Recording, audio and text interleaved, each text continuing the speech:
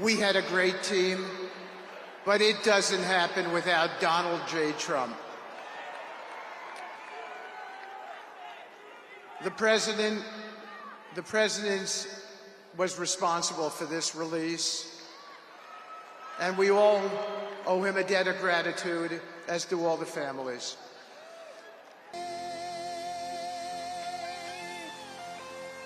Ladies and gentlemen, the 47th President of the United States, Donald J. Trump. I'm thrilled to be back with so many friends, supporters, and true American patriots on the eve of taking back our country. That's what we're going to do, take back our country. Tomorrow at noon, the curtain closes on 4 long years of American decline, and we begin a brand new day of American strength and prosperity, dignity and pride. Bringing it all back. Once and for all, we're going to end the reign of a failed and corrupt political establishment in Washington, a failed administration. We're not going to take it anymore.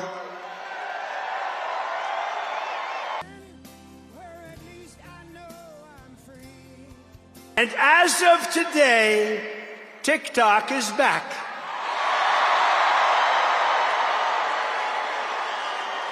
The 47th President of the United States, Donald J. Trump. But I said we need to save TikTok because we're talking about a tremendous... Who in this audience goes with TikTok? Many? Yeah, very popular.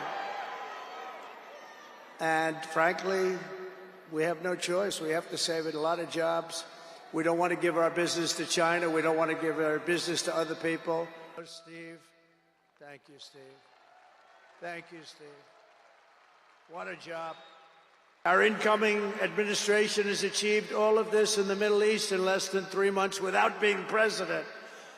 We've achieved more without being president than they've achieved in 4 years with being president.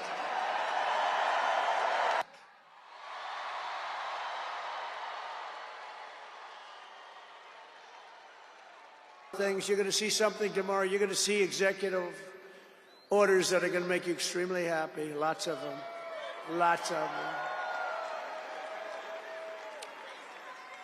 We have to set our country on the proper course. By the time the sun sets tomorrow evening, the invasion of our borders will have come to a halt, and all the illegal border trespassers will in some form or another be on their way back home.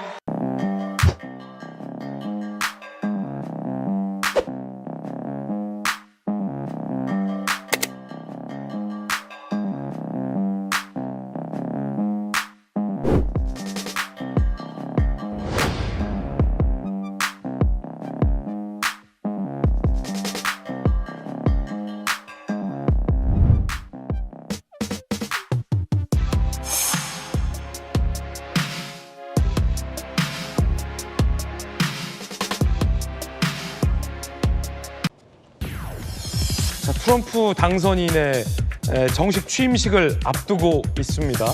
그 가운데 한국 상황을 트럼프 대통령이 언급했다고 합니다.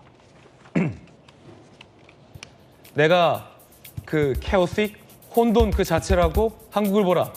탄핵 중단된다면 대통령 만나게 될 수도 있다. 라는 취지의 인터뷰를 했다. 측근들에게 얘기했다라는 보도가 나왔는데요. 정치 변호사님, 뭐 어떤 의미입니까? 글쎄요, 저는 뭐 큰 의미가 있나 하는 생각이 들고요. 만약에 탄핵이 중단이 된다라고 하면 그러면 윤석열 대통령이 다시 대통령직으로 복귀한다는 그런 의미 아니겠습니까? 그렇게 되면은 한미 정상회담을 하겠다 이런 정도 의미라고 생각을 하는데 그 이야기는 뒤집어서 이야기하면 만약에 윤석열 대통령이 탄핵 절차가 계속 된다라고 하면 그러면 조금 지켜보겠다 이런 정도 의미가 아닌가 그런 생각이 들고요. 참 안타깝다라고 하는 생각이 드는 게 전 세계적인 스트롱맨 트럼프가 이제 미국 대통령 1월 20일 오늘 아니겠습니까? 예. 이렇게 되고 있는데 많은 국가들이 트럼프하고 어떻게 앞으로 4년 동안 관계를 맺을 것인가 고민하고 있는 가운데 우리나라만 지금 이루고 있는 것이 아닌가 그런 생각이 들어서 참 안타깝다는 생각이 듭니다. 자, 트럼프 대통령 YMCA 본인의 시그니처 곡에 맞춰서 본인의 시그니처 댄스를 또 선보이기도 했는데요. 정식 취임식을 하루 앞둔 전날 이 워싱턴에서 이른바 이 승리를 기념하는 빅토리 세레모니를 가진 겁니다. 저기에서 이제 YMCA 노래에 맞춰서 본인의 어떤 특징적인 춤을 추는 모습까지 선보이고 있습니다. 자, 트럼프 대통령은 이 레이건처럼 실내 취임식을 갖게 됩니다. 보통 미국 대통령 당선인들의 관례는 이제 야외 취임식을 갖습니다. 원래는 야외 취임식이었고 우리나라 많은 인사들도 야외 취임식 참석차 미국을 방미 중인데요. 미국에 워낙 지금 한파가 찾아와서 장소를 변경해서 국회의사당 실내에서 600명만을 입장한 채 조촐한 취임식을 치르겠다라는 소식도 들어와 있습니다. 도널드 트럼프 미국 대통령 당선인이 취임식을 위해서 수도 워싱턴 DC에 입성했습니다. 나흘간 이어지는 취임 축하 행사는 트럼프 당선인이 소유한 골프장에서 불꽃놀이와 함께 시작됐습니다. 미국 현지에서 최주연 특파원이 취재했습니다. 도널드 트럼프 미국 대통령 당선인을 태운 차량 행렬이 공항을 향해 달리자 지지자들이 성조기를 흔듭니다. 멜라니아 여사와 아들 베런과 함께 등장한 트럼프는 자신의 이름이 적힌 전용기가 아닌 미 공군 특별임무 항공기에 올라 손을 흔듭니다. 조 바이든 미국 대통령이 전통에 따라 비행기를 제공해 준 것인데 미국 현지 언론들은 스페셜 에어 미션 47이라는 이름이 47대 대통령을 의미한다고 보도하기도 했습니다. 트럼프가 플로리다 마러라고 해서 워싱턴으로 이동하는 사이 같은 시각 버지니아의 자신의 골프장에서는 대통령 취임 자축 불꽃 축제 준비가 한창이었습니다. 행사가 열리는 골프장 클럽하우스 앞입니다. 트럼프가 후원자와 측근 등 500명만 불러 진행하는 행사인 만큼 접근조차 쉽지 않은 상황입니다. You can't come past here. 지난해 7월 야외 유세 도중 피습 사건이 일어난 만큼 비밀경호국 직원들은 일반인뿐 아니라 취재진들 신원까지 꼼꼼히 확인하며 경계태세를 강화했습니다. 이날 저녁 버지니아에 도착한 트럼프는 멜라니아와 단상에 선 채로 하늘 위 불꽃놀이를 보며 승리를 자축했습니다. 지지자들도 4년 만에 워싱턴 금의환향에 환호했습니다. I am expecting that we are going to have a wonderful and glorious 4 years, and I think great things are going to come from the second Trump administration to South Korea. 이런 가운데 취임식이 열리는 워싱턴 DC 도심에서는 약 5만 명이 모여 트럼프 규탄 시위를 벌이기도 했습니다. 버지니아에서 채널A 뉴스 최주현입니다. 도널드 트럼프 미국 대통령 당선인이 최근 사석에서 윤석열 대통령을 언급했다는 외신 보도가 나왔습니다. 트럼프 당선인이 사람들이 나더러 혼돈이라고 말하지만 한국을 보라는 농담을 던졌다는 겁니다. 백승현 기자입니다. 현지 시각 어제 미 CBS 방송은 도널드 트럼프 미 대통령 당선인의 측근을 인용해 플로리다주 팜비치의 마러라고 리조트에서 있었던 취임식 준비 일화를 몇 가지 공개했습니다. 특히 CBS는 참모들과 대화 중 비상계엄령 선언 이후 최근 한국 상황에 대한 이야기도 나왔다고 보도했습니다. 트럼프는 모두가 나를 혼란스럽다고 하지만 한국을 보라며 혼란스러운 한국 상황을 농담식으로 말했다고 보도했습니다. 이어 트럼프는 윤 대통령의 탄핵이 중단되면 자신도 윤 대통령을 만날 것이라고도 밝혔다고 전했습니다. 비상계엄령 선언 이후 트럼프는 한국 상황에 대해 특별한 언급을 하지 않고 있습니다. 다만 CBS는 이번 발언에 대해 참모들과의 사담이라고 밝혔습니다. 이런 가운데 주요 외신들은 윤 대통령의 구속영장 발부 소식을 긴급 뉴스로 전했습니다. 뉴욕타임스는 윤 대통령이 구속 피의자 신세로 극적인 몰락을 했다며 대통령실 요리사의 요리가 아닌 간단한 구치소 식사로 아침을 맞게 됐다고 보도했습니다. 중동의 알자지라 방송은 대한민국이 민주화 이래 가장 심각한 정치적 위기에 빠졌다며 한국의 정치 불안을 우려하기도 했습니다. 채널A 뉴스 백승현입니다.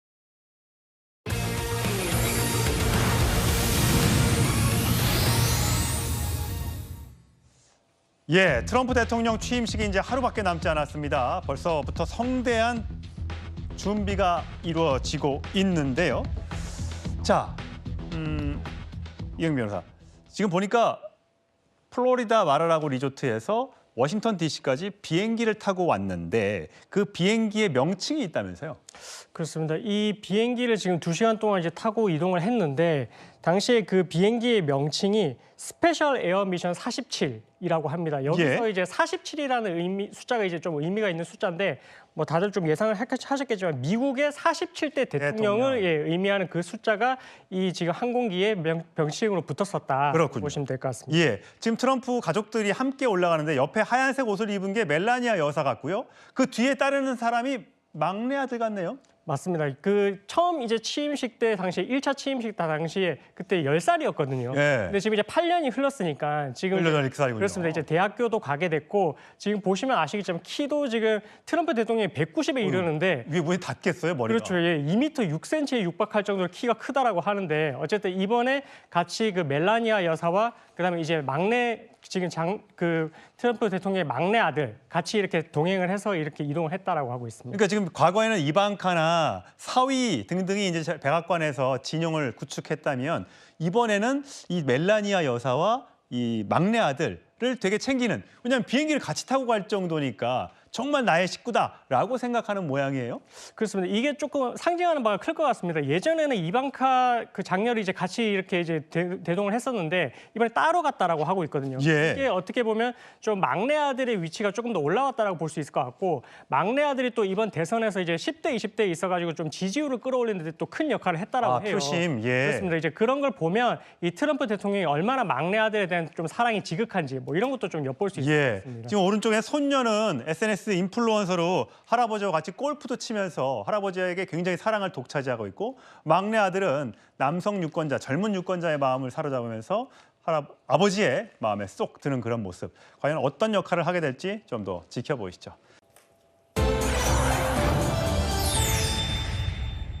트럼프 취임 D-1 코드 맞추기 총력전이라는 제목이 떴습니다. 도널드 트럼프 미국 대통령 당선인의 47대 대통령 취임식이 하루 앞으로 다가왔습니다. 미국 대통령 취임식은 여러분 많이 보셨겠지만 전통적으로 워싱턴 DC의 국회의사당 앞에서 야외에서 거행이 됩니다. 구 부장님, 그런데 이번에는 그 전통이 깨진다고요? 그렇습니다. 트럼프 대통령이 자신의 그 소셜 미디어에 올린 것에 따르면 워낙 지금 이게 워싱턴의 이 취임식 당일날 이 북극 한파가 몰아친다고 합니다.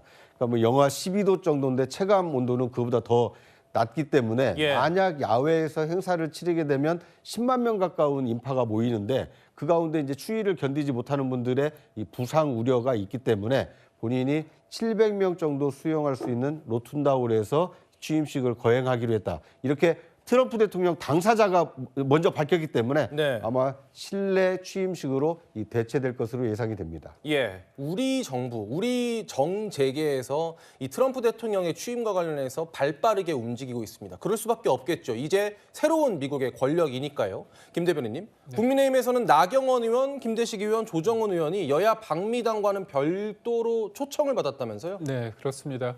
아무래도 지금 우리나라는 어떻게 보면 수출을 통해서 먹고 사는 나라이기 때문에 미국과의 관계가 굉장히 중요합니다. 미국이 어떻게 보면 수출 대상국으로서 중국과 미국이 굉장히 중요하지 않습니까? 그렇다면 트럼프가 가장 아름다운 말이라고 얘기하는 게 관세입니다. 근데 관세를 보편 관세를 10에서 20% 얘기하고요. 중국을 대상으로 한 60% 얘기하는데 우리한테도 관세 10%, 20%가 그렇지만 우리는 또 중국을 통해서 우회적으로 수출하는 측면이 있기 때문에 미국과의 관계 속에서 이거를 어떻게 풀어갈 것인가 이게 되게 중요하고 또 하나는 안보입니다. 우리는 핵을 실질적으로 가지고 있는 북한을 머리에 이고 살고 있지 않습니까? 그렇다면 1기 트럼프 시절에 트럼프가 김정은과 만나서 소위 말해서 뭔가 직거래를 하려고 했던 거 아니냐 그런 의문이 있습니다. 그리고 또 무엇보다도 중요한 게 트럼프 입장에서는 중국을 견제하고 봉쇄하는데 그 측면에서 예전에는 동맹국과 함께 하는데 가치 외교라는 걸 통해서 뭔가 분담금 부분에 있어서 굉장히 좀 낮은 면을 있었죠. 그렇지만 지금 입장에서는 그거를 현실화하기 위해서 지금 우리가 1조 5천억 정도 되고 있는데 100만 달러까지 올린다는 얘기를 하고 있습니다. 결국 여러 가지 어떤 지정학적 요소까지 고려한 측면에서 우리가 미국과 특히 트럼프 쪽과 어떤 관계를 맺느냐가 지금의 여러 상황을 극복할 수 있는 하나의 계기가 되는 만큼 그런 어떤 유대 관계를 긴밀히 하기 위해서 우리 여야 정치인들, 특히 여당 정치인들이 갔다고 말씀드릴 수 있습니다. 알겠습니다. 트럼프 당선인의 취임식에 초청된 사람 한 명 더 있는데요. 바로 이 사람입니다. 홍준표 대구시장의 목소리를 듣고 오겠습니다. 한국 상황이 워낙 엄중하니까 그 상황도 들어보고 앞으로 정계 방향도 자기들이 정책에 부합할는지 그거 알아보기 위해서 초청한 거겠죠. 구자영 부장님, 홍준표 시장은 대구시장 자격으로 초청받은 게 아닌가요? 잘 모르겠습니다. 누가 초청했는지도 아직 뭐 안 밝히셨기 때문에. 근데 저는 이번 트럼프 대통령 취임식이 너무 아깝습니다. 왜요?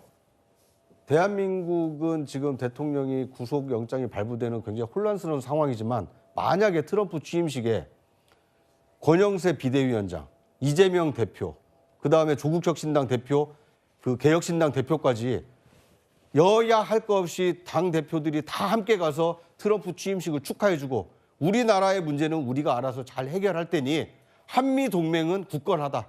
앞으로 트럼프 2기에 한미동맹을 더 업그레이드하자, 더 진화 발전시키자. 그렇게 한 목소리로 얘기했다라면 트럼프 대통령이 앞으로 거래를 할 때 한국이란 나라는 여야가 똘똘 뭉쳐서 국익을 지키려고 하는 나라구나. 만만한 나라가 아니구나. 이런 이미지를 심어주지 않았겠습니까? 그런데 오히려 뭐 여당 의원 가서 많은 활약하시기 기대합니다. 홍준표 시장 가셔서 많은 활약하시기 기대합니다. 야당 의원들이 가시지 않은 것은 굉장히 좀 안타까운 그 상황이 아닌가 하는 생각이 듭니다. 대한민국은 헌법과 법률에 따라서 문제가 발생했을 때 잘 처리할 수 있는 민주국가이고 법치국가입니다. 그러면서 동시에 국가의 이익과 국민의 생명과 재산을 보호해야 되는 책무가 정치권에 있습니다. 여야가 자신들의 이익도 중요하지만 국가와 국민을 위한 그 방안이 무엇인지, 지금 어떤 일을 해야 국민들이 안심할 수 있을지 그런 점을 좀 더 생각해 주셨으면 어땠을까 하는 아쉬움이 남습니다. 알겠습니다. 하나만 짚어드리면 외교통일위원회 소속 야당 의원들은 출국한다는 그 말씀을 하나 짚어드리고 다음 질문 넘어가겠습니다. 네, 트럼프 당선인의 대통령 취임식에 우리 재계에서는 누가 참석할지도 관심인데요. 그 명단을 저희가 준비했습니다. 보면 미국 통으로 알려진 류진 풍산그룹 회장과 김범석 쿠팡 의장 등이 참석하는 걸로 알려졌는데요. 그런데 여기서 우리가 짚어봐야 될 점은 삼성이나 SK, 현대차, LG 같은 4대 그룹 총수들은 초청장을 받지 못했나 봐요, 강 부대변인님? 네, 근데 초청장을 받지는 못했지만 제가 알기로 현대자동차 같은 경우는 100만 불을 취임식에 기부를 했다고 합니다. 사실 가서 얼굴 막 이렇게 도장 찍는 것도 중요하겠지만 트럼프가 좋아하는 기부금을 냈으면 더 뇌리에 밝히지 않았을까, 저는 그런 생각을 해보고요. 어쨌든 간에 지금 현재 우리나라가 다른 나라와 비교했을 때 트럼프 행정부 2기를 제대로 준비를 못한 것 같은데, 그럼에도 불구하고 저는 여야의 정치인들이라 좀 나서서 이 트럼프 2기 행정부를 좀 준비하는 게 좋은데, 저는 개인적인 생각으로 우리 김기영 대변인께서 말씀하셨지만 이 관세와 관련해 가지고 트럼프가 계속해서 압박을 할 거고 방위비 분담금이라든지 여러 가지에 대해서 쉽게 말해서 자금적인 압박을 할 거 아닙니까? 그런데 이 트럼프의 성격을 보면 사실 차라리 방위비 분담금에서 트럼프가 생각하는 것보다 우리가 좀 더 높은 금액으로 체면을 살려준다고 하면 차라리 어떤 관세라든지 아니면 우리 기업들이 그 미국에서 공장을 짓는다거나 뭐 반도체법이라든가 이런 것에 있어서 전반적으로 더 큰 틀에서는 우리가 이익을 취할 수 있지 않을까? 그런 것들을 좀 여야 정치인들이 좀 머리를 맞대고 또 그런 것들이 가능성이 있는지 이번에 가셨던 정치인들이 좀 분위기를 파악했으면 좋겠다, 이런 생각합니다. 알겠습니다. 어지럽게 흘러가고 있는 우리나라 암의 상황, 그리고 이제 하루 앞으로 다가온 미국 트럼프 대통령의 취임식을 준비하는 모습까지 알아봤습니다. I just received on my phone pictures of the first 3 hostages who were released.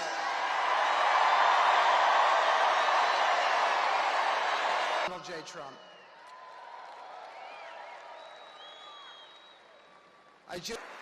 We had a great team, but it doesn't happen without Donald J. Trump.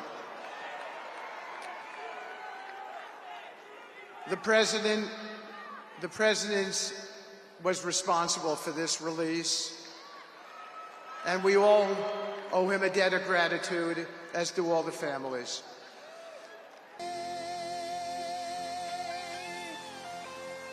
Ladies and gentlemen, the 47th President of the United States, Donald J. Trump. I'm thrilled to be back with so many friends, supporters, and true American patriots on the eve of taking back our country. That's what we're going to do, take back our country. Tomorrow at noon, the curtain closes on 4 long years of American decline, and we begin a brand new day of American strength and prosperity, dignity and pride. Bringing it all back. Once and for all, we're going to end the reign of a failed and corrupt political establishment in Washington, a failed administration. We're not going to take it anymore.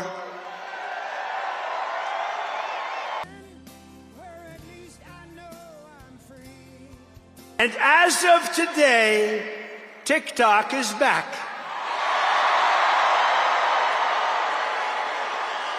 The 47th President of the United States, Donald J. Trump. But I said we need to save TikTok because we're talking about a tremendous... Who in this audience goes with TikTok? Many? Yeah, very popular. And frankly, we have no choice. We have to save it. A lot of jobs. We don't want to give our business to China. We don't want to give our business to other people. Steve. Thank you, Steve. Thank you, Steve. What a job. Our incoming administration has achieved all of this in the Middle East in less than 3 months without being president. We've achieved more without being president than they've achieved in 4 years with being president.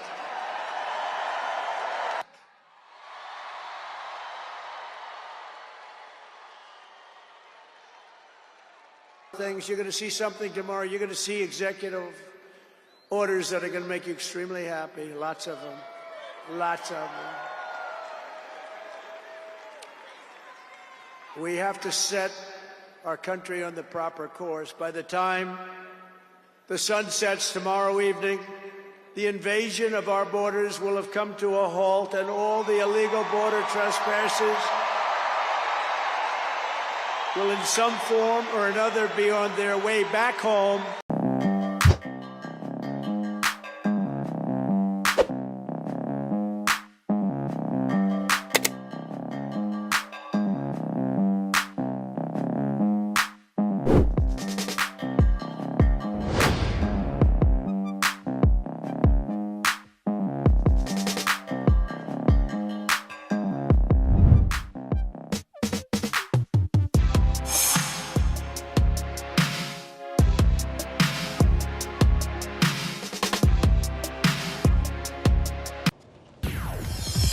트럼프 당선인의 정식 취임식을 앞두고 있습니다. 그 가운데 한국 상황을 트럼프 대통령이 언급했다고 합니다. 내가 그 chaotic, 혼돈 그 자체라고 한국을 보라. 탄핵 중단된다면 대통령 만나게 될 수도 있다. 라는 취지의 인터뷰를 했다. 측근들에게 얘기했다라는 보도가 나왔는데요. 정치 변호사님, 뭐 어떤 의미입니까? 글쎄요, 저는 뭐 큰 의미가 있나 생각이 들고요. 만약에 탄핵이 중단이 된다라고 하면 그러면 윤석열 대통령이 다시 대통령직으로 복귀한다는 그런 의미 아니겠습니까? 그렇게 되면은 한미 정상회담을 하겠다 이런 정도 의미라고 생각을 하는데 그 이야기는 뒤집어서 이야기하면 만약에 윤석열 대통령이 탄핵 절차가 계속 된다라고 하면 그러면 조금 지켜보겠다 이런 정도 의미가 아닌가 그런 생각이 들고요. 참 안타깝다라고 하는 생각이 드는 게 전 세계적인 스트롱맨 트럼프가 이제 미국 대통령 1월 20일 오늘 아니겠습니까? 예. 이렇게 되고 있는데 많은 국가들이 트럼프하고 어떻게 앞으로 4년 동안 관계를 맺을 것인가 고민하고 있는 가운데 우리나라만 지금 이러고 있는 것이 아닌가 그런 생각이 들어서 참 안타깝다는 생각이 듭니다. 자, 트럼프 대통령 뭐 YMCA 본인의 시그니처 곡에 맞춰서 본인의 시그니처 댄스를 또 선보이기도 있는데요. 정식 취임식을 하루 앞둔 전날 이 워싱턴에서 이른바 이 승리를 기념하는 빅토리 세레모니를 가진 겁니다. 저기에서 이제 YMCA 노래에 맞춰서 본인의 어떤 특징적인 춤을 추는 모습까지 선보이고 있습니다. 자, 트럼프 대통령은 이 레이건처럼 실내 취임식을 갖게 됩니다. 보통 미국 대통령 당선인들의 관례는 이제 야외 취임식을 갖습니다. 원래는 야외 취임식이었고 우리나라 많은 인사들도 야외 취임식 참석차 미국을 방미 중인데요. 미국이 워낙 지금 한파가 찾아와서 장소를 변경해서 국회의사당 실내에서 600명만을 입장한 채 조촐한 취임식을 치르겠다라는 소식도 들어와 있습니다. 도널드 트럼프 미국 대통령 당선인이 취임식을 위해서 수도 워싱턴 DC에 입성했습니다. 나흘간 이어지는 취임 축하 행사는 트럼프 당선인이 소유한 골프장에서 불꽃놀이와 함께 시작됐습니다. 미국 현지에서 최주현 특파원이 취재했습니다. 도널드 트럼프 미국 대통령 당선인을 태운 차량 행렬이 공항을 향해 달리자 지지자들이 성조기를 흔듭니다. 멜라니아 여사와 아들 베런과 함께 등장한 트럼프는 자신의 이름이 적힌 전용기가 아닌 미 공군 특별임무 항공기에 올라 손을 흔듭니다. 조 바이든 미국 대통령이 전통에 따라 비행기를 제공해 준 것인데 미국 현지 언론들은 스페셜 에어 미션 47이라는 이름이 47대 대통령을 의미한다고 보도하기도 했습니다. 트럼프가 플로리다 마러라고 해서 워싱턴으로 이동하는 사이 같은 시각 버지니아의 자신의 골프장에서는 대통령 취임 자축 불꽃 축제 준비가 한창이었습니다.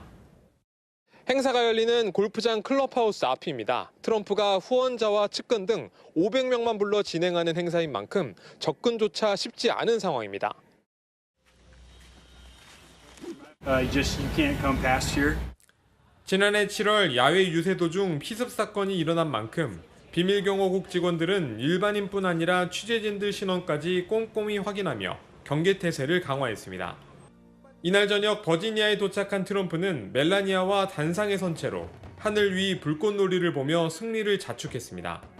지지자들도 4년 만에 워싱턴 금의환향에 환호했습니다. I am expecting that we are going to have a wonderful and glorious 4 years, and I think great things are going to come from the second Trump administration to South Korea. 이런 가운데 취임식이 열리는 워싱턴 DC 도심에서는 약 5만 명이 모여 트럼프 규탄 시위를 벌이기도 했습니다. 버지니아에서 채널A 뉴스 최주현입니다. 도널드 트럼프 미국 대통령 당선인이 최근 사석에서 윤석열 대통령을 언급했다는 외신 보도가 나왔습니다.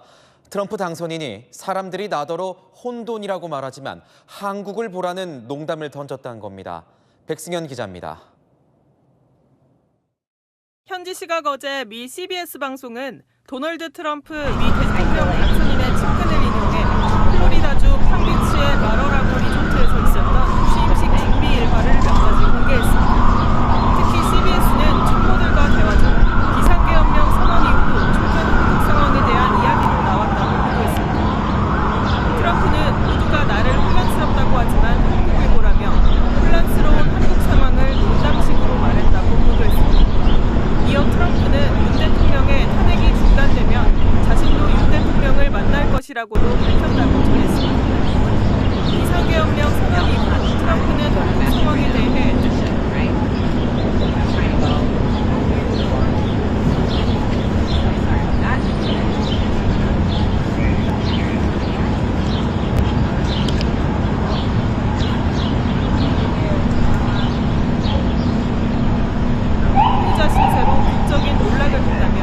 대통령실 요리사의 요리가 아닌 간단한 구치소 식사로 아침을 맞게 됐다고 보도했습니다. 중동의 알자지라 방송은 대한민국이 민주화 이래 가장 심각한 정치적 위기에 빠졌다며 한국의 정치 불안을 우려하기도 했습니다. 채널A 뉴스 백승현입니다.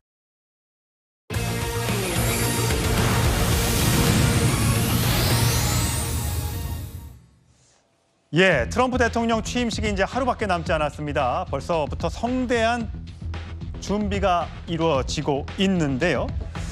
자, 이영 변호사, 지금 보니까 플로리다 마라라고 리조트에서 워싱턴 DC까지 비행기를 타고 왔는데 그 비행기의 명칭이 있다면서요? 그렇습니다. 이 비행기를 지금 2시간 동안 이제 타고 이동을 했는데 당시에 그 비행기의 명칭이 스페셜 에어 미션 47이라고 합니다. 여기서 이제 47이라는 숫자가 이제 좀 의미가 있는 숫자인데 뭐 다들 좀 예상을 하셨겠지만 미국의 47대 대통령을 의미하는 그 숫자가 이 지금 항공기에 명칭으로 붙었었다. 그렇군요. 보시면 될 것 같습니다. 예, 지금 트럼프 가족들이 함께 올라가는데 옆에 하얀색 옷을 입은 게 멜라니아 여사 같고요.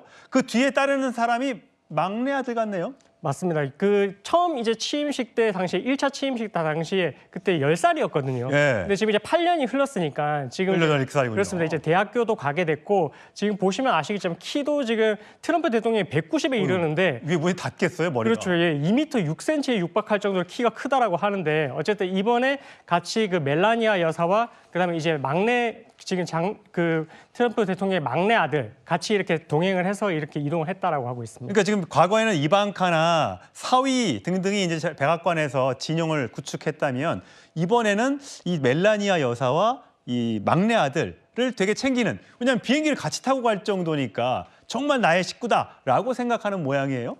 그렇습니다. 이게 조금 상징하는 바가 클 것 같습니다. 예전에는 이방카 그 장녀를 이제 같이 이렇게 이제 대동을 했었는데 이번에 따로 갔다라고 하고 있거든요. 이게 어떻게 보면 좀 막내 아들의 위치가 조금 더 올라왔다라고 볼 수 있을 것 같고, 막내 아들이 또 이번 대선에서 이제 10대, 20대에 있어가지고 좀 지지율을 끌어올리는데 또 큰 역할을 했다라고 해요. 표심, 그렇습니다. 이제 그런 걸 보면 이 트럼프 대통령이 얼마나 막내 아들에 대한 좀 사랑이 지극한지 뭐 이런 것도 좀 엿볼 수 있을 것 같습니다. 지금 오른쪽에 손녀는 SNS 인플루언서로 할아버지와 같이 골프도 치면서 할아버지에게 굉장히 사랑을 독차지하고 있고, 막내 아들은 남성 유권자, 젊은 유권자의 마음을 사로잡으면서 아버지의 마음에 쏙 드는 그런 모습. 과연 어떤 역할을 하게 될지 좀 더 지켜보시죠.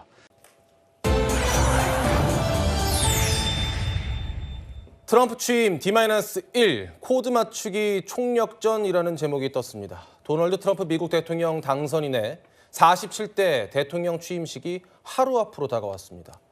미국 대통령 취임식은 여러분 많이 보셨겠지만 전통적으로 워싱턴 DC의 국회의사당 앞에서 야외에서 거행이 됩니다. 구부장님, 그런데 이번에는 그 전통이 깨진다고요? 그렇습니다. 트럼프 대통령이 자신의 그 소셜 미디어에 올린 것에 따르면 워낙 지금 이게 워싱턴의 이 취임식 당일날 이 북극 한파가 몰아친다고 합니다. 그러니까 뭐 영하 12도 정도인데 체감 온도는 그보다 더 낮기 때문에 만약 야외에서 행사를 치르게 되면 10만 명 가까운 인파가 모이는데 그 가운데 이제 추위를 견디지 못하는 분들의 이 부상 우려가 있기 때문에 본인이 700명 정도 수용할 수 있는 로툰다울에서 취임식을 거행하기로 했다. 이렇게 트럼프 대통령 당사자가 먼저 밝혔기 때문에 아마 실내 취임식으로 대체될 것으로 예상이 됩니다. 예, 우리 정부, 우리 정재계에서 이 트럼프 대통령의 취임과 관련해서 발빠르게 움직이고 있습니다. 그럴 수밖에 없겠죠. 이제 새로운 미국의 권력이니까요. 김 대변인님, 국민의힘에서는 나경원 의원, 김대식 의원, 조정은 의원이 여야 방미당과는 별도로 초청을 받았다면서요? 네, 그렇습니다. 아무래도 지금 우리나라는 어떻게 보면 수출을 통해서 먹고 사는 나라이기 때문에 미국과의 관계가 굉장히 중요합니다. 미국이 어떻게 보면 수출 대상국으로서 중국과 미국이 굉장히 중요하지 않습니까? 그렇다면 트럼프가 가장 아름다운 말이라고 얘기하는 게 관세입니다. 근데 관세를 보편 관세를 10에서 20% 얘기하고요. 중국을 대상으로 한 60% 얘기하는데 우리한테도 관세 10%, 20%가 그렇지만 우리는 또 중국을 통해서 우회적으로 수출하는 측면이 있기 때문에 미국과의 관계 속에서 이거를 어떻게 풀어갈 것인가 이게 되게 중요하고, 또 하나는 안보입니다. 우리는 핵을 실질적으로 가지고 있는 북한을 머리에 이고 살고 있지 않습니까? 그렇다면 1기 트럼프 시절에 트럼프가 김정은과 만나서 소위 말해서 뭔가 직거래를 하려고 했던 거 아니냐, 그런 의문이 있습니다. 그리고 또 무엇보다도 중요한 게 트럼프 입장에서는 중국을 견제하고 봉쇄하는데 그 측면에서 예전에는 동맹국과 함께 하는데 가치 외교라는 걸 통해서 뭔가 분담금 부분에 있어서 굉장히 좀 낮은 면을 있었죠. 그렇지만 지금 입장에서는 그거를 현실화하기 위해서 지금 우리가 1조 5천억 정도 되고 있는데 100만 달러까지 올린다는 얘기를 하고 있습니다. 결국 여러 가지 어떤 지정학적 요소까지 고려한 측면에서 우리가 미국과 특히 트럼프 쪽과 어떤 관계를 맺느냐가 지금의 여러 상황을 극복할 수 있는 하나의 계기가 되는 만큼 그런 어떤 유대 관계를 긴밀하기 위해서 우리 여야 정치인들, 특히 여당 정치인들이 같다고 말씀드릴 수 있습니다. 알겠습니다. 트럼프 당선인의 취임식에 초청된 사람 한 명 더 있는데요. 바로 이 사람입니다. 홍준표 대구시장의 목소리를 듣고 오겠습니다. 한국 상황이 워낙 엄중하니까 그 상황도 들어보고 앞으로 정계 방향도 자기들이 정책에 부합할는지 그거 알아보기 위해서 초청한 거겠죠. 구자영 부장님, 홍준표 시장은 대구시장 자격으로 초청받은 게 아닌가요? 잘 모르겠습니다. 누가 초청했는지도 아직 뭐 안 밝히셨기 때문에. 근데 저는 이번 트럼프 대통령 취임식이 너무 아깝습니다. 왜요? 대한민국은 지금 대통령이 구속영장이 발부되는 굉장히 혼란스러운 상황이지만 만약에 트럼프 취임식에 권영세 비대위원장, 이재명 대표, 그다음에 조국혁신당 대표, 그 개혁신당 대표까지 여야 할 거 없이 당 대표들이 다 함께 가서 트럼프 취임식을 축하해주고 우리나라의 문제는 우리가 알아서 잘 해결할 테니 한미동맹은 굳건하다. 앞으로 트럼프 2기에 한미동맹을 더 업그레이드하자, 더 진화 발전시키자. 그렇게 한 목소리로 얘기했다라면 트럼프 대통령이 앞으로 거래를 할 때 한국이란 나라는 여야가 똘똘 뭉쳐서 국익을 지키려고 하는 나라구나. 만만한 나라가 아니구나. 이런 이미지를 심어주지 않았겠습니까? 그런데 오히려 뭐 여당 의원 가서 많은 활약하시기 기대합니다. 홍준표 시장 가셔서 많은 활약하시기 기대합니다. 야당 의원들이 가시지 않은 것은 굉장히 좀 안타까운 그 상황이 아닌가 하는 생각이 듭니다. 대한민국은 헌법과 법률에 따라서 문제가 발생했을 때 잘 처리할 수 있는 민주국가이고 법치국가입니다.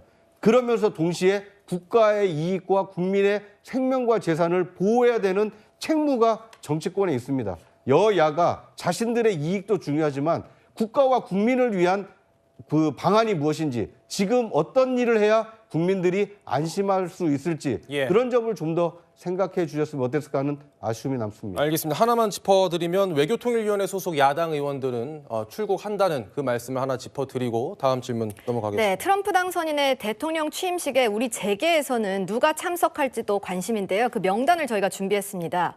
보면 미국 통으로 알려진 류진 풍산그룹 회장과 김범석 쿠팡 의장 등이 참석하는 걸로 알려졌는데요. 그런데 여기서 우리가 짚어봐야 될 점은 삼성이나 SK, 현대차, LG 같은 4대 그룹 총수들은 초청장을 받지 못했나 봐요, 강 부대변인님? 네, 근데 초청장을 받지는 못했지만 제가 알기로 현대자동차 같은 경우는 100만 불을 취임식에 기부를 했다고 합니다. 사실 가서 얼굴 막 이렇게 도장 찍는 것도 중요하겠지만 트럼프가 좋아하는 기부금을 냈으면 더 뇌리에 밝히지 않았을까, 저는 그런 생각을 해보고요.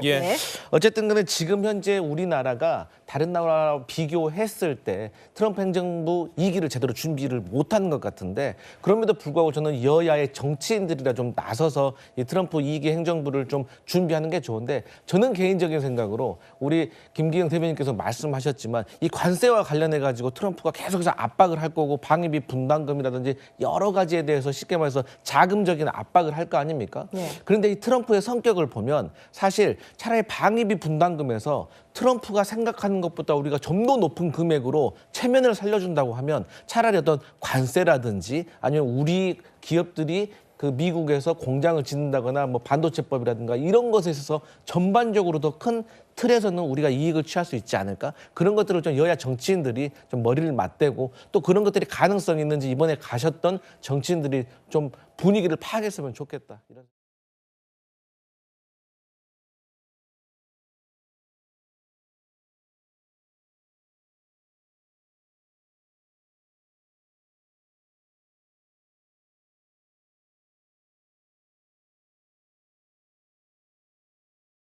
독재를 하겠다고 공언해왔죠.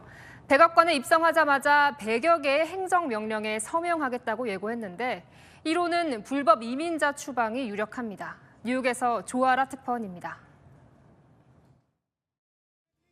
도널드 트럼프 미 대통령 당선인이 취임 전날 재집권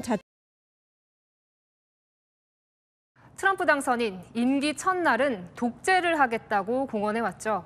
백악관에 입성하자마자 100여 개의 행정명령에 서명하겠다고 예고했는데 이로는 불법 이민자 추방이 유력합니다. 뉴욕에서 조아라 특파원입니다.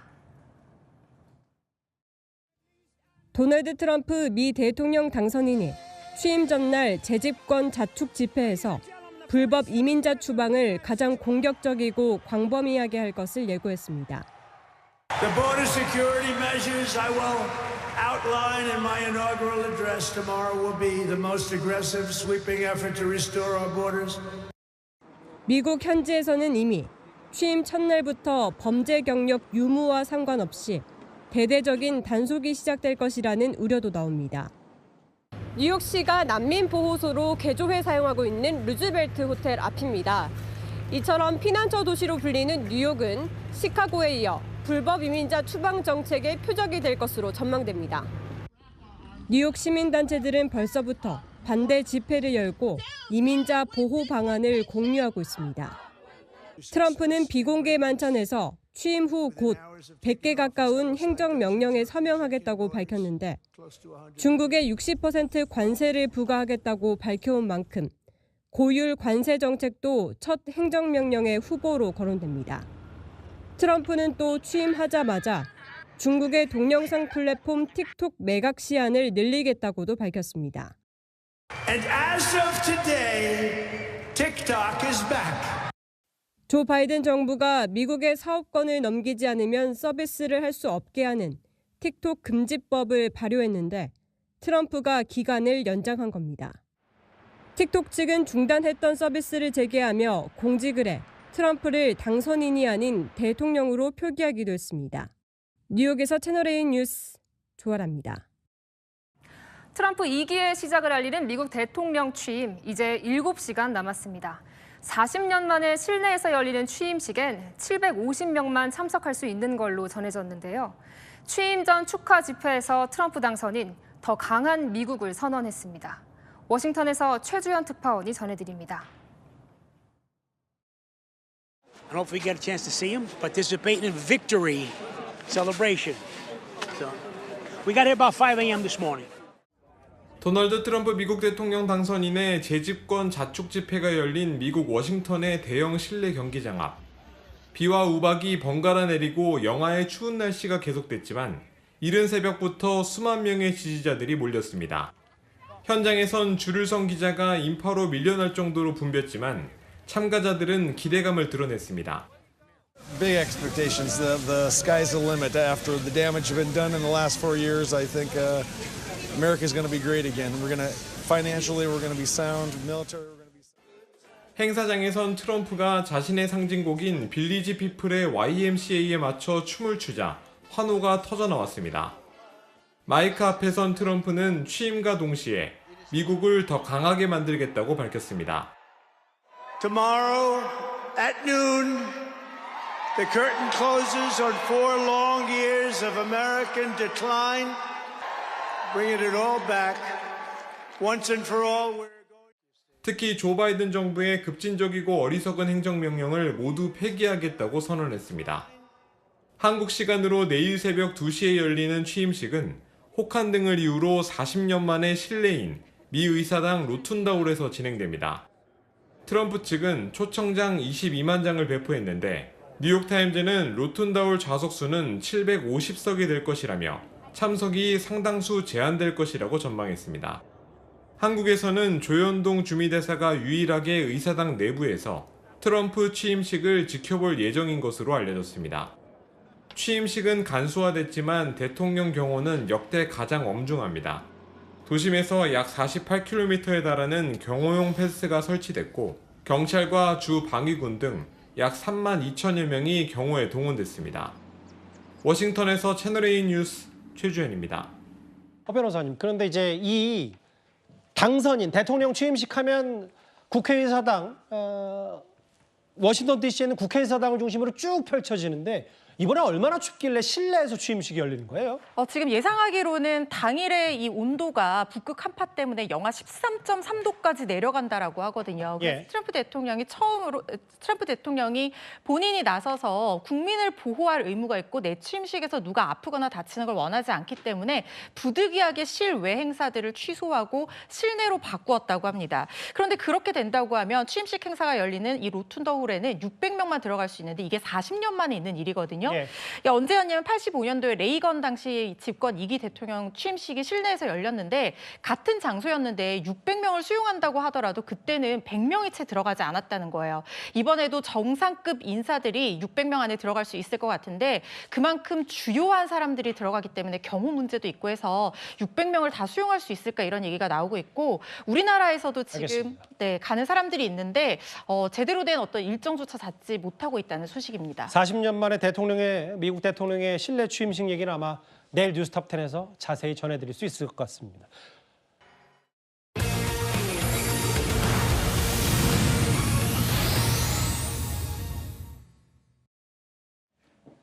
여덟 시간 뒤면 트럼프 당선인이 다시 한번 미국 대통령이 됩니다. 지금 백악관 복귀에 전 세계가 촉각을 곤두세우고 숨죽일 수밖에 없는데요. 근데 다음 화면을 먼저 보겠습니다.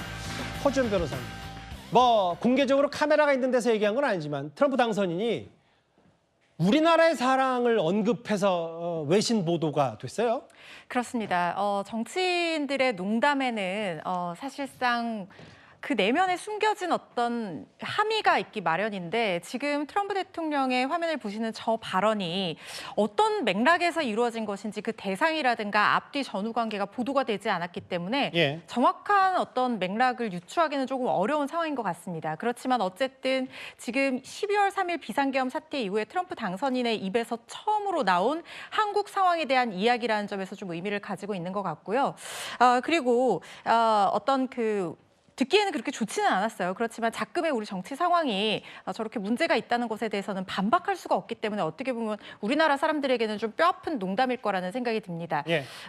만약에 트럼프 대통령이 한국의 상황에 관심을 갖고 있다고 하면 앞으로 어떻게 우리가 이걸 해결해 나가는지도 주시해서 지켜볼 거라는 생각이 들고요.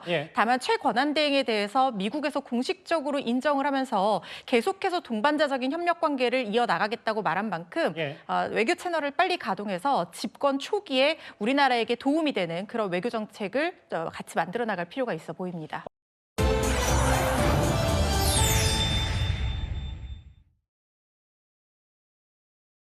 삼국 간 긴밀한 협력을 이뤄낸 윤석열 정부의 노력도 미국 각계에 알리도록 하겠습니다. 윤석열 대통령 탄핵 재판 그리고 12.3 계엄 사태에 대한 미국 사회 우려를 불식시키고 대한민국의 헌정 질서의 붕괴를 막고 국가 기능을 정상화시키기 위한 우리 국민들의 성숙한 의지와 노력도 잘 알리도록 하겠습니다. 자, 윤석열 대통령의 구속과 또 미국 트럼프 2기 행정부 출범이 맞물렸습니다. 그러면서 국내의 정치적 혼란은 더 가중될 것으로 예상이 됩니다. 이런 상황에서 트럼프 당선인의 취임식에 참석하는 일부 국민의힘 의원들이 우리 한국 정치의 상황을 미국 측에 잘 설명하고 오겠다라고 나섰습니다. 의원 개개인이 트럼프 당선인의 측근을 과연 만나서 이런 상황을 설명할 수 있을지가 일단 궁금하고요. 그리고 또 한 가지 이게 어느 정도 실익이 있을지도 궁금합니다. 저는 실익은 있을 거라고 봐요. 그래요? 그리고 만날 수도 있을 거라고 봅니다. 이게 지금 그 취임식 자체는 굉장히 축소되고 내부로 이동하면서 사람들이 많이 못 들어간다고 말씀을 하시는데요. 사실 취임식 그 행사 자체에서는 뭐 대화를 할 수도 있는 것도 아니고 그냥 의례적인 행사일 뿐인데 다만 지금 여기 갔을 때 나경원 의원도 아시다시피 외교부 외교 상임위원장을 했었고 윤상현 의원도 그렇고 그래서 미국 내에 인맥이 있는 걸로 알고 있습니다. 그래서 그 인맥을 통해서 지금 한국의 상황에 대해서 설명을 하는 부분 그리고 특히 이 탄핵 절차뿐만 아니고 앞으로 이걸 어떻게 민주적으로 해소할지에 대한 부분을 설명을 잘하는 것은 저는 매우 중요하다고 생각을 하고요.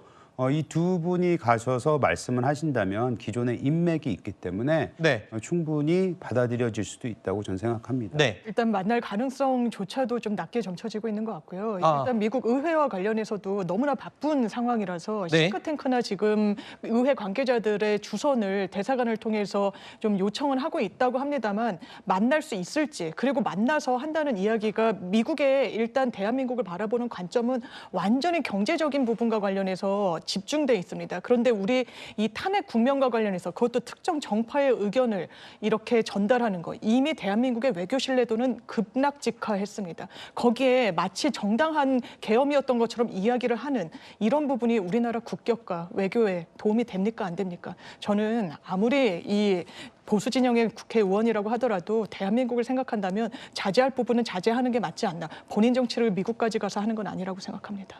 네, 지금 미국은 오히려 우리 한국을 경제적인 부분에만 집중하고 있다 이렇게 말씀을 해주셨는데 근데 또 이거는 어떻게 얘기할지 한번 짚어보겠습니다. 트럼프 대통령이 공석은 아니고요. 물론 사석에서 한 말인데 미국 언론을 통해서 보도된 내용입니다. 모두가 이 트럼프 당선인 본인을 혼돈이라고 부르고 있는데 한국 상황을 좀 봐라. 지금 한국 상황이 훨씬 더 혼란스럽다는 취지의 지금 탄핵 정국을 언급한 겁니다. 그러면서 만약에 탄핵이 중단된다면 윤 대통령을 만날 것이다. 이렇게 얘기를 했습니다. 이걸 보면은 글쎄요. 트럼프 대통령이 우리 한국 상황에 대해서 관심 있게 좀 보고는 있는 것 같아요. 근데 저런 발언 내용은 좀 우리 입장에서 보면 좀 씁쓸하긴 합니다. 그렇습니다. 언급을 아예 안 한 것보다 한 번이라도 언급을 한 것이 더 나을까라는 생각이 듭니다. 왜냐하면 혼돈이라는 표현을 비유를 했기 때문입니다. 지금 트럼프 대통령이 예측 불가능한 정치인이라고 사실 그 뭐 전 세계에서나 혹은 국내에서도 비판적인 목소리가 높죠. 그런데 그것을 두고 한국의 정치 상황이 더 혼란하다 이런 뜻으로 사실 비유를 한 것이거든요. 네. 그래서 언급을 했다고 해서 무조건 좋은 어떤 상황이다라고 할 수는 없겠고 두 번째 표현도 윤 대통령을 거봐라 인정하지 않았느냐 뭐 이렇게 해석을 하지만 꼭 그런 것은 아니다. 왜냐하면 탄핵이 중단된다면이라는 예를 들어서 헌법재판소에서 기각이 된다면이라는 전제하에서 이야기했으므로 그렇지 않고는 사실 지금 현재 어떤 상황이 굉장히 불확실하기 때문에 사실 전제가 분명히 있는 어떤 상황 속에서 언급을 한 것 빨리 이 혼돈이 사라지고 그다음에 예측 가능한 상황이 돼야지만 트럼프 대통령도 더 뚜렷한 한국에 대한 관심을 표명하지 않을까라는 해석 많이 가능한 그런 언급이었습니다. 네. 이제 트럼프 당선인의 백악관 복귀 2기 트럼프 행정부가 출범하는 것은 이제 하루 남았습니다.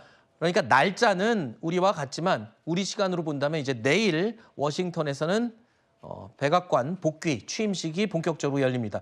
지금 워싱턴에서는요 축하 분위기가 무르익고 있습니다. 트럼프 당선인도 지지자들과 함께 대선 승리 축하 집회에 참석을 했다고 하네요. 영상 보시죠.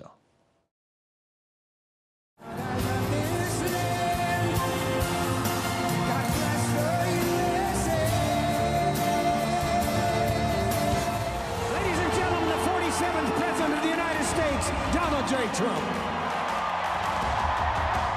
We won. We won.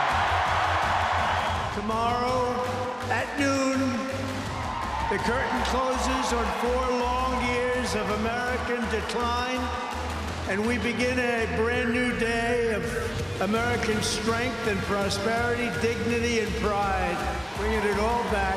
And we are going to make America great again. 트럼프 당선인과 미국 국민들은 지금 보신 것처럼 저렇게 축하와 파티 분위기에 젖어 있지만 나머지 전 세계는 지금 긴장하고 있습니다. 왜냐하면 앞서 트럼프 당선인이 임기 첫날부터 독재자가 되겠다라고 예고를 했기 때문이죠.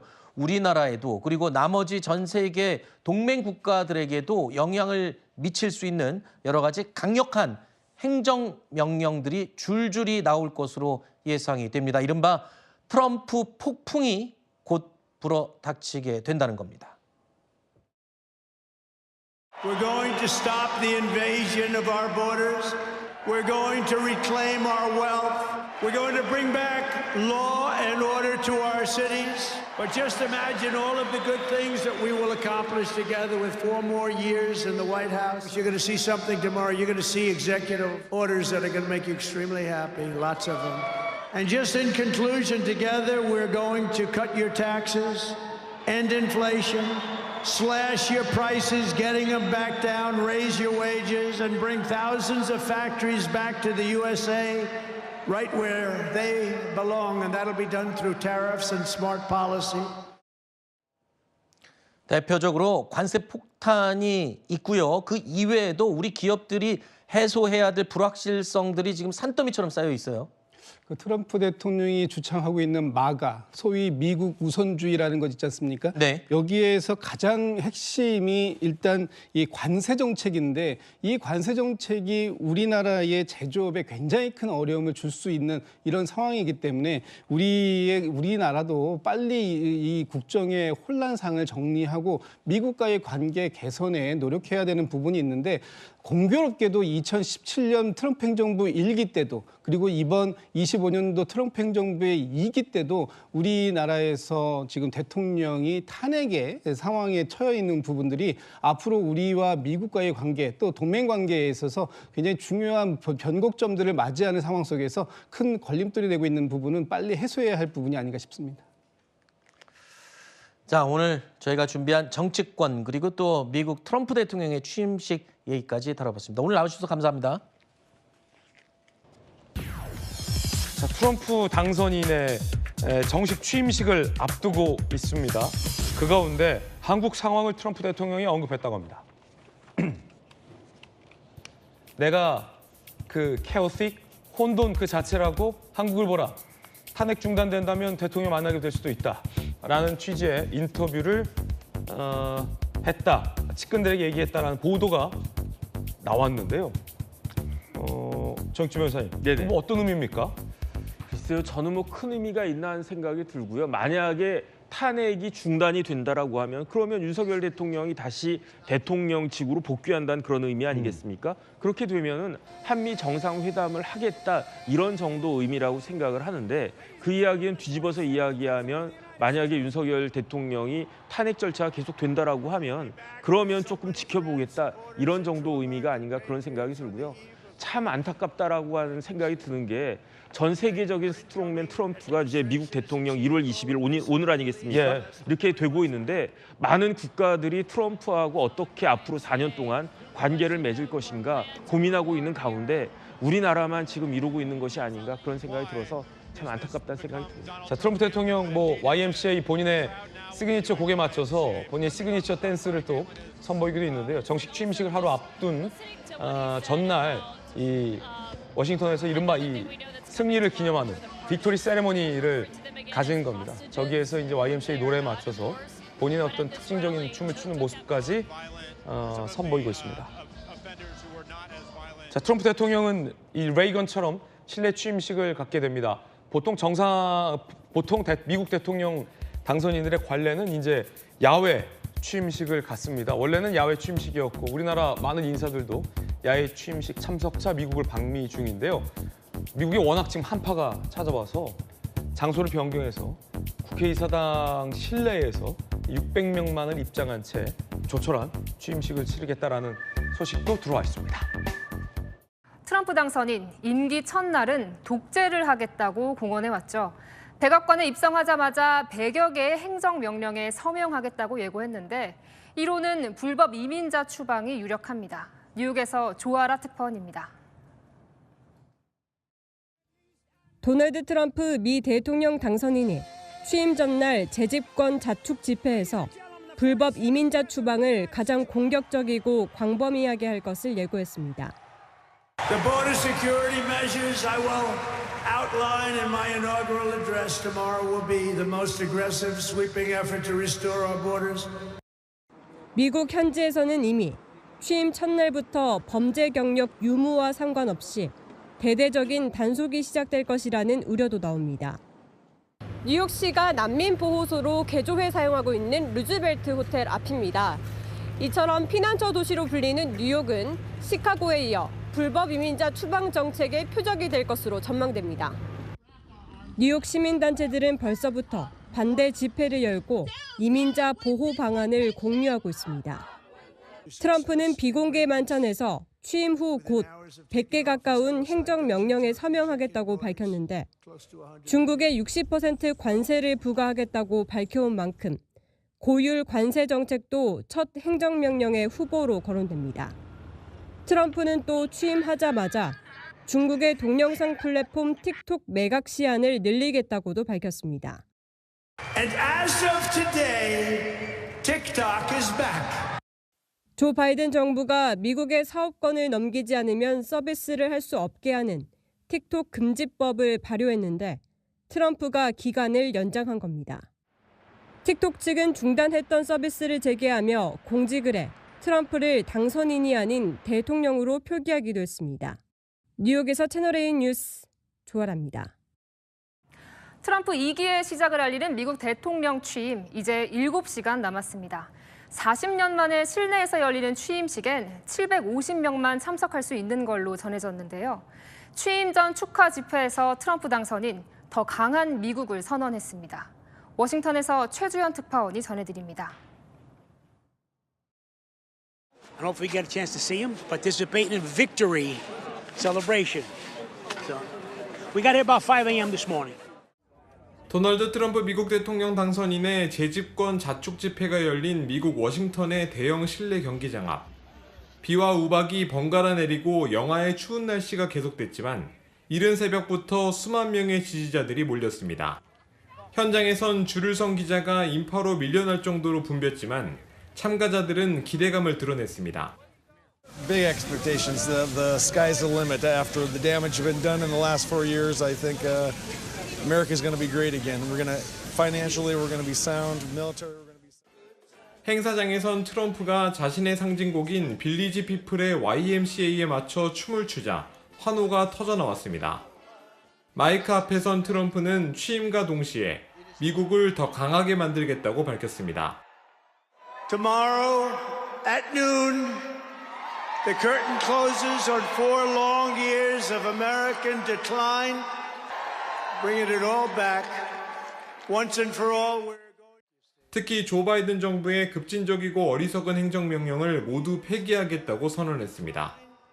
한국 시간으로 내일 새벽 2시에 열리는 취임식은 혹한 등을 이유로 40년 만에 실내인 미 의사당 로툰다홀에서 진행됩니다.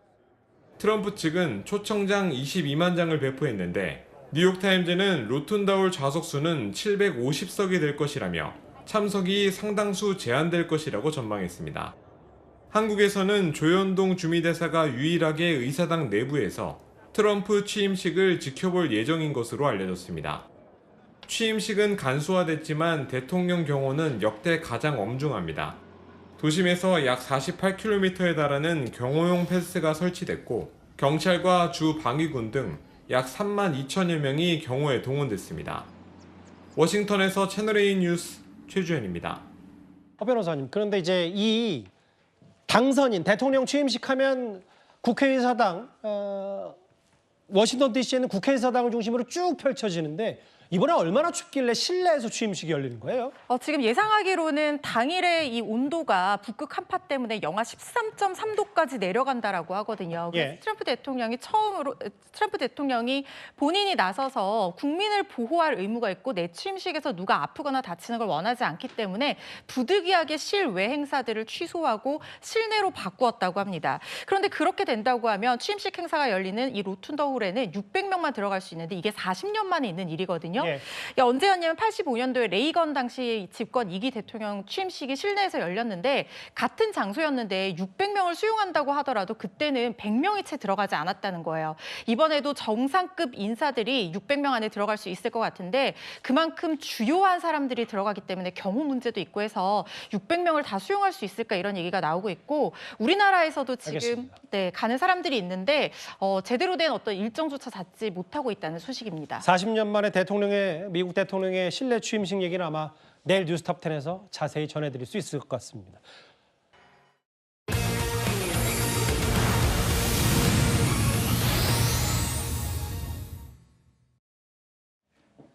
8시간 뒤면 트럼프 당선인이 다시 한번 미국 대통령이 됩니다. 지금 백악관 복귀에 전 세계가 촉각을 곤두세우고 숨죽일 수밖에 없는데요. 근데 다음 화면을 먼저 보겠습니다. 허준 변호사님. 공개적으로 카메라가 있는 데서 얘기한 건 아니지만 트럼프 당선인이 우리나라의 사랑을 언급해서 외신 보도가 됐어요. 그렇습니다. 정치인들의 농담에는 사실상 그 내면에 숨겨진 어떤 함의가 있기 마련인데 지금 트럼프 대통령의 화면을 보시는 저 발언이 어떤 맥락에서 이루어진 것인지 그 대상이라든가 앞뒤 전후 관계가 보도가 되지 않았기 때문에 정확한 어떤 맥락을 유추하기는 조금 어려운 상황인 것 같습니다. 그렇지만 어쨌든 지금 12월 3일 비상계엄 사태 이후에 트럼프 당선인의 입에서 처음으로 나온 한국 상황에 대한 이야기라는 점에서 좀 의미를 가지고 있는 것 같고요. 그리고 어떤 듣기에는 그렇게 좋지는 않았어요. 그렇지만 자금의 우리 정치 상황이 저렇게 문제가 있다는 것에 대해서는 반박할 수가 없기 때문에 어떻게 보면 우리나라 사람들에게는 좀 뼈아픈 농담일 거라는 생각이 듭니다. 만약에 트럼프 대통령이 한국의 상황에 관심을 갖고 있다고 하면 앞으로 어떻게 우리가 이걸 해결해 나가는지도 주시해서 지켜볼 거라는 생각이 들고요. 다만 최권한대행에 대해서 미국에서 공식적으로 인정을 하면서 계속해서 동반자적인 협력 관계를 이어나가겠다고 말한 만큼 외교 채널을 빨리 가동해서 집권 초기에 우리나라에게 도움이 되는 그런 외교 정책을 같이 만들어 나갈 필요가 있어 보입니다.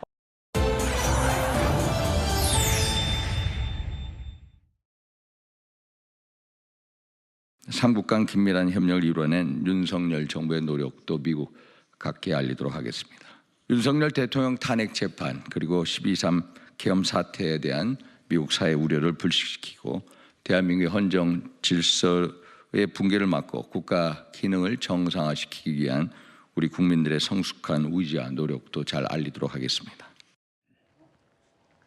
자, 윤석열 대통령의 구속과 또 미국 트럼프 2기 행정부 출범이 맞물렸습니다. 그러면서 국내의 정치적 혼란은 더 가중될 것으로 예상이 됩니다. 이런 상황에서 트럼프 당선인의 취임식에 참석하는 일부 국민의힘 의원들이 우리 한국 정치의 상황을 미국 측에 잘 설명하고 오겠다라고 나섰습니다.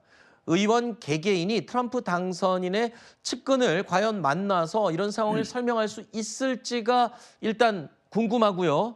그리고 또 한 가지 이게 어느 정도 실익이 있을지도 궁금합니다. 저는 실익은 있을 거라고 봐요. 그래요? 그리고 만날 수도 있을 거라고 봅니다.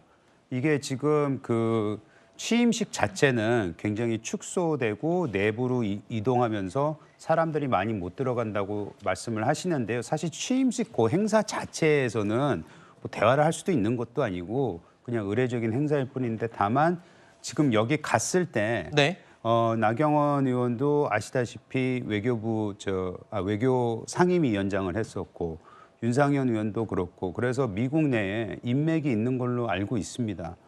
그래서 그 인맥을 통해서 지금 한국의 상황에 대해서 설명을 하는 부분 그리고 특히 이 탄핵 절차뿐만 아니고 앞으로 이걸 어떻게 민주적으로 해소할지에 대한 부분을 설명을 잘하는 것은 저는 매우 중요하다고 생각을 하고요.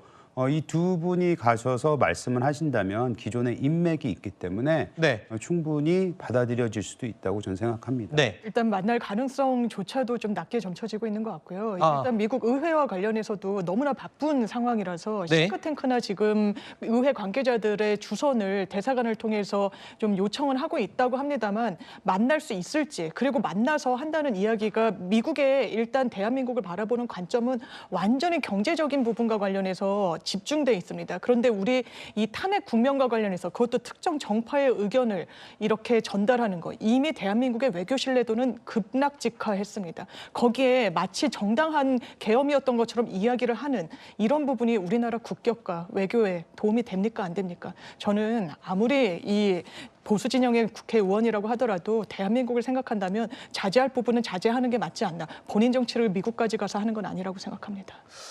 지금 미국은 오히려 우리 한국을 경제적인 부분에만 집중하고 있다 이렇게 말씀을 해주셨는데 근데 또 이거는 어떻게 얘기할지 한번 짚어보겠습니다.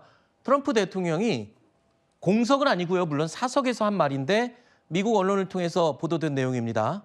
모두가 이 트럼프 당선인 본인을 혼돈이라고 부르고 있는데 한국 상황을 좀 봐라.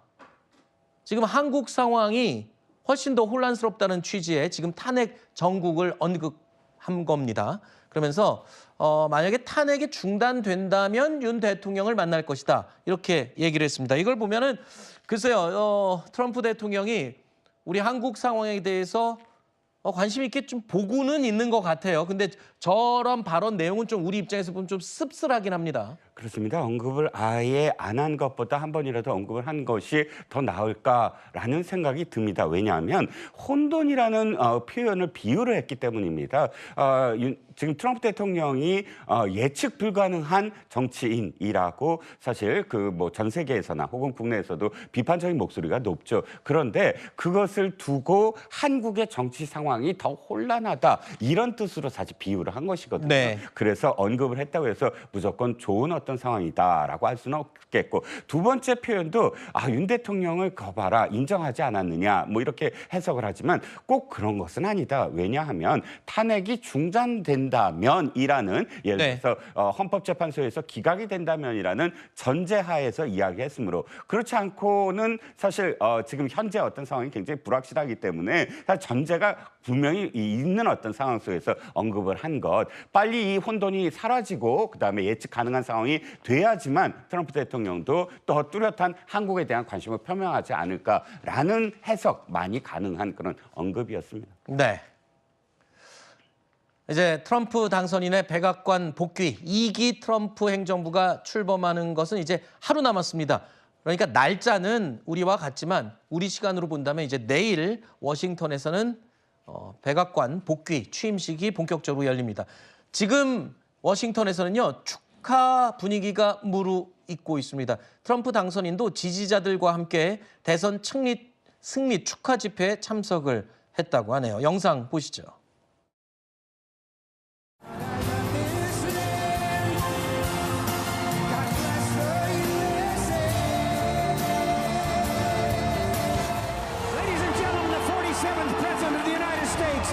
J. Trump. We won. We won. Tomorrow at noon, the curtain closes on 4 long years of American decline, and we begin a brand new day of American strength and prosperity, dignity and pride, bringing it all back. And we are going to make America great again. 트럼프 당선인과 미국 국민들은 지금 보신 것처럼 저렇게 축하와 파티 분위기에 젖어 있지만 나머지 전 세계는 지금 긴장하고 있습니다. 왜냐하면 앞서 트럼프 당선인이 임기 첫날부터 독재자가 되겠다라고 예고를 했기 때문이죠. 우리나라에도 그리고 나머지 전 세계 동맹 국가들에게도 영향을 미칠 수 있는 여러 가지 강력한 행정명령들이 줄줄이 나올 것으로 예상이 됩니다. 이른바 트럼프 폭풍이 곧 불어닥치게 된다는 겁니다. We're going to stop the invasion of our borders. We're going to reclaim our wealth. We're going to bring back law and order to our cities. But just imagine all of the good things that we will accomplish together with 4 more years in the White House. You're going to see something tomorrow. You're going to see executive orders that are going to make you extremely happy, lots of them. And just in conclusion, together, we're going to cut your taxes, end inflation, slash your prices, getting them back down, raise your wages, and bring thousands of factories back to the USA, right where they belong, and that'll be done through tariffs and smart policy. 대표적으로 관세 폭탄이 있고요. 그 이외에도 우리 기업들이 해소해야 될 불확실성들이 지금 산더미처럼 쌓여 있어요. 그 트럼프 대통령이 주창하고 있는 마가, 소위 미국 우선주의라는 것 있지 않습니까? 네. 여기에서 가장 핵심이 일단 이 관세 정책인데 이 관세 정책이 우리나라의 제조업에 굉장히 큰 어려움을 줄 수 있는 이런 상황이기 때문에 우리나라도 빨리 이 국정의 혼란상을 정리하고 미국과의 관계 개선에 노력해야 되는 부분이 있는데 공교롭게도 2017년 트럼프 행정부 1기 때도 그리고 이번 25년도 트럼프 행정부의 2기 때도 우리나라에서 지금 대통령이 탄핵의 상황에 처해 있는 부분들이 앞으로 우리와 미국과의 관계 또 동맹 관계에 있어서 굉장히 중요한 변곡점들을 맞이하는 상황 속에서 큰 걸림돌이 되고 있는 부분은 빨리 해소해야 할 부분이 아닌가 싶습니다. 자, 오늘 저희가 준비한 정치권 그리고 또 미국 트럼프 대통령의 취임식 얘기까지 다뤄봤습니다. 오늘 나와주셔서 감사합니다. 자, 트럼프 당선인의 정식 취임식을 앞두고 있습니다. 그 가운데 한국 상황을 트럼프 대통령이 언급했다고 합니다. 내가 그 chaotic, 혼돈 그 자체라고 한국을 보라. 탄핵 중단된다면 대통령 만나게 될 수도 있다. 라는 취지의 인터뷰를 했다. 측근들에게 얘기했다라는 보도가 나왔는데요. 정치 변호사님, 뭐 어떤 의미입니까?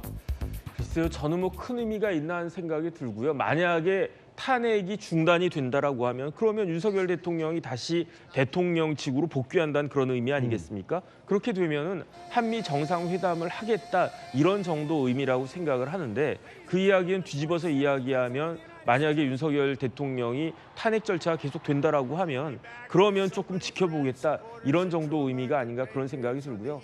참 안타깝다라고 하는 생각이 드는 게 전 세계적인 스트롱맨 트럼프가 이제 미국 대통령 1월 20일 오늘 아니겠습니까? 예. 이렇게 되고 있는데 많은 국가들이 트럼프하고 어떻게 앞으로 4년 동안 관계를 맺을 것인가 고민하고 있는 가운데 우리나라만 지금 이루고 있는 것이 아닌가 그런 생각이 들어서 참 안타깝다는 생각이 듭니다. 자, 트럼프 대통령 뭐 YMCA 본인의 시그니처 곡에 맞춰서 본인의 시그니처 댄스를 또 선보이기도 있는데요. 정식 취임식을 하루 앞둔 전날 이 워싱턴에서 이른바 이 승리를 기념하는 빅토리 세레모니를 가진 겁니다. 저기에서 이제 YMCA 노래에 맞춰서 본인의 어떤 특징적인 춤을 추는 모습까지 선보이고 있습니다.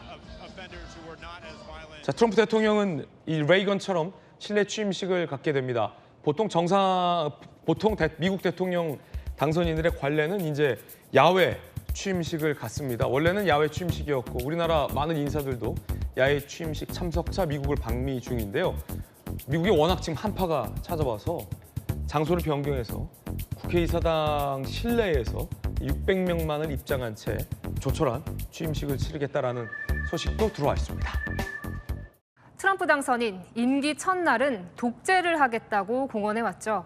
백악관에 입성하자마자 100여 개의 행정명령에 서명하겠다고 예고했는데 이로는 불법 이민자 추방이 유력합니다. 뉴욕에서 조아라 특파원입니다. 도널드 트럼프 미 대통령 당선인이 취임 전날 재집권 자축 집회에서 불법 이민자 추방을 가장 공격적이고 광범위하게 할 것을 예고했습니다. The border security measures I will outline in my inaugural address tomorrow will be the most aggressive, sweeping effort to restore our borders.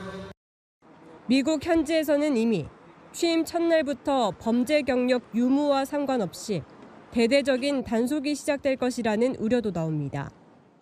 뉴욕시가 난민 보호소로 개조해 사용하고 있는 루즈벨트 호텔 앞입니다. 이처럼 피난처 도시로 불리는 뉴욕은 시카고에 이어 불법 이민자 추방 정책의 표적이 될 것으로 전망됩니다. 뉴욕 시민단체들은 벌써부터 반대 집회를 열고 이민자 보호 방안을 공유하고 있습니다. 트럼프는 비공개 만찬에서 취임 후 곧 100개 가까운 행정명령에 서명하겠다고 밝혔는데 중국에 60% 관세를 부과하겠다고 밝혀온 만큼 고율 관세 정책도 첫 행정명령의 후보로 거론됩니다. 트럼프는 또 취임하자마자 중국의 동영상 플랫폼 틱톡 매각 시한을 늘리겠다고도 밝혔습니다. And as of today, TikTok is back. 조 바이든 정부가 미국의 사업권을 넘기지 않으면 서비스를 할 수 없게 하는 틱톡 금지법을 발효했는데 트럼프가 기간을 연장한 겁니다. 틱톡 측은 중단했던 서비스를 재개하며 공직을 해 트럼프를 당선인이 아닌 대통령으로 표기하기도 했습니다. 뉴욕에서 채널A 뉴스 조아라입니다. 트럼프 2기의 시작을 알리는 미국 대통령 취임 이제 7시간 남았습니다. 40년 만에 실내에서 열리는 취임식엔 750명만 참석할 수 있는 걸로 전해졌는데요. 취임 전 축하 집회에서 트럼프 당선인 더 강한 미국을 선언했습니다. 워싱턴에서 최주현 특파원이 전해드립니다. I don't know if we get a chance to see him, participating in victory celebration. So we got here about 5 a.m. this morning. 도널드 트럼프 미국 대통령 당선인의 재집권 자축 집회가 열린 미국 워싱턴의 대형 실내 경기장 앞. 비와 우박이 번갈아 내리고 영하의 추운 날씨가 계속됐지만 이른 새벽부터 수만 명의 지지자들이 몰렸습니다. 현장에선 줄을 선 기자가 인파로 밀려날 정도로 붐볐지만 참가자들은 기대감을 드러냈습니다. Big expectations. The sky's the limit. After the damage been done in the last 4 years, I think America's going to be great again. We're going to financially, we're going to be sound. Military. 행사장에선 트럼프가 자신의 상징곡인 빌리지 피플의 YMCA에 맞춰 춤을 추자 환호가 터져나왔습니다. 마이크 앞에선 트럼프는 취임과 동시에 미국을 더 강하게 만들겠다고 밝혔습니다. Tomorrow at noon, the curtain closes on 4 long years of American decline, bringing it all back once and for all. 특히 조 바이든 정부의 급진적이고 어리석은 행정명령을 모두 폐기하겠다고 선언했습니다. 한국 시간으로 내일 새벽 2시에 열리는 취임식은 혹한 등을 이유로 40년 만에 실내인 미 의사당 로툰다홀에서 진행됩니다. 트럼프 측은 초청장 22만 장을 배포했는데 뉴욕타임즈는 로툰다홀 좌석수는 750석이 될 것이라며 참석이 상당수 제한될 것이라고 전망했습니다. 한국에서는 조현동 주미대사가 유일하게 의사당 내부에서 트럼프 취임식을 지켜볼 예정인 것으로 알려졌습니다. 취임식은 간소화됐지만 대통령 경호는 역대 가장 엄중합니다. 도심에서 약 48km에 달하는 경호용 펜스가 설치됐고 경찰과 주 방위군 등 약 3만 2천여 명이 경호에 동원됐습니다. 워싱턴에서 채널A 뉴스 최주현입니다. 변호사님, 그런데 이제 이 당선인, 대통령 취임식 하면 국회의사당, 워싱턴 DC에는 국회의사당을 중심으로 쭉 펼쳐지는데 이번에 얼마나 춥길래 실내에서 취임식이 열리는 거예요? 지금 예상하기로는 당일에 이 온도가 북극 한파 때문에 영하 13.3도까지 내려간다라고 하거든요. 예. 트럼프 대통령이 본인이 나서서 국민을 보호할 의무가 있고 내 취임식에서 누가 아프거나 다치는 걸 원하지 않기 때문에 부득이하게 실외 행사들을 취소하고 실내로 바꾸었다고 합니다. 그런데 그렇게 된다고 하면 취임식 행사가 열리는 이 로툰더홀에는 600명만 들어갈 수 있는데 이게 40년 만에 있는 일이거든요. 예. 언제였냐면 85년도에 레이건 당시 집권 2기 대통령 취임식이 실내에서 열렸는데 같은 장소였는데 600명을 수용한다고 하더라도 그때는 100명이 채 들어가지 않았다는 거예요. 이번에도 정상급 인사들이 600명 안에 들어갈 수 있을 것 같은데 그만큼 주요한 사람들이 들어가기 때문에 경호 문제도 있고 해서 600명을 다 수용할 수 있을까 이런 얘기가 나오고 있고 우리나라에서도 지금 가는 사람들이 있는데 제대로 된 어떤 일정조차 잡지 못하고 있다는 소식입니다. 40년 만에 미국 대통령의 실내 취임식 얘기는 아마 내일 뉴스톱10에서 자세히 전해드릴 수 있을 것 같습니다.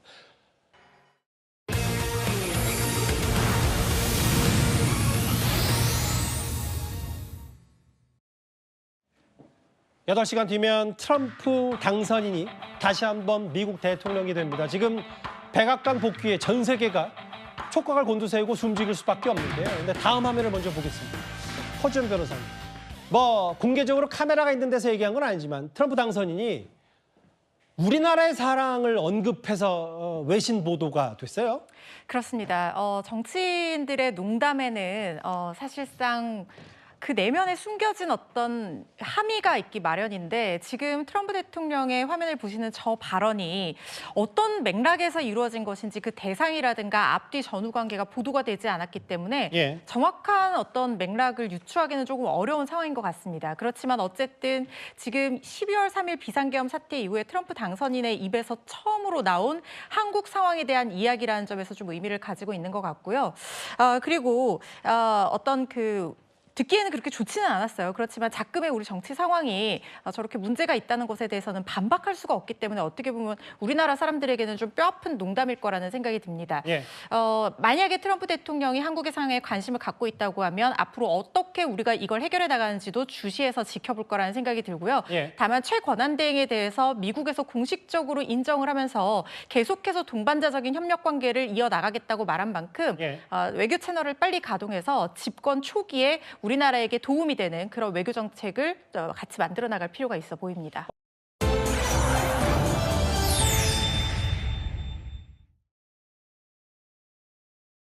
삼국 간 긴밀한 협력을 이뤄낸 윤석열 정부의 노력도 미국 각계에 알리도록 하겠습니다.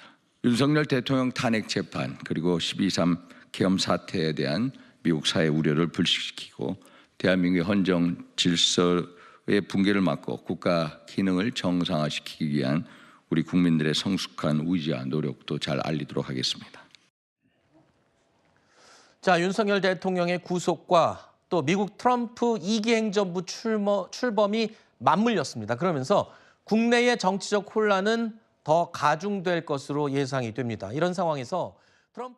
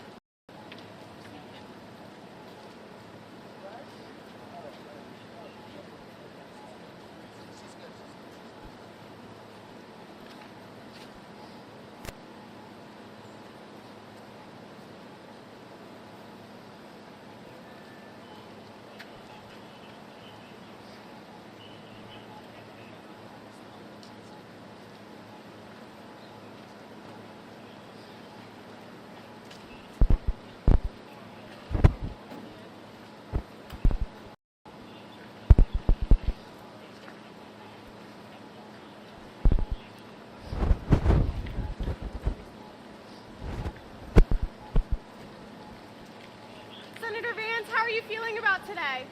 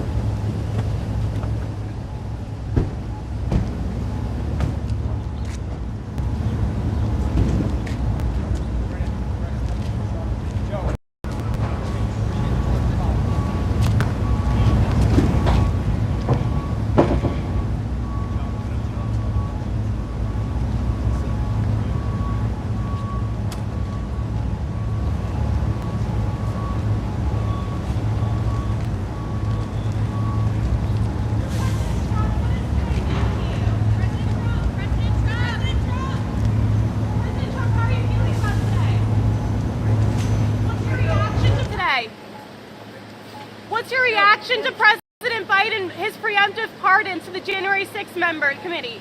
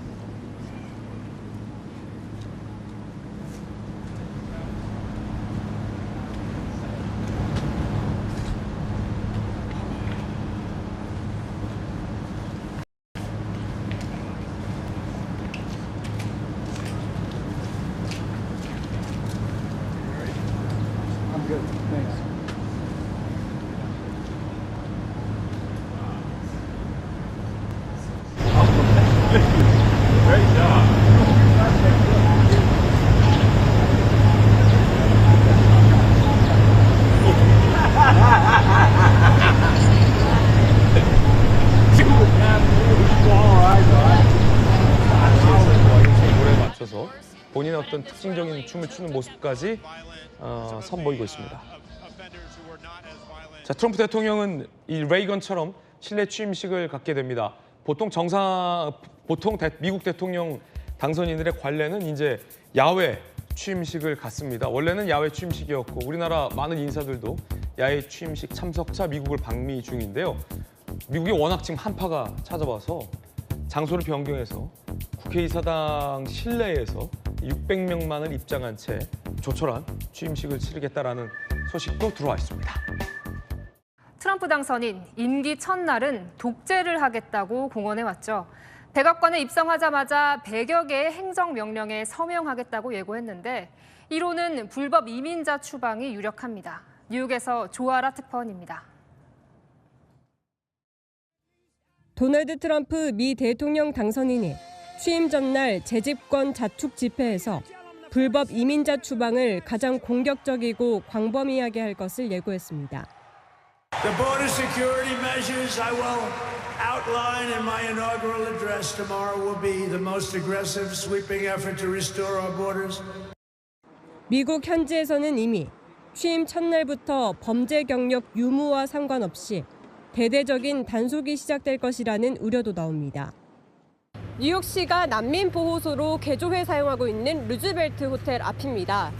이처럼 피난처 도시로 불리는 뉴욕은 시카고에 이어 불법 이민자 추방 정책의 표적이 될 것으로 전망됩니다. 뉴욕 시민단체들은 벌써부터 반대 집회를 열고 이민자 보호 방안을 공유하고 있습니다. 트럼프는 비공개 만찬에서 취임 후 곧 100개 가까운 행정명령에 서명하겠다고 밝혔는데 중국에 60% 관세를 부과하겠다고 밝혀온 만큼 고율 관세 정책도 첫 행정명령의 후보로 거론됩니다. 트럼프는 또 취임하자마자 중국의 동영상 플랫폼 틱톡 매각 시한을 늘리겠다고도 밝혔습니다. And as of today, TikTok is back. 조 바이든 정부가 미국의 사업권을 넘기지 않으면 서비스를 할 수 없게 하는 틱톡 금지법을 발효했는데 트럼프가 기간을 연장한 겁니다. 틱톡 측은 중단했던 서비스를 재개하며 공직을 해 트럼프를 당선인이 아닌 대통령으로 표기하기도 했습니다. 뉴욕에서 채널A 뉴스 조아라입니다. 트럼프 2기의 시작을 알리는 미국 대통령 취임 이제 7시간 남았습니다. 40년 만에 실내에서 열리는 취임식엔 750명만 참석할 수 있는 걸로 전해졌는데요. 취임 전 축하 집회에서 트럼프 당선인 더 강한 미국을 선언했습니다. 워싱턴에서 최주현 특파원이 전해드립니다. And hopefully get a chance to see him participate in victory celebration. So we got here about 5 a.m. this morning. 도널드 트럼프 미국 대통령 당선인의 재집권 자축 집회가 열린 미국 워싱턴의 대형 실내 경기장 앞. 비와 우박이 번갈아 내리고 영하의 추운 날씨가 계속됐지만 이른 새벽부터 수만 명의 지지자들이 몰렸습니다. 현장에선 줄을 선 기자가 인파로 밀려날 정도로 붐볐지만 참가자들은 기대감을 드러냈습니다. Big expectations. The sky's the limit. After the damage been done in the last 4 years, I think America's going to be great again. We're going to financially, we're going to be sound. Military, we're going to be. 행사장에선 트럼프가 자신의 상징곡인 빌리지 피플의 YMCA에 맞춰 춤을 추자 환호가 터져 나왔습니다. 마이크 앞에선 트럼프는 취임과 동시에 미국을 더 강하게 만들겠다고 밝혔습니다. Tomorrow at noon, the curtain closes on 4 long years of American decline, bringing it all back, once and for all. 특히 조 바이든 정부의 급진적이고 어리석은 행정명령을 모두 폐기하겠다고 선언했습니다. 한국 시간으로 내일 새벽 2시에 열리는 취임식은 혹한 등을 이유로 40년 만에 실내인 미 의사당 로툰다홀에서 진행됩니다. 트럼프 측은 초청장 22만 장을 배포했는데 뉴욕타임즈는 로툰다홀 좌석수는 750석이 될 것이라며 참석이 상당수 제한될 것이라고 전망했습니다. 한국에서는 조현동 주미대사가 유일하게 의사당 내부에서 트럼프 취임식을 지켜볼 예정인 것으로 알려졌습니다. 취임식은 간소화됐지만 대통령 경호는 역대 가장 엄중합니다. 도심에서 약 48km에 달하는 경호용 펜스가 설치됐고 경찰과 주 방위군 등 약 3만 2천여 명이 경호에 동원됐습니다. 워싱턴에서 채널A 뉴스 최주현입니다. 변호사님, 그런데 이제 이 당선인 대통령 취임식 하면 국회의사당 워싱턴 DC에는 국회의사당을 중심으로 쭉 펼쳐지는데 이번에 얼마나 춥길래 실내에서 취임식이 열리는 거예요? 지금 예상하기로는 당일의 이 온도가 북극 한파 때문에 영하 13.3도까지 내려간다라고 하거든요. 그래서 예. 트럼프 대통령이 본인이 나서서 국민을 보호할 의무가 있고 내 취임식에서 누가 아프거나 다치는 걸 원하지 않기 때문에 부득이하게 실외 행사들을 취소하고 실내로 바꾸었다고 합니다. 그런데 그렇게 된다고 하면 취임식 행사가 열리는 이 로툰더홀에는 600명만 들어갈 수 있는데 이게 40년 만에 있는 일이거든요. 있거든요. 예. 언제였냐면 85년도에 레이건 당시 집권 2기 대통령 취임식이 실내에서 열렸는데 같은 장소였는데 600명을 수용한다고 하더라도 그때는 100명이 채 들어가지 않았다는 거예요. 이번에도 정상급 인사들이 600명 안에 들어갈 수 있을 것 같은데 그만큼 주요한 사람들이 들어가기 때문에 경호 문제도 있고 해서 600명을 다 수용할 수 있을까 이런 얘기가 나오고 있고 우리나라에서도 지금 가는 사람들이 있는데 제대로 된 어떤 일정조차 잡지 못하고 있다는 소식입니다. 40년 만에 미국 대통령의 실내 취임식 얘기는 아마 내일 뉴스톱 10에서 자세히 전해드릴 수 있을 것 같습니다.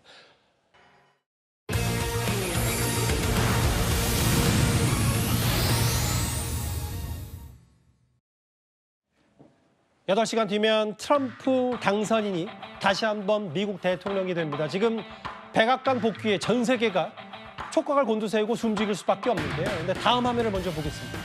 허준 변호사님. 공개적으로 카메라가 있는 데서 얘기한 건 아니지만 트럼프 당선인이 우리나라의 사랑을 언급해서 외신 보도가 됐어요. 그렇습니다. 정치인들의 농담에는 사실상 그 내면에 숨겨진 어떤 함의가 있기 마련인데 지금 트럼프 대통령의 화면을 보시는 저 발언이 어떤 맥락에서 이루어진 것인지 그 대상이라든가 앞뒤 전후 관계가 보도가 되지 않았기 때문에 정확한 어떤 맥락을 유추하기는 조금 어려운 상황인 것 같습니다. 그렇지만 어쨌든 지금 12월 3일 비상계엄 사태 이후에 트럼프 당선인의 입에서 처음으로 나온 한국 상황에 대한 이야기라는 점에서 좀 의미를 가지고 있는 것 같고요. 그리고 어떤 듣기에는 그렇게 좋지는 않았어요. 그렇지만 자금의 우리 정치 상황이 저렇게 문제가 있다는 것에 대해서는 반박할 수가 없기 때문에 어떻게 보면 우리나라 사람들에게는 좀 뼈아픈 농담일 거라는 생각이 듭니다. 만약에 트럼프 대통령이 한국의 상황에 관심을 갖고 있다고 하면 앞으로 어떻게 우리가 이걸 해결해 나가는지도 주시해서 지켜볼 거라는 생각이 들고요. 다만 최권한 대행에 대해서 미국에서 공식적으로 인정을 하면서 계속해서 동반자적인 협력 관계를 이어나가겠다고 말한 만큼 외교 채널을 빨리 가동해서 집권 초기에 우리나라에게 도움이 되는 그런 외교 정책을 같이 만들어 나갈 필요가 있어 보입니다.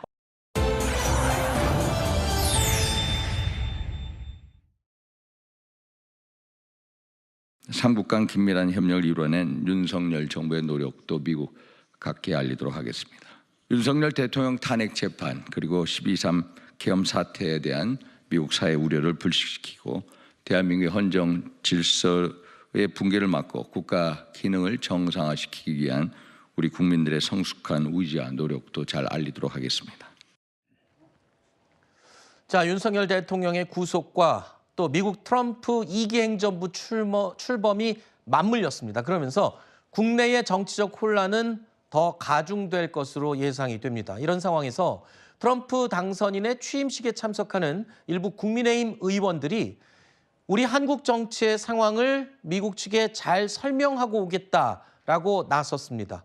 의원 개개인이 트럼프 당선인의 측근을 과연 만나서 이런 상황을 설명할 수 있을지가 일단 궁금하고요. 그리고 또 한 가지 이게 어느 정도 실익이 있을지도 궁금합니다. 저는 실익은 있을 거라고 봐요. 그래요? 그리고 만날 수도 있을 거라고 봅니다.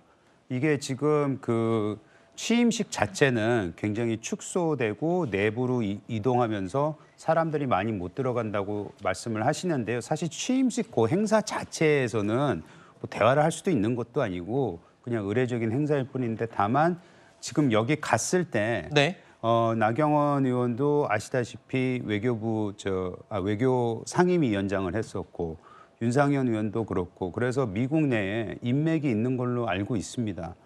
그래서 그 인맥을 통해서 지금 한국의 상황에 대해서 설명을 하는 부분 그리고 특히 이 탄핵 절차뿐만 아니고 앞으로 이걸 어떻게 민주적으로 해소할지에 대한 부분을 설명을 잘하는 것은 저는 매우 중요하다고 생각을 하고요. 이 두 분이 가셔서 말씀을 하신다면 기존에 인맥이 있기 때문에 충분히 받아들여질 수도 있다고 저는 생각합니다.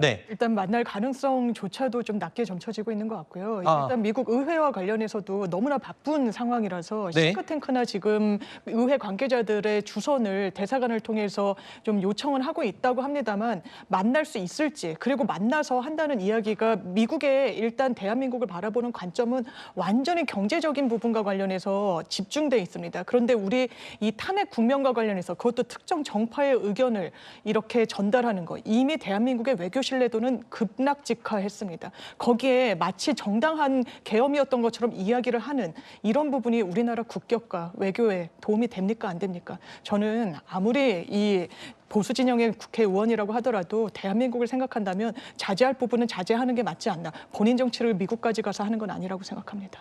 네, 지금 미국은 오히려 우리 한국을 경제적인 부분에만 집중하고 있다 이렇게 말씀을 해주셨는데 근데 또 이거는 어떻게 얘기할지 한번 짚어보겠습니다. 트럼프 대통령이 공석은 아니고요. 물론 사석에서 한 말인데 미국 언론을 통해서 보도된 내용입니다. 모두가 이 트럼프 당선인 본인을 혼돈이라고 부르고 있는데 한국 상황을 좀 봐라.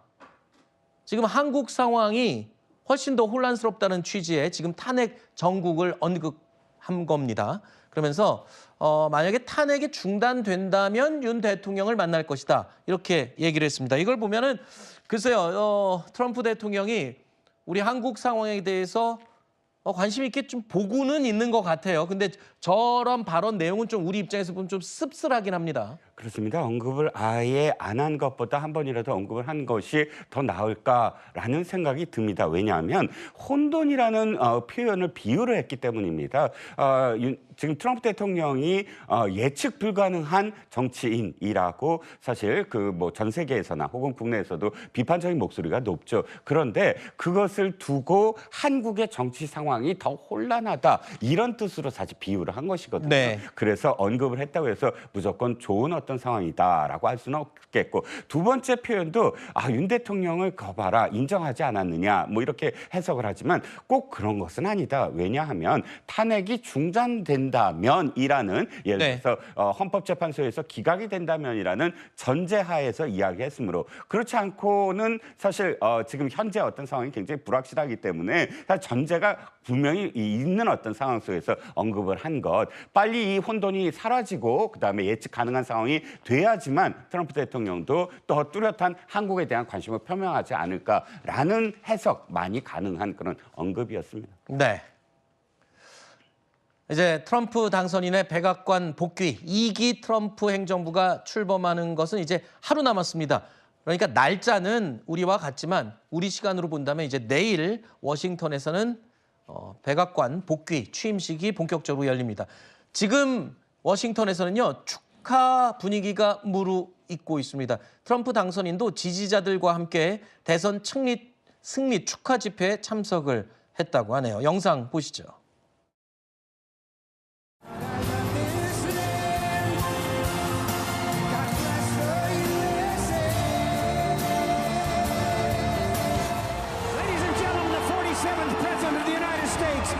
J. Trump. We won. We won. Tomorrow at noon, the curtain closes on 4 long years of American decline, and we begin a brand new day of American strength and prosperity, dignity and pride, bringing it all back.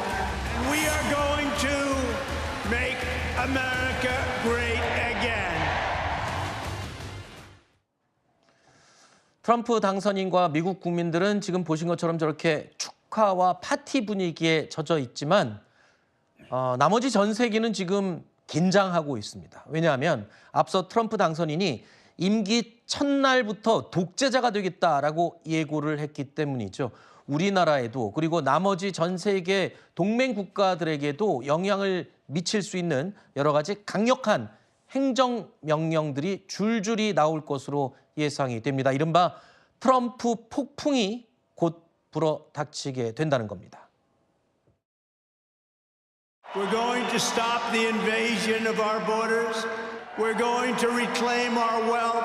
We're going to bring back law and order to our cities. But just imagine all of the good things that we will accomplish together with 4 more years in the White House. You're going to see something tomorrow. You're going to see executive orders that are going to make you extremely happy, lots of them.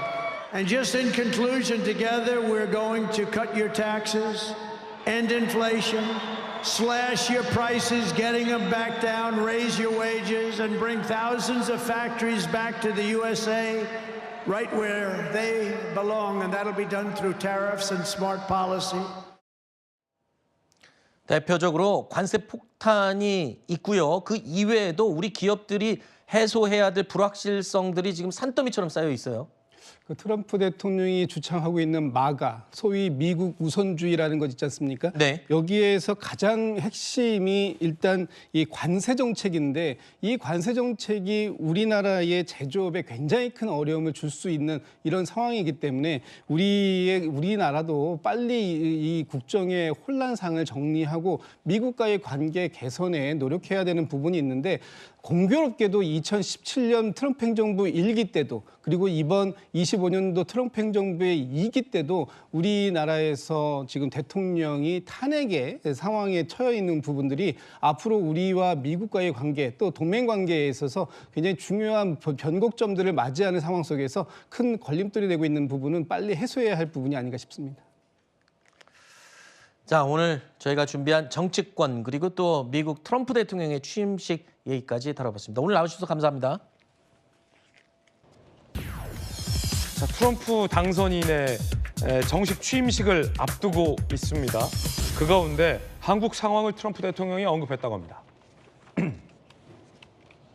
내가 그 chaotic, 혼돈 그 자체라고 한국을 보라. 탄핵 중단된다면 대통령 만나게 될 수도 있다. 라는 취지의 인터뷰를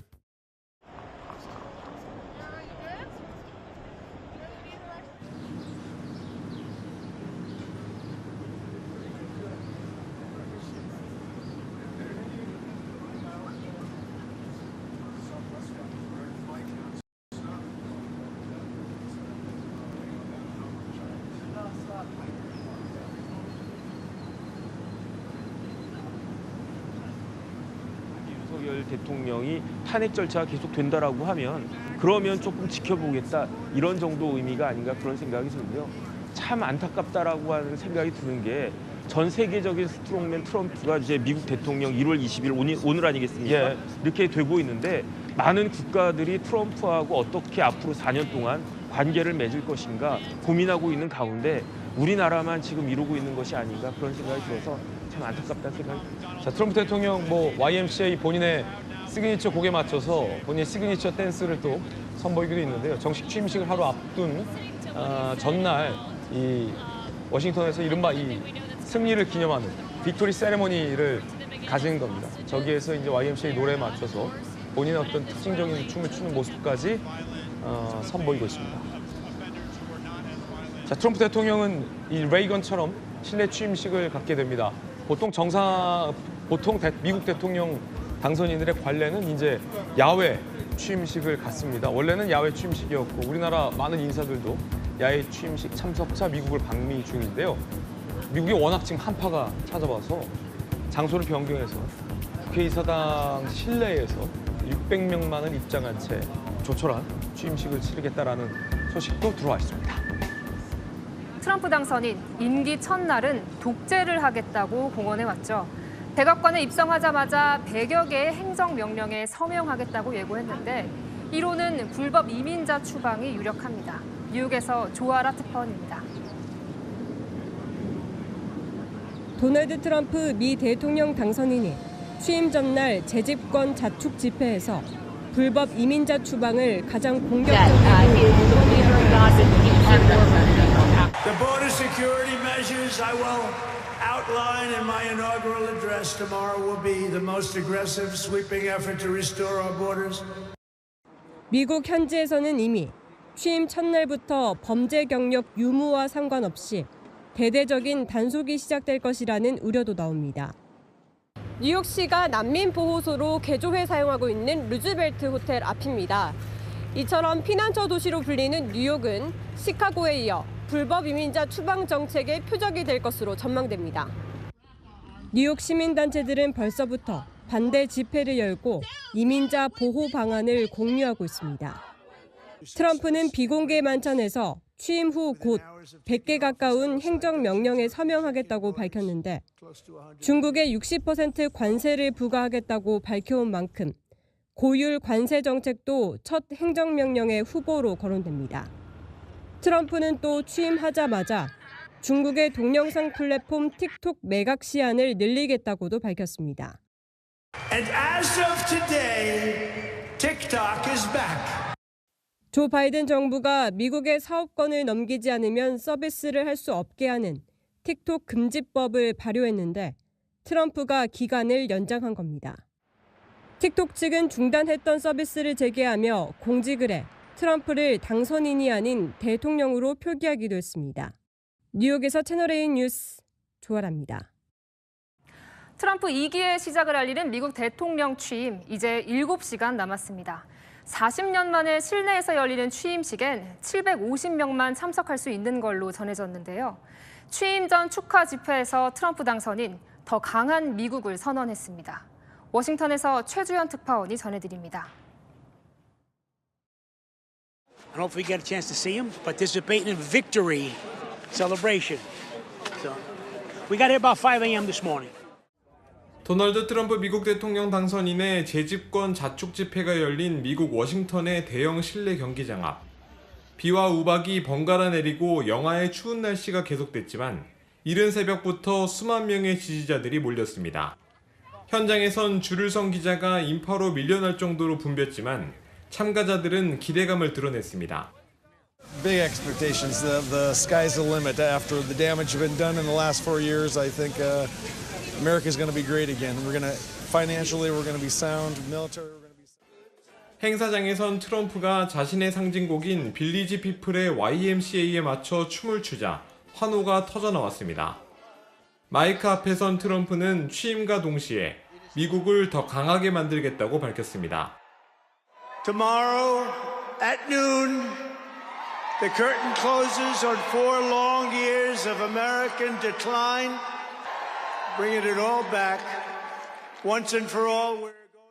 특히 조 바이든 정부의 급진적이고 어리석은 행정명령을 모두 폐기하겠다고 선언했습니다. 한국 시간으로 내일 새벽 2시에 열리는 취임식은 혹한 등을 이유로 40년 만에 실내인 미 의사당 로툰다홀에서 진행됩니다. 트럼프 측은 초청장 22만 장을 배포했는데 뉴욕타임즈는 로툰다홀 좌석수는 750석이 될 것이라며 참석이 상당수 제한될 것이라고 전망했습니다. 한국에서는 조현동 주미대사가 유일하게 의사당 내부에서 트럼프 취임식을 지켜볼 예정인 것으로 알려졌습니다. 취임식은 간소화됐지만 대통령 경호는 역대 가장 엄중합니다. 도심에서 약 48km에 달하는 경호용 펜스가 설치됐고 경찰과 주 방위군 등 약 3만 2천여 명이 경호에 동원됐습니다. 워싱턴에서 채널A 뉴스 최주현입니다. 변호사님, 그런데 이제 이 당선인 대통령 취임식 하면 국회의사당 워싱턴 DC에는 국회의사당을 중심으로 쭉 펼쳐지는데 이번에 얼마나 춥길래 실내에서 취임식이 열리는 거예요? 지금 예상하기로는 당일에 이 온도가 북극 한파 때문에 영하 13.3도까지 내려간다라고 하거든요. 그래서 트럼프 대통령이 본인이 나서서 국민을 보호할 의무가 있고 내 취임식에서 누가 아프거나 다치는 걸 원하지 않기 때문에 부득이하게 실외 행사들을 취소하고 실내로 바꾸었다고 합니다. 그런데 그렇게 된다고 하면 취임식 행사가 열리는 이 로툰더홀에는 600명만 들어갈 수 있는데 이게 40년 만에 있는 일이거든요. 언제였냐면 85년도에 레이건 당시 집권 2기 대통령 취임식이 실내에서 열렸는데 같은 장소였는데 600명을 수용한다고 하더라도 그때는 100명이 채 들어가지 않았다는 거예요. 이번에도 정상급 인사들이 600명 안에 들어갈 수 있을 것 같은데 그만큼 주요한 사람들이 들어가기 때문에 경호 문제도 있고 해서 600명을 다 수용할 수 있을까 이런 얘기가 나오고 있고 우리나라에서도 지금 가는 사람들이 있는데 제대로 된 어떤 일정조차 잡지 못하고 있다는 소식입니다. 40년 만에 미국 대통령의 실내 취임식 얘기는 아마 내일 뉴스톱10에서 자세히 전해드릴 수 있을 것 같습니다.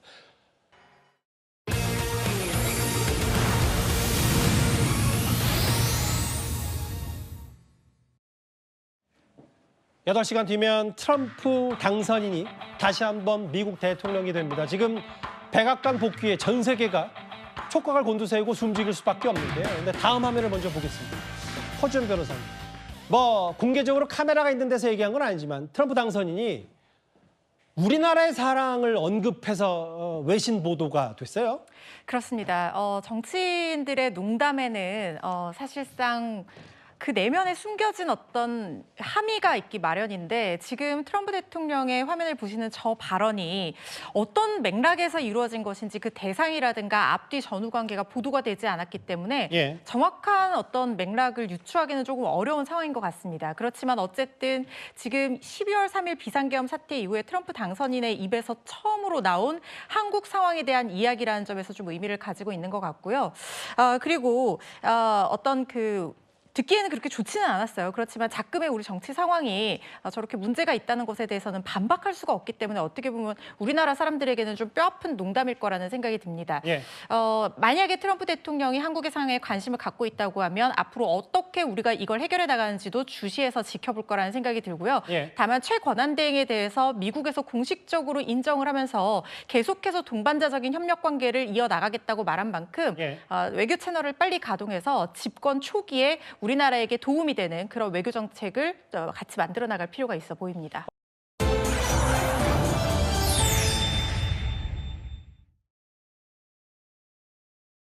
삼국 간 긴밀한 협력을 이뤄낸 윤석열 정부의 노력도 미국 각계에 알리도록 하겠습니다. 윤석열 대통령 탄핵 재판 그리고 12.3 계엄 사태에 대한 미국 사회 우려를 불식시키고 대한민국의 헌정 질서의 붕괴를 막고 국가 기능을 정상화시키기 위한 우리 국민들의 성숙한 의지와 노력도 잘 알리도록 하겠습니다. 자, 윤석열 대통령의 구속과 또 미국 트럼프 2기 행정부 출범이 맞물렸습니다. 그러면서 국내의 정치적 혼란은 더 가중될 것으로 예상이 됩니다. 이런 상황에서 트럼프 당선인의 취임식에 참석하는 일부 국민의힘 의원들이 우리 한국 정치의 상황을 미국 측에 잘 설명하고 오겠다라고 나섰습니다. 의원 개개인이 트럼프 당선인의 측근을 과연 만나서 이런 상황을 설명할 수 있을지가 일단 궁금하고요. 그리고 또 한 가지 이게 어느 정도 실익이 있을지도 궁금합니다. 저는 실익은 있을 거라고 봐요. 그래요? 그리고 만날 수도 있을 거라고 봅니다. 이게 지금 취임식 자체는 굉장히 축소되고 내부로 이동하면서 사람들이 많이 못 들어간다고 말씀을 하시는데요. 사실 취임식 그 행사 자체에서는 뭐 대화를 할 수도 있는 것도 아니고 그냥 의례적인 행사일 뿐인데 다만 지금 여기 갔을 때 나경원 의원도 아시다시피 외교 상임위원장을 했었고 윤상현 의원도 그렇고 그래서 미국 내에 인맥이 있는 걸로 알고 있습니다. 그래서 그 인맥을 통해서 지금 한국의 상황에 대해서 설명을 하는 부분 그리고 특히 이 탄핵 절차뿐만 아니고 앞으로 이걸 어떻게 민주적으로 해소할지에 대한 부분을 설명을 잘하는 것은 저는 매우 중요하다고 생각을 하고요. 이 두 분이 가셔서 말씀을 하신다면 기존에 인맥이 있기 때문에 충분히 받아들여질 수도 있다고 저는 생각합니다. 일단 만날 가능성조차도 좀 낮게 점쳐지고 있는 것 같고요. 일단 미국 의회와 관련해서도 너무나 바쁜 상황이라서 싱크탱크나 지금 의회 관계자들의 주선을 대사관을 통해서 좀 요청은 하고 있다고 합니다만 만날 수 있을지 그리고 만나서 한다는 이야기가 미국의 일단 대한민국을 바라보는 관점은 완전히 경제적인 부분과 관련해서 집중돼 있습니다. 그런데 우리 이 탄핵 국면과 관련해서 그것도 특정 정파의 의견을 이렇게 전달하는 것 이미 대한민국의 외교 신뢰도는 급락직하했습니다. 거기에 마치 정당한 계엄이었던 것처럼 이야기를 하는 이런 부분이 우리나라 국격과 외교에 도움이 됩니까 안 됩니까? 저는 아무리 이 보수 진영의 국회의원이라고 하더라도 대한민국을 생각한다면 자제할 부분은 자제하는 게 맞지 않나. 본인 정치를 미국까지 가서 하는 건 아니라고 생각합니다. 지금 미국은 오히려 우리 한국을 경제적인 부분에만 집중하고 있다 이렇게 말씀을 해주셨는데 근데 또 이건 어떻게 얘기할지 한번 짚어보겠습니다. 트럼프 대통령이 공석은 아니고요. 물론 사석에서 한 말인데 미국 언론을 통해서 보도된 내용입니다. 모두가 이 트럼프 당선인 본인을 혼돈이라고 부르고 있는데 한국 상황을 좀 봐라. 지금 한국 상황이 훨씬 더 혼란스럽다는 취지의 지금 탄핵 정국을 언급한 겁니다. 그러면서 만약에 탄핵이 중단된다면 윤 대통령을 만날 것이다. 이렇게 얘기를 했습니다. 이걸 보면은 글쎄요. 트럼프 대통령이 우리 한국 상황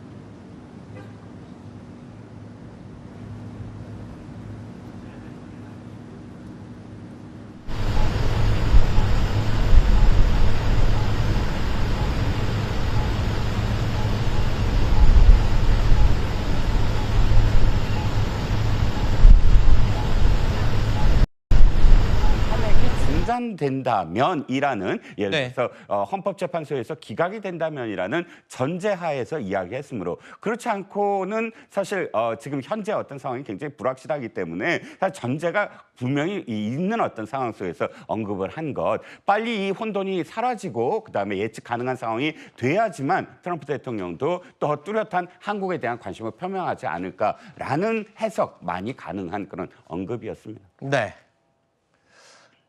이제 트럼프 당선인의 백악관 복귀 2기 트럼프 행정부가 출범하는 것은 이제 하루 남았습니다. 그러니까 날짜는 우리와 같지만 우리 시간으로 본다면 이제 내일 워싱턴에서는 백악관 복귀 취임식이 본격적으로 열립니다.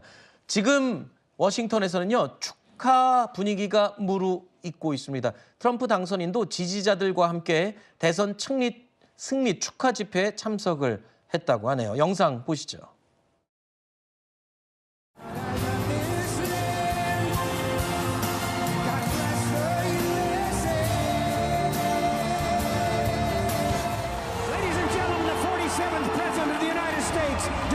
Trump. We won. We won. Tomorrow at noon, the curtain closes on 4 long years of American decline, and we begin a brand new day of American strength and prosperity, dignity and pride, bringing it all back. And we are going to make America great again. 트럼프 당선인과 미국 국민들은 지금 보신 것처럼 저렇게 축하와 파티 분위기에 젖어 있지만 나머지 전 세계는 지금 긴장하고 있습니다. 왜냐하면 앞서 트럼프 당선인이 임기 첫날부터 독재자가 되겠다라고 예고를 했기 때문이죠. 우리나라에도 그리고 나머지 전 세계 동맹 국가들에게도 영향을 미칠 수 있는 여러 가지 강력한 행정명령들이 줄줄이 나올 것으로 예상이 됩니다. 이른바 트럼프 폭풍이 곧 불어닥치게 된다는 겁니다. We're going to stop the invasion of our borders. We're going to reclaim our wealth. We're going to bring back law and order to our cities. But just imagine all of the good things that we will accomplish together with 4 more years in the White House. You're going to see something tomorrow. You're going to see executive orders that are going to make you extremely happy, lots of them.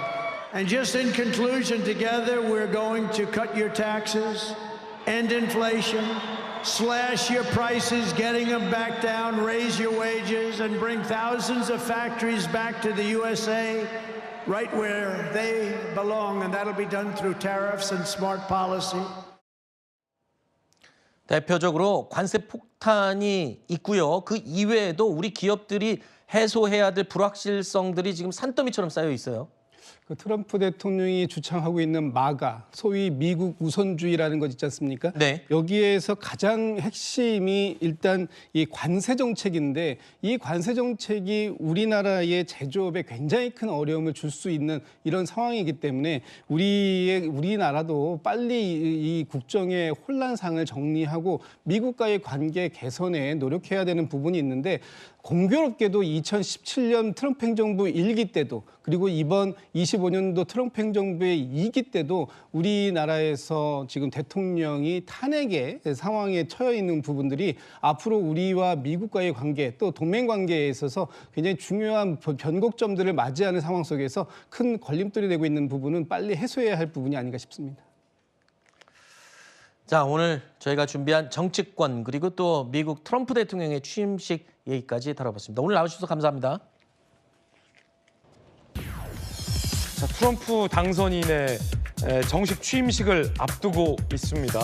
그 가운데 한국 상황을 트럼프 대통령이 언급했다고 합니다.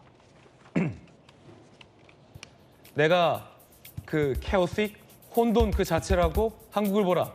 탄핵 중단된다면 대통령 만나게 될 수도 있다. 라는 취지의 인터뷰를 했다. 측근들에게 얘기했다라는 보도가 나왔는데요. 정치 변호사님, 뭐 어떤 의미입니까? 글쎄요, 저는 뭐 큰 의미가 있나 하는 생각이 들고요. 만약에 탄핵이 중단이 된다라고 하면 그러면 윤석열 대통령이 다시 대통령직으로 복귀한다는 그런 의미 아니겠습니까? 그렇게 되면은 한미 정상회담을 하겠다 이런 정도 의미라고 생각을 하는데 그 이야기는 뒤집어서 이야기하면 만약에 윤석열 대통령이 탄핵 절차가 계속 된다라고 하면 그러면 조금 지켜보겠다 이런 정도 의미가 아닌가 그런 생각이 들고요. 참 안타깝다라고 하는 생각이 드는 게 전 세계적인 스트롱맨 트럼프가 이제 미국 대통령 1월 20일 오늘 아니겠습니까? 예. 이렇게 되고 있는데 많은 국가들이 트럼프하고 어떻게 앞으로 4년 동안 관계를 맺을 것인가 고민하고 있는 가운데 우리나라만 지금 이루고 있는 것이 아닌가 그런 생각이 들어서 참 안타깝다는 생각이 듭니다. 자, 트럼프 대통령 YMCA 본인의 시그니처 곡에 맞춰서 본인의 시그니처 댄스를 또 선보이기도 있는데요. 정식 취임식을 하루 앞둔 전날 이 워싱턴에서 이른바 이 승리를 기념하는 빅토리 세레모니를 가진 겁니다. 저기에서 이제 YMCA 노래에 맞춰서 본인의 어떤 특징적인 춤을 추는 모습까지 선보이고 있습니다. 자, 트럼프 대통령은 이 레이건처럼 실내 취임식을 갖게 됩니다. 보통 미국 대통령 당선인들의 관례는 이제 야외 취임식을 갖습니다. 원래는 야외 취임식이었고 우리나라 많은 인사들도 야외 취임식 참석차 미국을 방미 중인데요. 미국이 워낙 지금 한파가 찾아와서 장소를 변경해서 국회의사당 실내에서 600명만을 입장한 채 조촐한 취임식을 치르겠다라는 소식도 들어와 있습니다. 트럼프 당선인 임기 첫날은 독재를 하겠다고 공언해왔죠. 백악관에 입성하자마자 100여 개의 행정명령에 서명하겠다고 예고했는데 이로는 불법 이민자 추방이 유력합니다. 뉴욕에서 조아라 특파원입니다. 도널드 트럼프 미 대통령 당선인이 취임 전날 재집권 자축 집회에서 불법 이민자 추방을 가장 공격적이고 광범위하게 할 것을 예고했습니다. The border security measures I will outline in my inaugural address tomorrow will be the most aggressive, sweeping effort to restore our borders. 미국 현지에서는 이미 취임 첫날부터 범죄 경력 유무와 상관없이 대대적인 단속이 시작될 것이라는 우려도 나옵니다. 뉴욕시가 난민 보호소로 개조해 사용하고 있는 루즈벨트 호텔 앞입니다. 이처럼 피난처 도시로 불리는 뉴욕은 시카고에 이어 불법 이민자 추방 정책의 표적이 될 것으로 전망됩니다. 뉴욕 시민단체들은 벌써부터 반대 집회를 열고 이민자 보호 방안을 공유하고 있습니다. 트럼프는 비공개 만찬에서 취임 후 곧 100개 가까운 행정명령에 서명하겠다고 밝혔는데 중국에 60% 관세를 부과하겠다고 밝혀온 만큼 고율 관세 정책도 첫 행정명령의 후보로 거론됩니다. 트럼프는 또 취임하자마자 중국의 동영상 플랫폼 틱톡 매각 시한을 늘리겠다고도 밝혔습니다. And as of today, TikTok is back. 조 바이든 정부가 미국의 사업권을 넘기지 않으면 서비스를 할 수 없게 하는 틱톡 금지법을 발효했는데 트럼프가 기간을 연장한 겁니다. 틱톡 측은 중단했던 서비스를 재개하며 공직을 해 트럼프를 당선인이 아닌 대통령으로 표기하기도 했습니다. 뉴욕에서 채널A 뉴스 조아라입니다. 트럼프 2기의 시작을 알리는 미국 대통령 취임 이제 7시간 남았습니다. 40년 만에 실내에서 열리는 취임식엔 750명만 참석할 수 있는 걸로 전해졌는데요. 취임 전 축하 집회에서 트럼프 당선인 더 강한 미국을 선언했습니다. 워싱턴에서 최주현 특파원이 전해드립니다.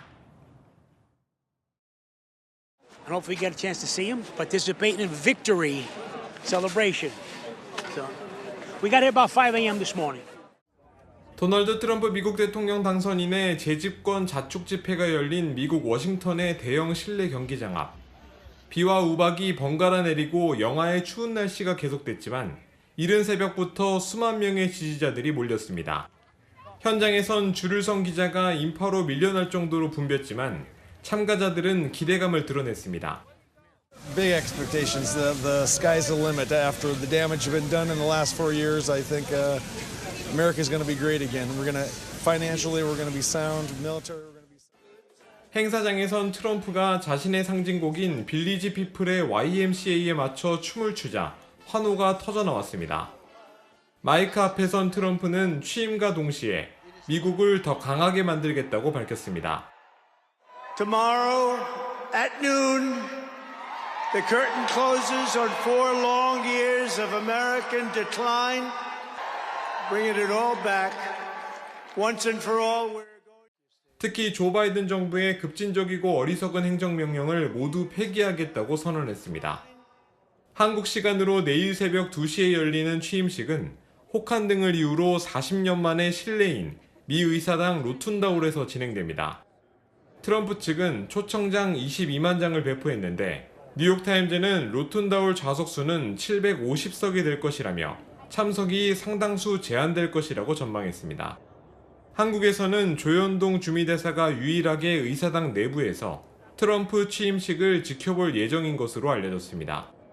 취임식은 간소화됐지만 대통령 경호는 역대 가장 엄중합니다. 도심에서 약 48km에 달하는 경호용 펜스가 설치됐고 경찰과 주 방위군 등 약 3만 2천여 명이 경호에 동원됐습니다. 워싱턴에서 채널A 뉴스 최주현입니다. 변호사님, 그런데 이제 이 당선인 대통령 취임식 하면 국회의사당 워싱턴 DC에는 국회의사당을 중심으로 쭉 펼쳐지는데 이번에 얼마나 춥길래 실내에서 취임식이 열리는 거예요? 지금 예상하기로는 당일의 이 온도가 북극 한파 때문에 영하 13.3도까지 내려간다라고 하거든요. 그래서 예. 트럼프 대통령이 본인이 나서서 국민을 보호할 의무가 있고 내 취임식에서 누가 아프거나 다치는 걸 원하지 않기 때문에 부득이하게 실외 행사들을 취소하고 실내로 바꾸었다고 합니다. 그런데 그렇게 된다고 하면 취임식 행사가 열리는 이 로툰더홀에는 600명만 들어갈 수 있는데 이게 40년 만에 있는 일이거든요. 예. 언제였냐면 85년도에 레이건 당시 집권 2기 대통령 취임식이 실내에서 열렸는데 같은 장소였는데 600명을 수용한다고 하더라도 그때는 100명이 채 들어가지 않았다는 거예요. 이번에도 정상급 인사들이 600명 안에 들어갈 수 있을 것 같은데 그만큼 주요한 사람들이 들어가기 때문에 경호 문제도 있고 해서 600명을 다 수용할 수 있을까 이런 얘기가 나오고 있고 우리나라에서도 지금 가는 사람들이 있는데 제대로 된 어떤 일정조차 잡지 못하고 있다는 소식입니다. 40년 만에 미국 대통령의 실내 취임식 얘기는 아마 내일 뉴스톱 10에서 자세히 전해드릴 수 있을 것 같습니다.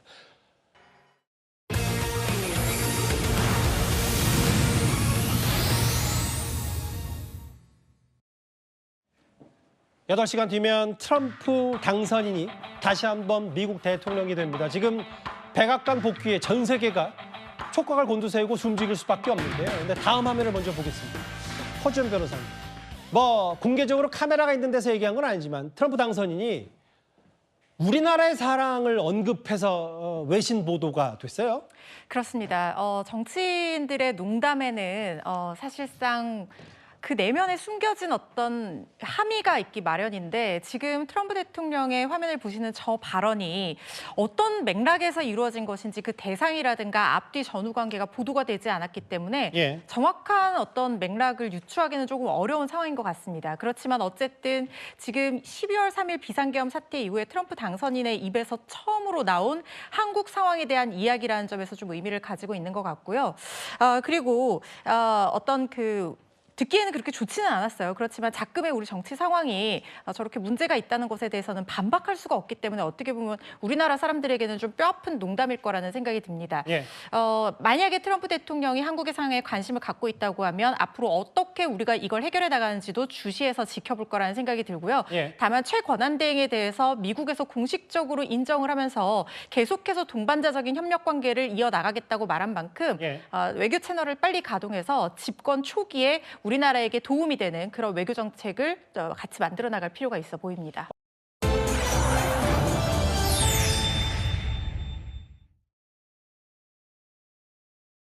삼국 간 긴밀한 협력을 이뤄낸 윤석열 정부의 노력도 미국 각계에 알리도록 하겠습니다. 윤석열 대통령 탄핵 재판 그리고 12.3 계엄 사태에 대한 미국 사회 우려를 불식시키고 대한민국의 헌정 질서의 붕괴를 막고 국가 기능을 정상화시키기 위한 우리 국민들의 성숙한 의지와 노력도 잘 알리도록 하겠습니다.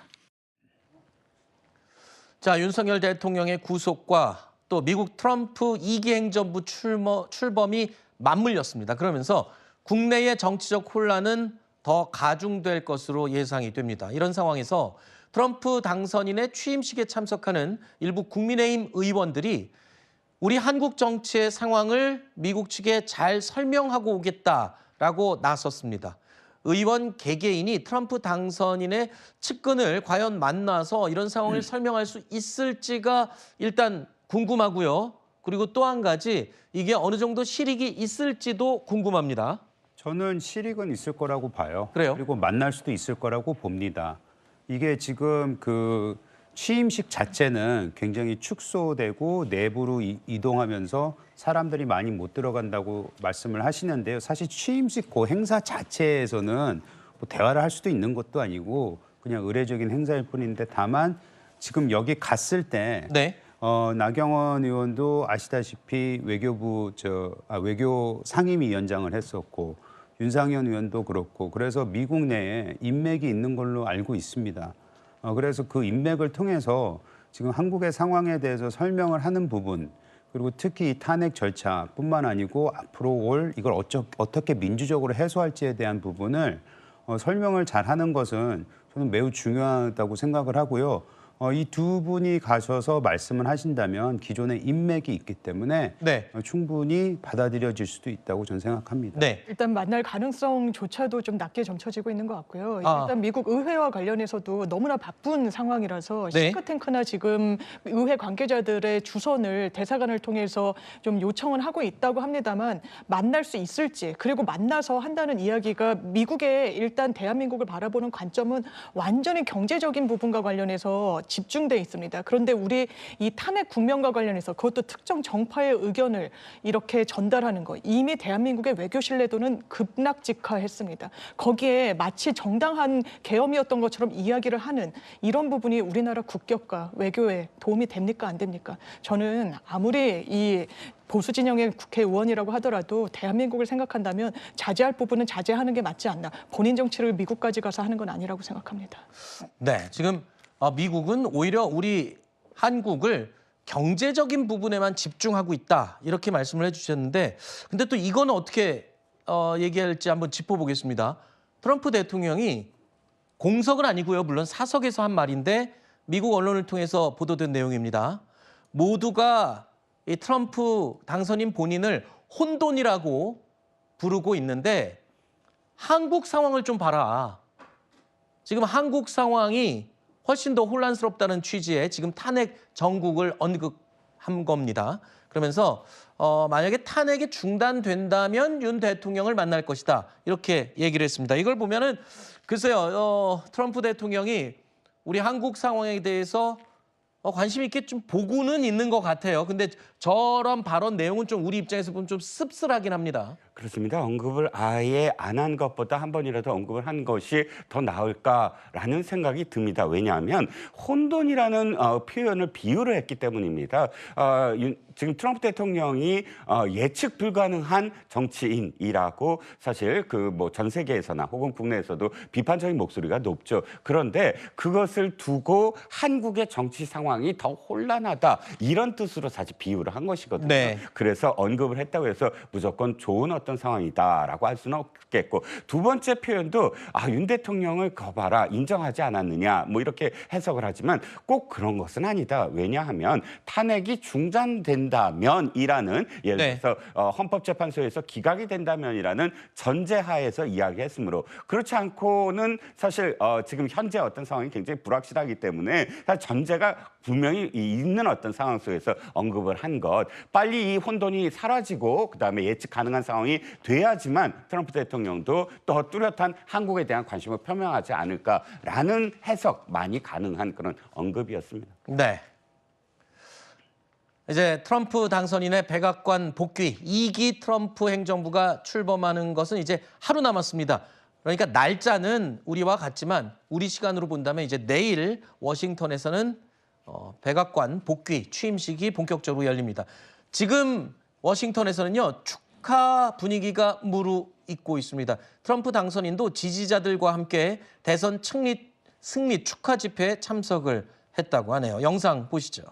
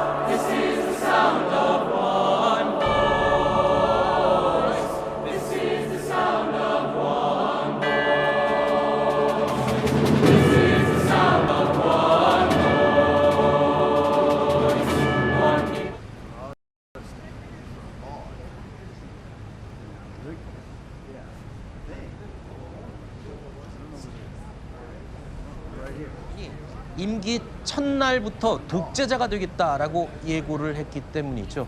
우리나라에도 그리고 나머지 전 세계 동맹 국가들에게도 영향을 미칠 수 있는 여러 가지 강력한 행정 명령들이 줄줄이 나올 것으로 예상이 됩니다. 이른바 트럼프 폭풍이 곧 불어닥치게 된다는 겁니다. We're going to stop the invasion of our borders. We're going to reclaim our wealth.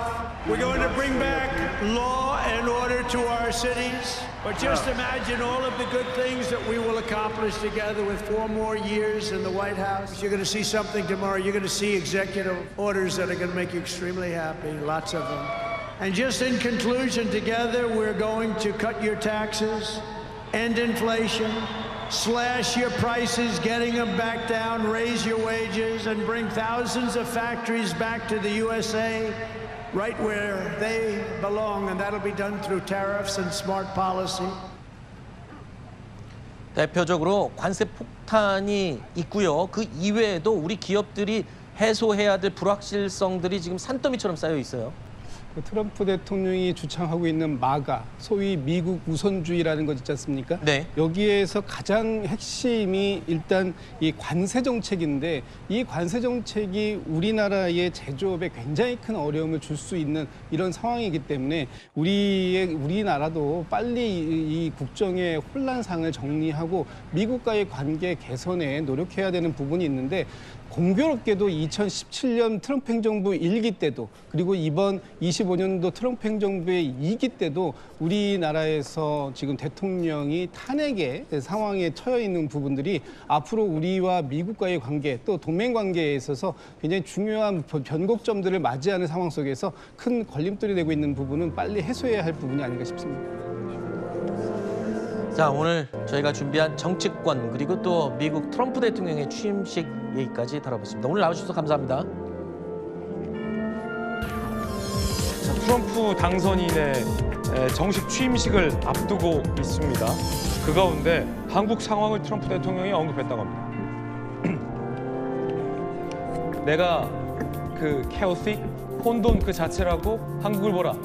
탄핵 중단된다면 대통령 만나게 될 수도 있다라는 취지의 인터뷰를 했다. 측근들에게 얘기했다라는 보도가 나왔는데요. 정치 변호사님, 뭐 어떤 의미입니까? 글쎄요, 저는 뭐 큰 의미가 있나 하는 생각이 들고요. 만약에 탄핵이 중단이 된다라고 하면 그러면 윤석열 대통령이 다시 대통령직으로 복귀한다는 그런 의미 아니겠습니까? 그렇게 되면은 한미 정상회담을 하겠다 이런 정도 의미라고 생각을 하는데, 그 이야기는 뒤집어서 이야기하면 만약에 윤석열 대통령이 탄핵 절차가 계속 된다라고 하면 그러면 조금 지켜보겠다 이런 정도 의미가 아닌가 그런 생각이 들고요. 참 안타깝다라고 하는 생각이 드는 게, 전 세계적인 스트롱맨 트럼프가 이제 미국 대통령 1월 20일 오늘 아니겠습니까? 예. 이렇게 되고 있는데, 많은 국가들이 트럼프하고 어떻게 앞으로 4년 동안 관계를 맺을 것인가 고민하고 있는 가운데 우리나라만 지금 이루고 있는 것이 아닌가 그런 생각이 들어서 참 안타깝다는 생각이 듭니다. 자, 트럼프 대통령 뭐 YMCA 본인의 시그니처 곡에 맞춰서 본인의 시그니처 댄스를 또 선보이기도 있는데요. 정식 취임식을 하루 앞둔 전날 이 워싱턴에서 이른바 이 승리를 기념하는 빅토리 세레모니를 가진 겁니다. 저기에서 이제 YMCA 노래에 맞춰서 본인의 어떤 특징적인 춤을 추는 모습까지 선보이고 있습니다. 자, 트럼프 대통령은 이 레이건처럼 실내 취임식을 갖게 됩니다. 보통 미국 대통령 당선인들의 관례는 이제 야외 취임식을 갖습니다. 원래는 야외 취임식이었고 우리나라 많은 인사들도 야외 취임식 참석자 미국을 방미 중인데요. 미국이 워낙 지금 한파가 찾아와서 장소를 변경해서 국회의사당 실내에서 600명만을 입장한 채 조촐한 취임식을 치르겠다라는 소식도 들어와 있습니다. 트럼프 당선인 임기 첫날은 독재를 하겠다고 공언해 왔죠.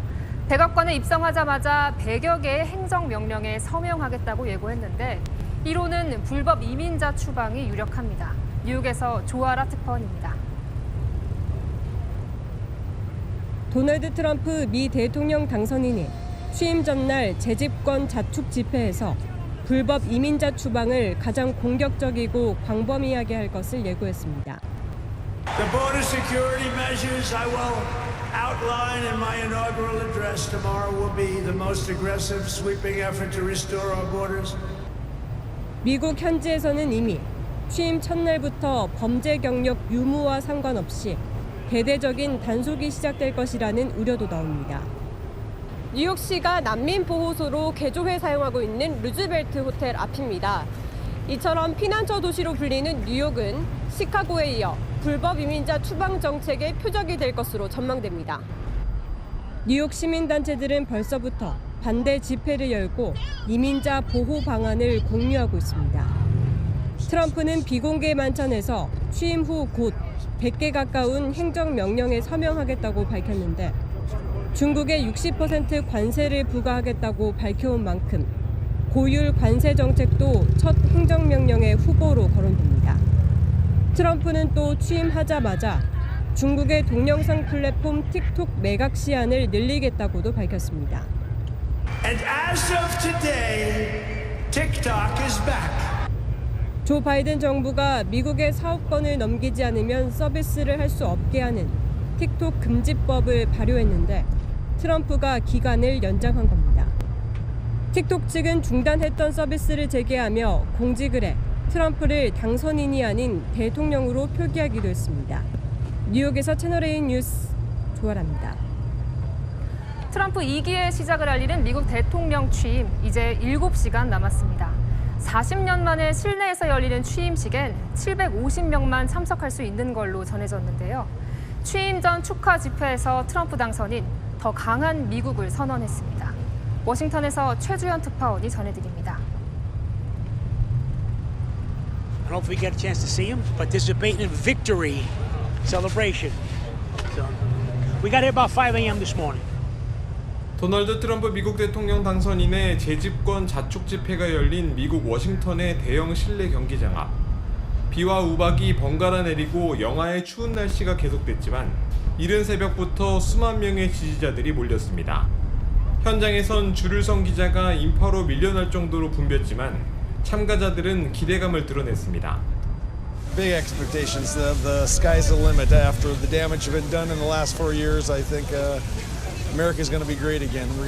Financially, we're going to be sound. Military. 행사장에선 트럼프가 자신의 상징곡인 빌리지 피플의 YMCA에 맞춰 춤을 추자 환호가 터져 나왔습니다. 마이크 앞에선 트럼프는 취임과 동시에 미국을 더 강하게 만들겠다고 밝혔습니다. Tomorrow at noon, the curtain closes on 4 long years of American decline, bringing it all back, once and for all. 특히 조 바이든 정부의 급진적이고 어리석은 행정명령을 모두 폐기하겠다고 선언했습니다. 한국 시간으로 내일 새벽 2시에 열리는 취임식은 혹한 등을 이유로 40년 만에 실내인 미 의사당 로툰다홀에서 진행됩니다. 트럼프 측은 초청장 22만 장을 배포했는데 뉴욕타임즈는 로툰다홀 좌석수는 750석이 될 것이라며 참석이 상당수 제한될 것이라고 전망했습니다. 한국에서는 조현동 주미대사가 유일하게 의사당 내부에서 트럼프 취임식을 지켜볼 예정인 것으로 알려졌습니다. 취임식은 간소화됐지만 대통령 경호는 역대 가장 엄중합니다. 도심에서 약 48km에 달하는 경호용 펜스가 설치됐고 경찰과 주 방위군 등 약 3만 2천여 명이 경호에 동원됐습니다. 워싱턴에서 채널A 뉴스 최주현입니다.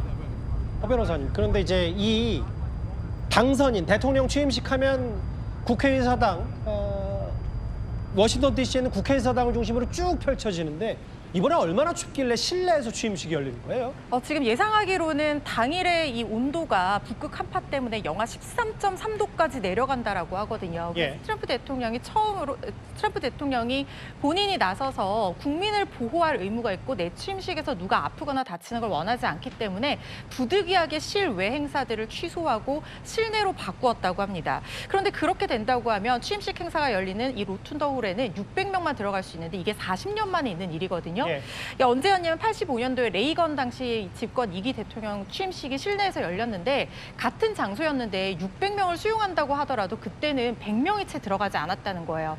이번에도 정상급 인사들이 600명 안에 들어갈 수 있을 것 같은데 그만큼 주요한 사람들이 들어가기 때문에 경호 문제도 있고 해서 600명을 다 수용할 수 있을까 이런 얘기가 나오고 있고 우리나라에서도 지금 가는 사람들이 있는데 제대로 된 어떤 일정조차 잡지 못하고 있다는 소식입니다. 40년 만에 미국 대통령의 실내 취임식 얘기는 아마 내일 뉴스톱 10에서 자세히 전해드릴 수 있을 것 같습니다.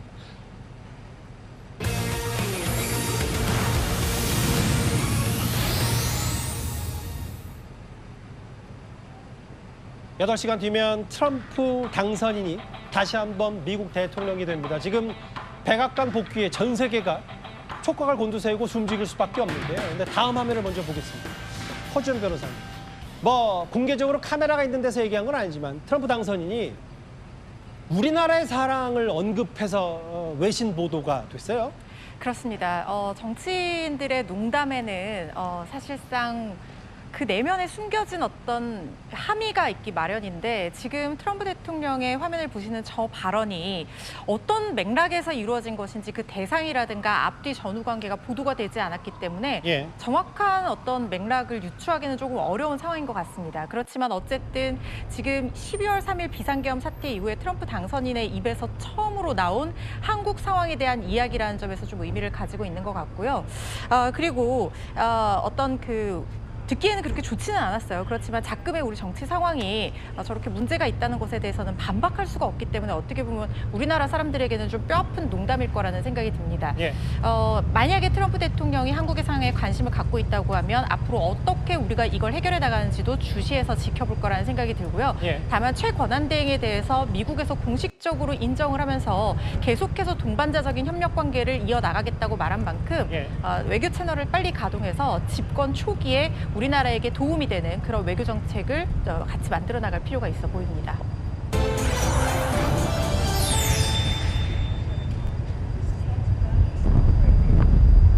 삼국 간 긴밀한 협력을 이뤄낸 윤석열 정부의 노력도 미국 각계에 알리도록 하겠습니다.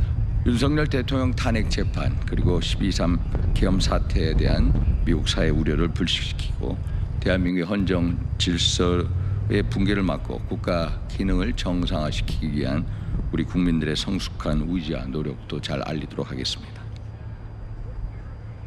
자, 윤석열 대통령의 구속과 또 미국 트럼프 2기 행정부 출범이 맞물렸습니다. 그러면서 국내의 정치적 혼란은 더 가중될 것으로 예상이 됩니다. 이런 상황에서 트럼프 당선인의 취임식에 참석하는 일부 국민의힘 의원들이 우리 한국 정치의 상황을 미국 측에 잘 설명하고 오겠다라고 나섰습니다. 의원 개개인이 트럼프 당선인의 측근을 과연 만나서 이런 상황을 설명할 수 있을지가 일단 궁금하고요. 그리고 또 한 가지 이게 어느 정도 실익이 있을지도 궁금합니다. 저는 실익은 있을 거라고 봐요. 그래요? 그리고 만날 수도 있을 거라고 봅니다. 이게 지금 취임식 자체는 굉장히 축소되고 내부로 이동하면서 사람들이 많이 못 들어간다고 말씀을 하시는데요. 사실 취임식 행사 자체에서는 대화를 할 수도 있는 것도 아니고 그냥 의례적인 행사일 뿐인데 다만 지금 여기 갔을 때 나경원 의원도 아시다시피 외교부 외교 상임위원장을 했었고 윤상현 의원도 그렇고 그래서 미국 내에 인맥이 있는 걸로 알고 있습니다. 그래서 그 인맥을 통해서 지금 한국의 상황에 대해서 설명을 하는 부분 그리고 특히 이 탄핵 절차뿐만 아니고 앞으로 이걸 어떻게 민주적으로 해소할지에 대한 부분을 설명을 잘하는 것은 매우 중요하다고 생각을 하고요. 이 두 분이 가셔서 말씀을 하신다면 기존에 인맥이 있기 때문에 충분히 받아들여질 수도 있다고 저는 생각합니다. 일단 만날 가능성조차도 좀 낮게 점쳐지고 있는 것 같고요. 일단 미국 의회와 관련해서도 너무나 바쁜 상황이라서 싱크탱크나 지금 의회 관계자들의 주선을 대사관을 통해서 좀 요청은 하고 있다고 합니다만 만날 수 있을지 그리고 만나서 한다는 이야기가 미국의 일단 대한민국을 바라보는 관점은 완전히 경제적인 부분과 관련해서 집중돼 있습니다. 그런데 우리 이 탄핵 국면과 관련해서 그것도 특정 정파의 국가의 의견을 이렇게 전달하는 것, 이미 대한민국의 외교 신뢰도는 급락직하했습니다. 거기에 마치 정당한 계엄이었던 것처럼 이야기를 하는 이런 부분이 우리나라 국격과 외교에 도움이 됩니까, 안 됩니까? 저는 아무리 이 보수 진영의 국회의원이라고 하더라도 대한민국을 생각한다면 자제할 부분은 자제하는 게 맞지 않나. 본인 정치를 미국까지 가서 하는 건 아니라고 생각합니다. 네, 지금 미국은 오히려 우리 한국을 경제적인 부분에만 집중하고 있다 이렇게 말씀을 해주셨는데, 근데 또 이건 어떻게 얘기할지 한번 짚어보겠습니다. 트럼프 대통령이 공석은 아니고요, 물론 사석에서 한 말인데 미국 언론을 통해서 보도된 내용입니다. 모두가 이 트럼프 당선인 본인을 혼돈이라고 부르고 있는데 한국 상황을 좀 봐라.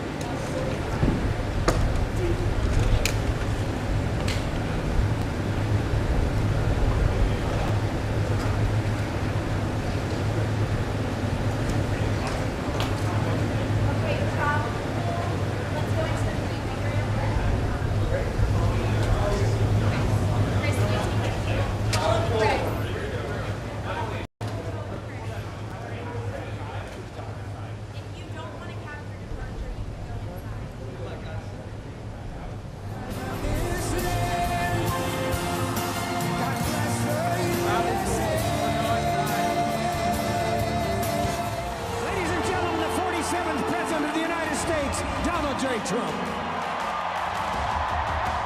We won. We won. Tomorrow at noon, the curtain closes on 4 long years of American decline, and we begin a brand new day of American strength and prosperity, dignity and pride, bringing it all back. And we are going to make America great again. 트럼프 당선인과 미국 국민들은 지금 보신 것처럼 저렇게 축하와 파티 분위기에 젖어 있지만 나머지 전 세계는 지금 긴장하고 있습니다. 왜냐하면 앞서 트럼프 당선인이 임기 첫날부터 독재자가 되겠다라고 예고를 했기 때문이죠. 우리나라에도 그리고 나머지 전 세계 동맹 국가들에게도 영향을 미칠 수 있는 여러 가지 강력한 행정명령들이 줄줄이 나올 것으로 예상이 됩니다. 이른바 트럼프 폭풍이 곧 불어닥치게 된다는 겁니다. We're going to stop the invasion of our borders. We're going to reclaim our wealth. We're going to bring back law and order to our cities. But just imagine all of the good things that we will accomplish together with 4 more years in the White House. You're going to see something tomorrow. You're going to see executive orders that are going to make you extremely happy, lots of them. And just in conclusion, together we're going to cut your taxes, end inflation, slash your prices, getting them back down, raise your wages, and bring thousands of factories back to the USA right where they belong, and that'll be done through tariffs and smart policy. 대표적으로 관세 폭탄이 있고요. 그 이외에도 우리 기업들이 해소해야 될 불확실성들이 지금 산더미처럼 쌓여 있어요. 그 트럼프 대통령이 주창하고 있는 마가, 소위 미국 우선주의라는 것 있지 않습니까? 네. 여기에서 가장 핵심이 일단 이 관세 정책인데, 이 관세 정책이 우리나라의 제조업에 굉장히 큰 어려움을 줄 수 있는 이런 상황이기 때문에 우리나라도 빨리 이 국정의 혼란상을 정리하고 미국과의 관계 개선에 노력해야 되는 부분이 있는데, 공교롭게도 2017년 트럼프 행정부 1기 때도, 그리고 이번 25년도 트럼프 행정부의 2기 때도 우리나라에서 지금 대통령이 탄핵의 상황에 처해 있는 부분들이 앞으로 우리와 미국과의 관계, 또 동맹 관계에 있어서 굉장히 중요한 변곡점들을 맞이하는 상황 속에서 큰 걸림돌이 되고 있는 부분은 빨리 해소해야 할 부분이 아닌가 싶습니다. 자, 오늘 저희가 준비한 정치권 그리고 또 미국 트럼프 대통령의 취임식 얘기까지 다뤄봤습니다. 오늘 나와주셔서 감사합니다. 자, 트럼프 당선인의 정식 취임식을 앞두고 있습니다. 그 가운데 한국 상황을 트럼프 대통령이 언급했다고 합니다. 내가 그 chaotic, 혼돈 그 자체라고 한국을 보라. 탄핵 중단된다면 대통령 만나게 될 수도 있다. 라는 취지의 인터뷰를 했다. 측근들에게 얘기했다라는 보도가 나왔는데요. 정치 변호사님, 뭐 어떤 의미입니까? 글쎄요, 저는 뭐 큰 의미가 있나 하는 생각이 들고요. 만약에 탄핵이 중단이 된다라고 하면 그러면 윤석열 대통령이 다시 대통령직으로 복귀한다는 그런 의미 아니겠습니까? 그렇게 되면은 한미 정상회담을 하겠다 이런 정도 의미라고 생각을 하는데, 그 이야기는 뒤집어서 이야기하면 만약에 윤석열 대통령이 탄핵 절차가 계속 된다라고 하면 그러면 조금 지켜보겠다 이런 정도 의미가 아닌가 그런 생각이 들고요. 참 안타깝다라고 하는 생각이 드는 게, 전 세계적인 스트롱맨 트럼프가 이제 미국 대통령 1월 20일 오늘 아니겠습니까? 예. 이렇게 되고 있는데, 많은 국가들이 트럼프하고 어떻게 앞으로 4년 동안 관계를 맺을 것인가 고민하고 있는 가운데 우리나라만 지금 이루고 있는 것이 아닌가 그런 생각이 들어서 참 안타깝다는 생각이 듭니다. 자, 트럼프 대통령 뭐 YMCA 본인의 시그니처 곡에 맞춰서 본인의 시그니처 댄스를 또 선보이기도 있는데요. 정식 취임식을 하루 앞둔 전날 이 워싱턴에서 이른바 이 승리를 기념하는 빅토리 세레모니를 가진 겁니다. 저기에서 이제 YMCA 노래에 맞춰서 본인의 어떤 특징적인 춤을 추는 모습까지 선보이고 있습니다. 자, 트럼프 대통령은 이 레이건처럼 실내 취임식을 갖게 됩니다. 보통 미국 대통령 당선인들의 관례는 이제 야외 취임식을 갖습니다. 원래는 야외 취임식이었고 우리나라 많은 인사들도 야외 취임식 참석차 미국을 방미 중인데요. 미국이 워낙 지금 한파가 찾아와서 장소를 변경해서 국회의사당 실내에서 600명만을 입장한 채 조촐한 취임식을 치르겠다라는 소식도 들어와 있습니다. 트럼프 당선인 임기 첫날은 독재를 하겠다고 공언해왔죠. 백악관에 입성하자마자 100여 개의 행정명령에 서명하겠다고 예고했는데, 이로는 불법 이민자 추방이 유력합니다. 뉴욕에서 조아라 특파원입니다. 도널드 트럼프 미 대통령 당선인이 취임 전날 재집권 자축 집회에서 불법 이민자 추방을 가장 공격적이고 광범위하게 할 것을 예고했습니다. The border security measures I will outline in my inaugural address tomorrow will be the most aggressive, sweeping effort to restore our borders. 미국 현지에서는 이미 취임 첫날부터 범죄 경력 유무와 상관없이 대대적인 단속이 시작될 것이라는 우려도 나옵니다. 뉴욕시가 난민 보호소로 개조해 사용하고 있는 루즈벨트 호텔 앞입니다. 이처럼 피난처 도시로 불리는 뉴욕은 시카고에 이어 불법 이민자 추방 정책의 표적이 될 것으로 전망됩니다. 뉴욕 시민단체들은 벌써부터 반대 집회를 열고 이민자 보호 방안을 공유하고 있습니다. 트럼프는 비공개 만찬에서 취임 후 곧 100개 가까운 행정명령에 서명하겠다고 밝혔는데, 중국에 60% 관세를 부과하겠다고 밝혀온 만큼 고율 관세 정책도 첫 행정명령의 후보로 거론됩니다. 트럼프는 또 취임하자마자 중국의 동영상 플랫폼 틱톡 매각 시한을 늘리겠다고도 밝혔습니다. And as of today, TikTok is back. 조 바이든 정부가 미국의 사업권을 넘기지 않으면 서비스를 할 수 없게 하는 틱톡 금지법을 발효했는데 트럼프가 기간을 연장한 겁니다. 틱톡 측은 중단했던 서비스를 재개하며 공직을 해 트럼프를 당선인이 아닌 대통령으로 표기하기도 했습니다. 뉴욕에서 채널A 뉴스 조아라입니다. 트럼프 2기의 시작을 알리는 미국 대통령 취임 이제 7시간 남았습니다. 40년 만에 실내에서 열리는 취임식엔 750명만 참석할 수 있는 걸로 전해졌는데요. 취임 전 축하 집회에서 트럼프 당선인 더 강한 미국을 선언했습니다. 워싱턴에서 최주연 특파원이 전해드립니다. I don't know if we get a chance to see him, participating in victory celebration. So we got here about 5 a.m. this morning. 도널드 트럼프 미국 대통령 당선인의 재집권 자축 집회가 열린 미국 워싱턴의 대형 실내 경기장 앞. 비와 우박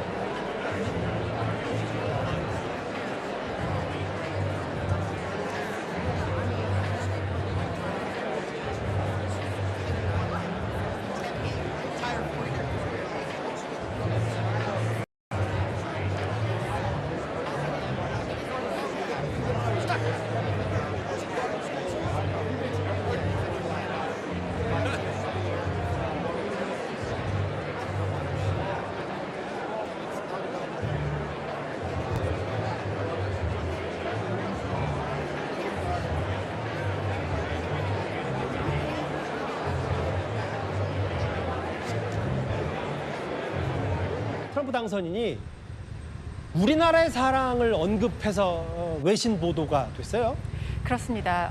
정치인들의 농담에는 사실상 그 내면에 숨겨진 어떤 함의가 있기 마련인데 지금 트럼프 대통령의 화면을 보시는 저 발언이 어떤 맥락에서 이루어진 것인지 그 대상이라든가 앞뒤 전후 관계가 보도가 되지 않았기 때문에 정확한 어떤 맥락을 유추하기는 조금 어려운 상황인 것 같습니다. 그렇지만 어쨌든 지금 12월 3일 비상계엄 사태 이후에 트럼프 당선인의 입에서 처음으로 나온 한국 상황에 대한 이야기라는 점에서 좀 의미를 가지고 있는 것 같고요.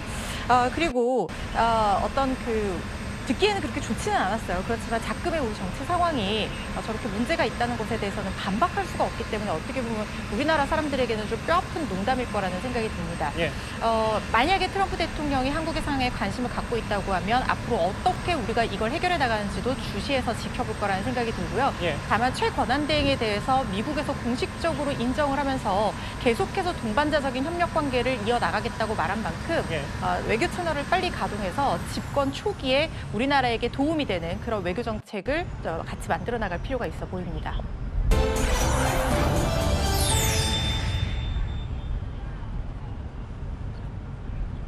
삼국 간 긴밀한 협력을 이뤄낸 윤석열 정부의 노력도 미국 각계에 알리도록 하겠습니다. 윤석열 대통령 탄핵 재판 그리고 12.3 계엄 사태에 대한 미국 사회 우려를 불식시키고 대한민국의 헌정 질서의 붕괴를 막고 국가 기능을 정상화시키기 위한 우리 국민들의 성숙한 의지와 노력도 잘 알리도록 하겠습니다. 자, 윤석열 대통령의 구속과 또 미국 트럼프 2기 행정부 출범이 맞물렸습니다. 그러면서 국내의 정치적 혼란은 더 가중될 것으로 예상이 됩니다. 이런 상황에서 트럼프 당선인의 취임식에 참석하는 일부 국민의힘 의원들이 우리 한국 정치의 상황을 미국 측에 잘 설명하고 오겠다라고 나섰습니다. 의원 개개인이 트럼프 당선인의 측근을 과연 만나서 이런 상황을 설명할 수 있을지가 일단 궁금하고요. 그리고 또 한 가지 이게 어느 정도 실익이 있을지도 궁금합니다. 저는 실익은 있을 거라고 봐요. 그래요? 그리고 만날 수도 있을 거라고 봅니다. 이게 지금 취임식 자체는 굉장히 축소되고 내부로 이동하면서 사람들이 많이 못 들어간다고 말씀을 하시는데요. 사실 취임식 행사 자체에서는 대화를 할 수도 있는 것도 아니고 그냥 의례적인 행사일 뿐인데 다만 지금 여기 갔을 때 나경원 의원도 아시다시피 외교 상임위원장을 했었고 윤상현 의원도 그렇고 그래서 미국 내에 인맥이 있는 것도 알고 있습니다.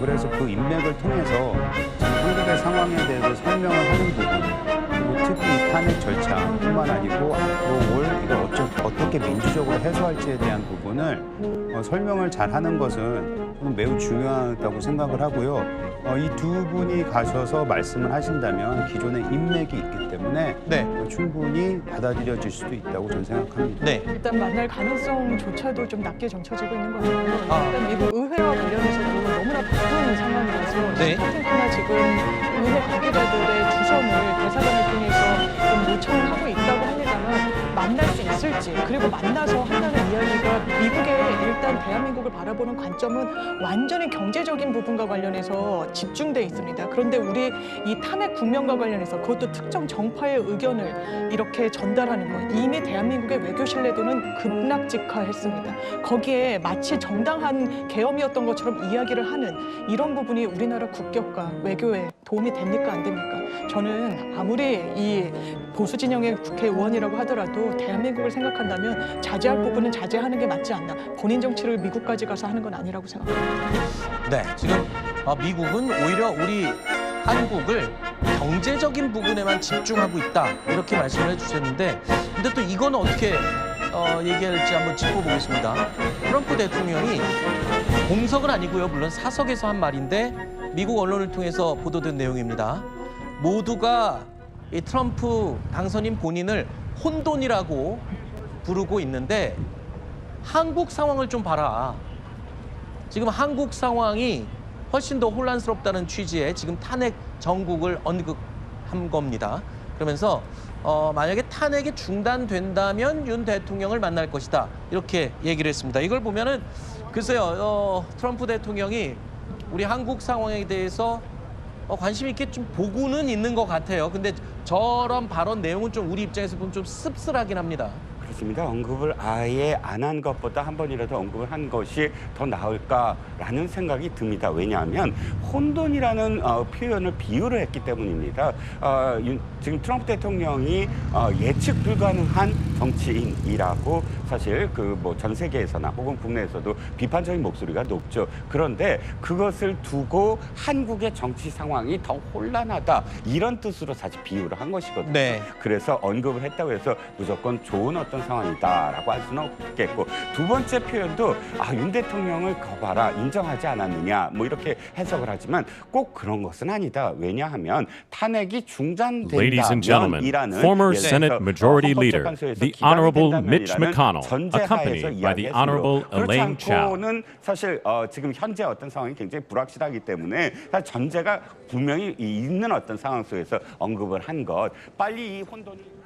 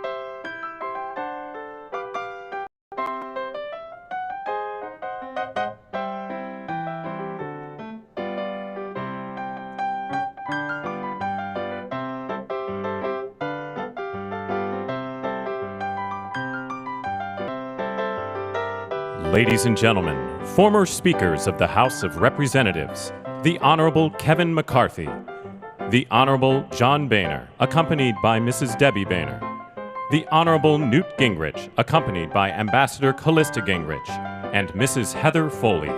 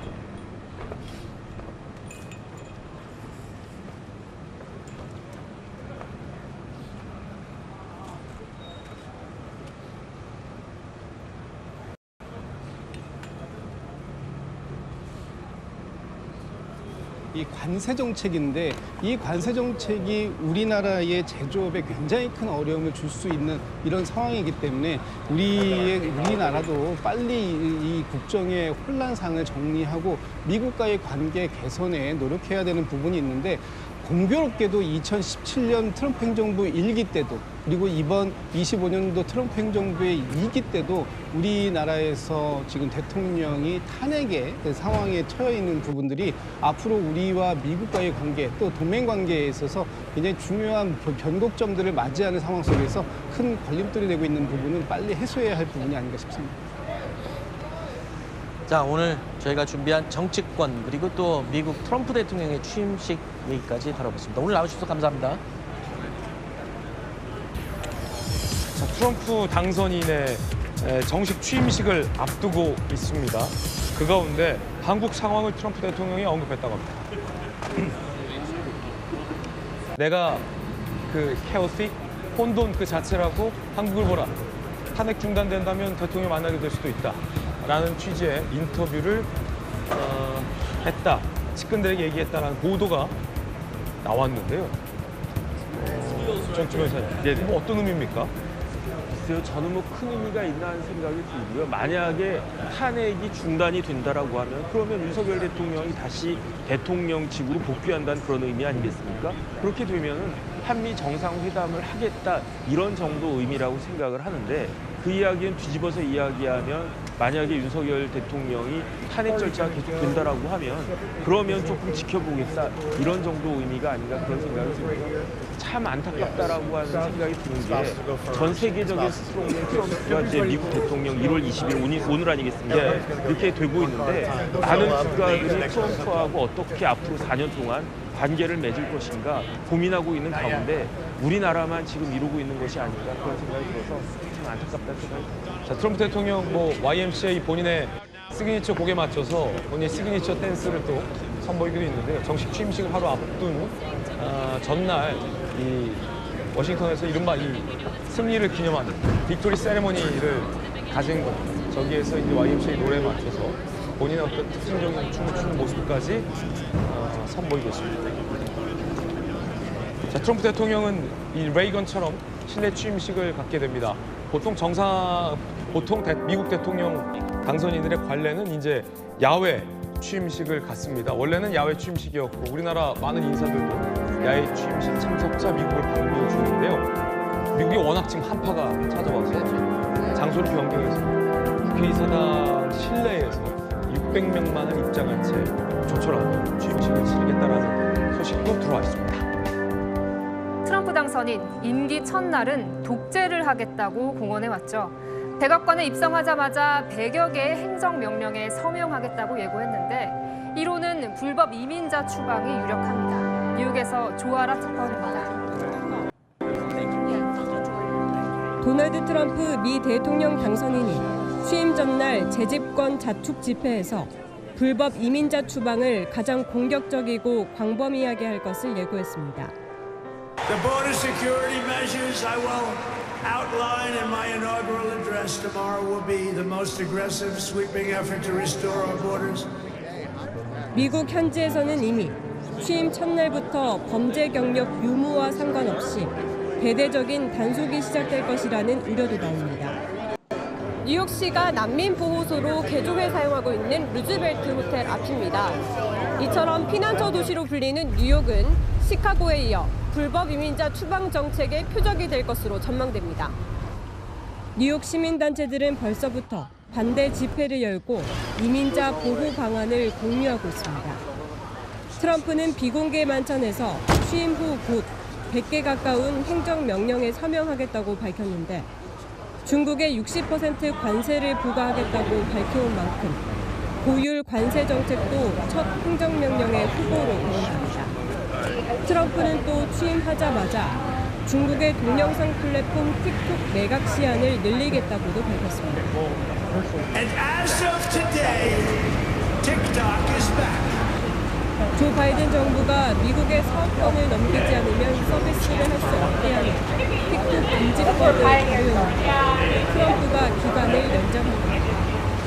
틱톡 측은 중단했던 서비스를 재개하며 공직을 해 트럼프를 당선인이 아닌 대통령으로 표기하기로 했습니다. 뉴욕에서 채널A 뉴스 조아입니다. 트럼프 2기의 시작을 알리는 미국 대통령 취임 이제 7시간 남았습니다. 40년 만에 실내에서 열리는 취임식엔 750명만 참석할 수 있는 걸로 전해졌는데요. 취임 전 축하 집회에서 트럼프 당선인 더 강한 미국을 선언했습니다. 워싱턴에서 최주현 특파원이 전해드립니다. I don't know if we get a chance to see him, participate in victory celebration. We got here about 5 a.m. this morning.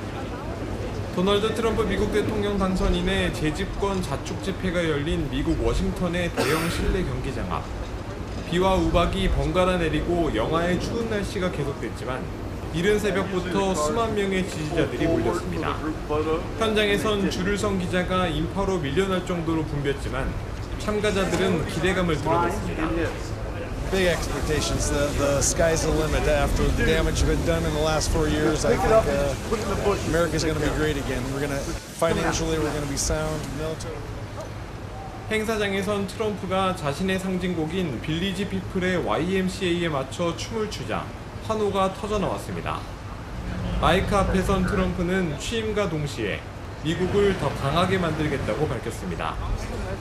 Tomorrow at noon, the curtain closes on 4 long years of American decline, bringing it all back once and for all.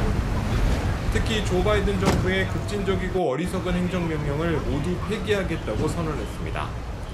한국 시간으로 내일 새벽 2시에 열리는 취임식은 폭한 등을 이유로 40년 만에 실내인 미 의사당 로툰다홀에서 진행됩니다. 트럼프 측은 초청장 22만 장을 배포했는데 뉴욕타임즈는 로툰다홀 좌석수는 750석이 될 것이라며 참석이 상당수 제한될 것이라고 전망했습니다. 한국에서는 조현동 주미대사가 유일하게 의사당 내부에서 트럼프 취임식을 지켜볼 예정인 것으로 알려졌습니다. 취임식은 간소화됐지만 대통령 경호는 역대 가장 엄중합니다. 도심에서 약 48km에 달하는 경호용 펜스가 설치됐고 경찰과 주 방위군 등 약 3만 2천여 명이 경호에 동원됐습니다. 워싱턴에서 채널A 뉴스 최주현입니다. 하 변호사님, 그런데 이제 이 당선인 대통령 취임식 하면 국회의사당 워싱턴 DC에는 국회의사당을 중심으로 쭉 펼쳐지는데 이번에 얼마나 춥길래 실내에서 취임식이 열리는데요? 지금 예상하기로는 당일에 이 온도가 북극 한파 때문에 영하 13.3도까지 내려간다라고 하거든요. 예. 트럼프 대통령이 본인이 나서서 국민을 보호할 의무가 있고 내 취임식에서 누가 아프거나 다치는 걸 원하지 않기 때문에 부득이하게 실외 행사들을 취소하고 실내로 바꾸었다고 합니다. 그런데 그렇게 된다고 하면 취임식 행사가 열리는 이 로툰더홀에는 600명만 들어갈 수 있는데 이게 40년 만에 있는 일이거든요. 예. 언제였냐면 85년도에 레이건 당시 집권 2기 대통령 취임식이 실내에서 열렸는데 같은 장소였는데 600명을 수용한다고 하더라도 그때는 100명이 채 들어가지 않았다는 거예요. 이번에도 정상급 인사들이 600명 안에 들어갈 수 있을 것 같은데 그만큼 주요한 사람들이 들어가기 때문에 경호 문제도 있고 해서 600명을 다 수용할 수 있을까 이런 얘기가 나오고 있고 우리나라에서도 지금 가는 사람들이 있는데 제대로 된 어떤 일정조차 잡지 못하고 있다는 소식입니다. 40년 만에 미국 대통령의 실내 취임식 얘기는 아마 내일 뉴스탑10에서 자세히 전해드릴 수 있을 것 같습니다.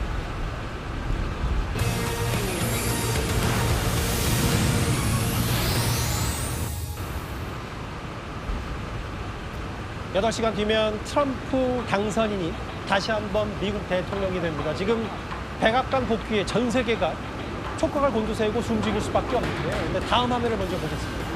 허준 변호사. 공개적으로 카메라가 있는 데서 얘기한 건 아니지만 트럼프 당선인이 우리나라의 사랑을 언급해서 외신 보도가 됐어요.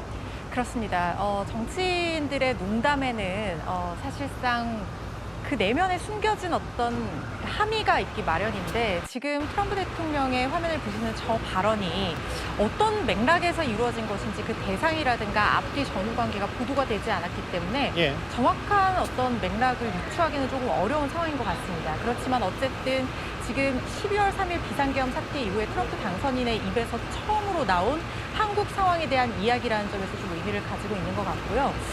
그리고 어떤 듣기에는 그렇게 좋지는 않았어요. 그렇지만 자금의 우리 정치 상황이 저렇게 문제가 있다는 것에 대해서는 반박할 수가 없기 때문에 어떻게 보면 우리나라 사람들에게는 좀 뼈아픈 농담일 거라는 생각이 듭니다. 만약에 트럼프 대통령이 한국의 상황에 관심을 갖고 있다고 하면 앞으로 어떻게 우리가 이걸 해결해 나가는지도 주시해서 지켜볼 거라는 생각이 들고요. 다만 최권한대행에 대해서 미국에서 공식적으로 인정을 하면서 계속해서 동반자적인 협력 관계를 이어나가겠다고 말한 만큼 외교 채널을 빨리 가동해서 집권 초기에 우리나라에게 도움이 되는 그런 외교 정책을 같이 만들어 나갈 필요가 있어 보입니다.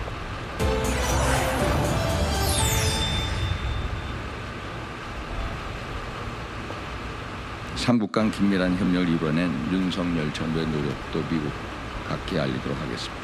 윤석열 대통령 탄핵 재판 그리고 12.3 계엄 사태에 대한 미국 사회 우려를 불식시키고 대한민국의 헌정 질서의 붕괴를 막고 국가 기능을 정상화시키기 위한 우리 국민들의 성숙한 의지와 노력도 잘 알리도록 하겠습니다. 자, 윤석열 대통령의 구속과 또 미국 트럼프 2기 행정부 출범이 맞물렸습니다. 그러면서 국내의 정치적 혼란은 더 가중될 것으로 예상이 됩니다. 이런 상황에서 트럼프 당선인의 취임식에 참석하는 일부 국민의힘 의원들이 우리 한국 정치의 상황을 미국 측에 잘 설명하고 오겠다라고 나섰습니다. 의원 개개인이 트럼프 당선인의 측근을 과연 만나서 이런 상황을 설명할 수 있을지가 일단 궁금하고요. 그리고 또 한 가지, 이게 어느 정도 실익이 있을지도 궁금합니다. 저는 실익은 있을 거라고 봐요. 그래요? 그리고 만날 수도 있을 거라고 봅니다. 이게 지금 그 취임식 자체는 굉장히 축소되고 내부로 이동하면서 사람들이 많이 못 들어간다고 말씀을 하시는데요. 사실 취임식 그 행사 자체에서는 대화를 할 수도 있는 것도 아니고 그냥 의례적인 행사일 뿐인데, 다만 지금 여기 갔을 때 나경원 의원도 아시다시피 외교부 외교 상임위원장을 했어요. 이상현 의원도 그래서 미국 내에 인맥이 있는 걸로 알고 있습니다. 그래서 그 인맥을 통해서 지금 한국의 상황에 대해서 설명을 하는 부분, 그리고 특히 탄핵 절차뿐만 아니고 앞으로 이걸 어떻게 민주적으로 해소할지에 대한 부분을 설명을 잘 하는 것은 매우 중요하다고 생각합니다.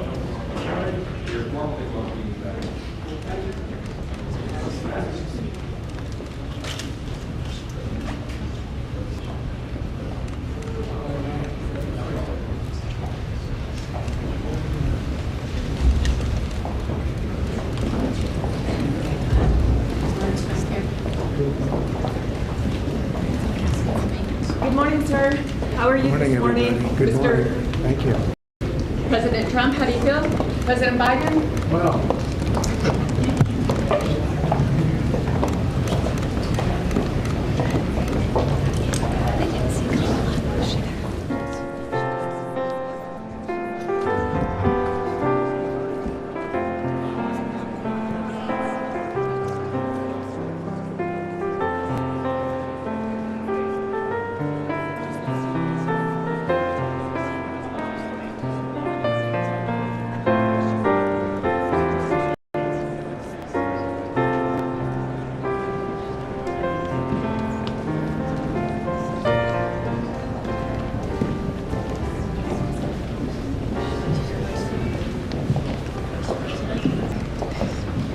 Good morning, Mr. Vice Morning, guys. President. How do you feel? Any comments, sir?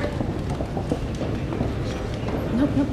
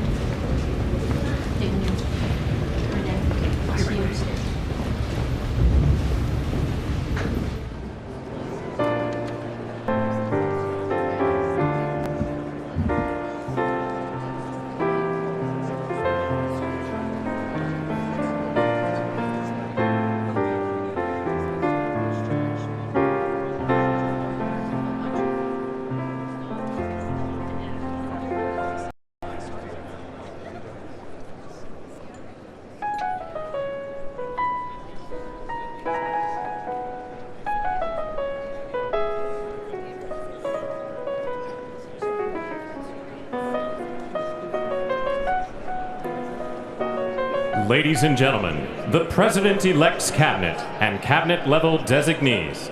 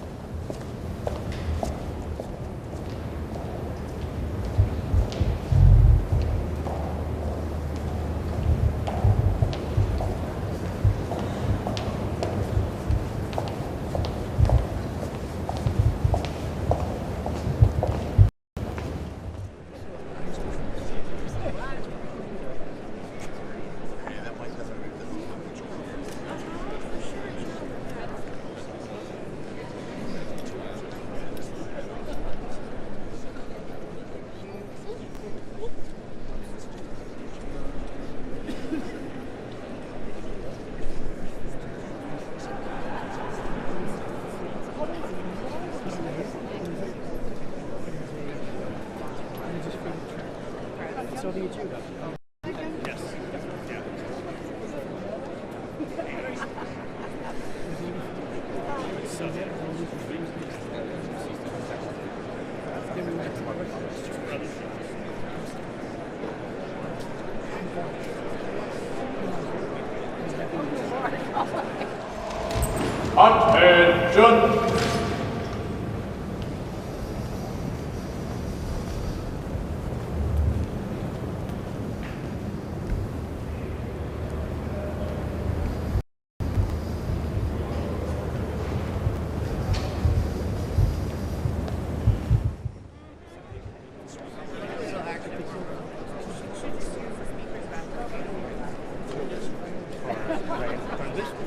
Just trying to catch her eye.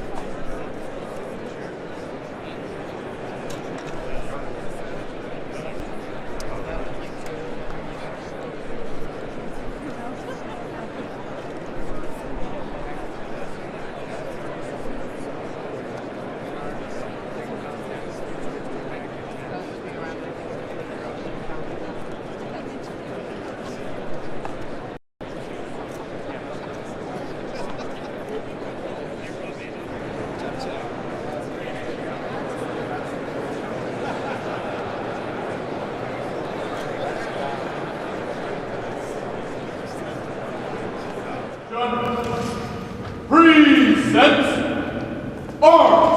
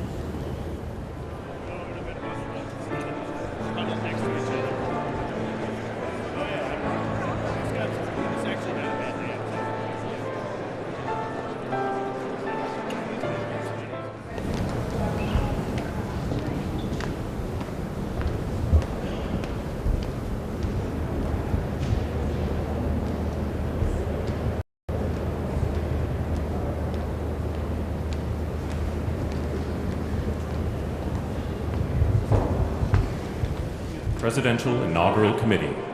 Committee Co-Chair, Mr. Steve Witt.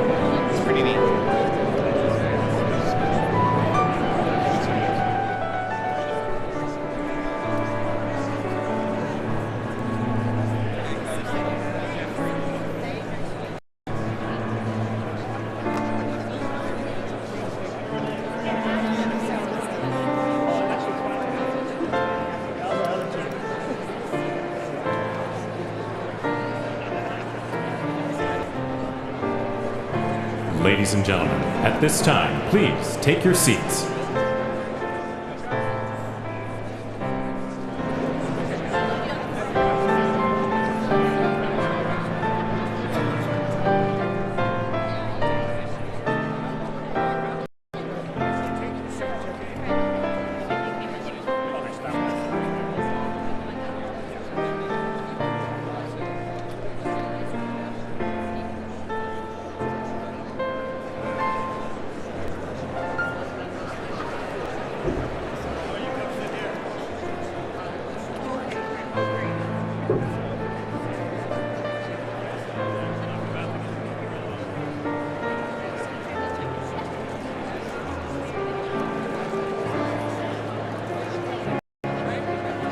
Ladies and gentlemen, at this time, please be seated.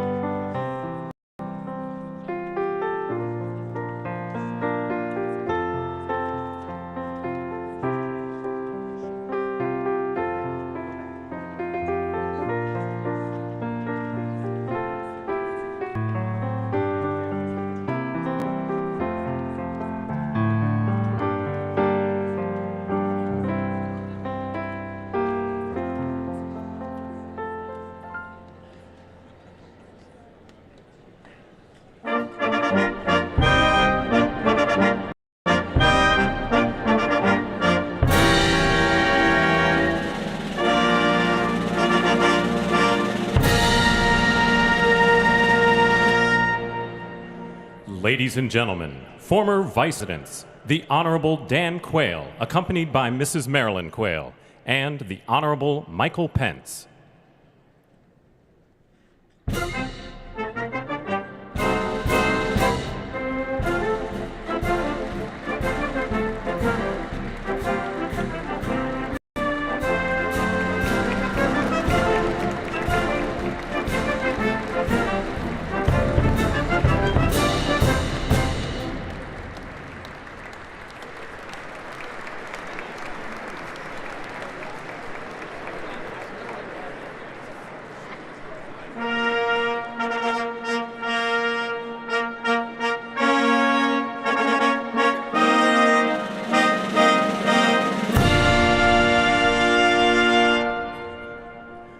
Ladies and gentlemen, the 42nd President of the United States, the Honorable William J. Clinton, accompanied by the Honorable Hillary Rodham Clinton.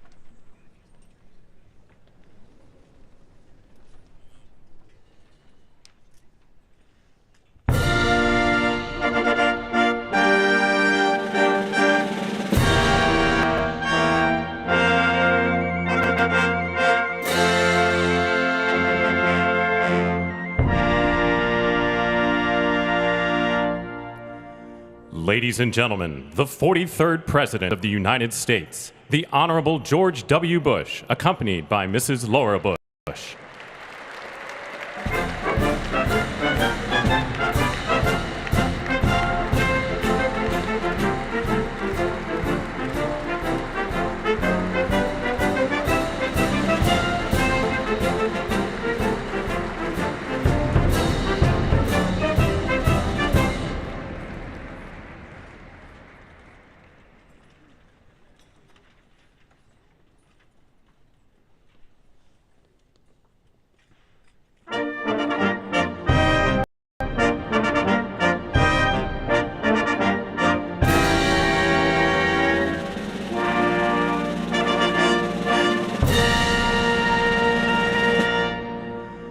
Ladies and gentlemen, the 40th President of the United States, the Honorable Barack H. Obama.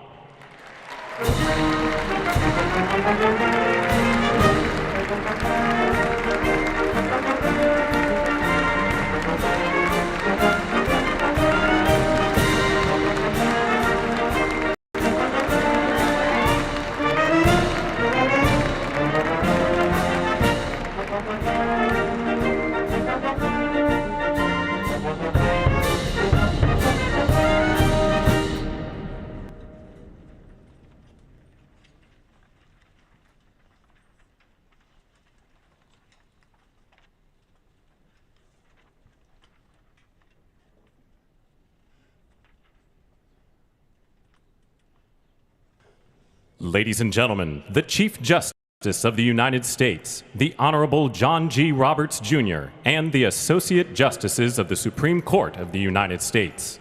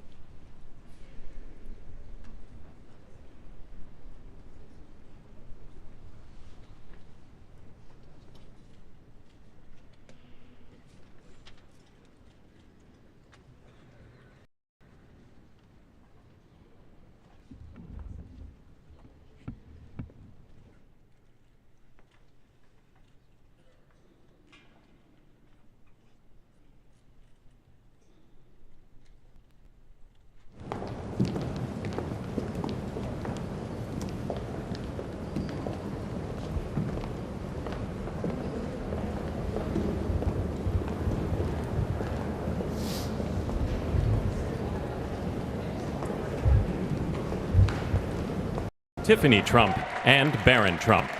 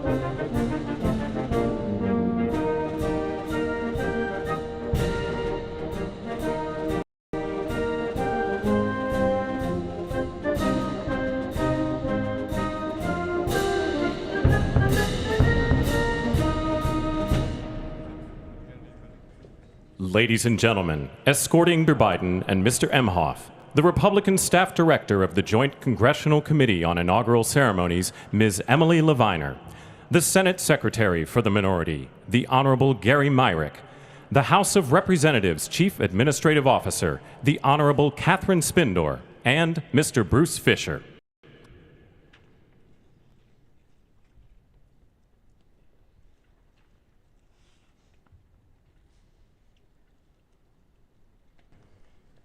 Ladies and gentlemen, Dr. Jill Biden and Mr. Douglas Hoff.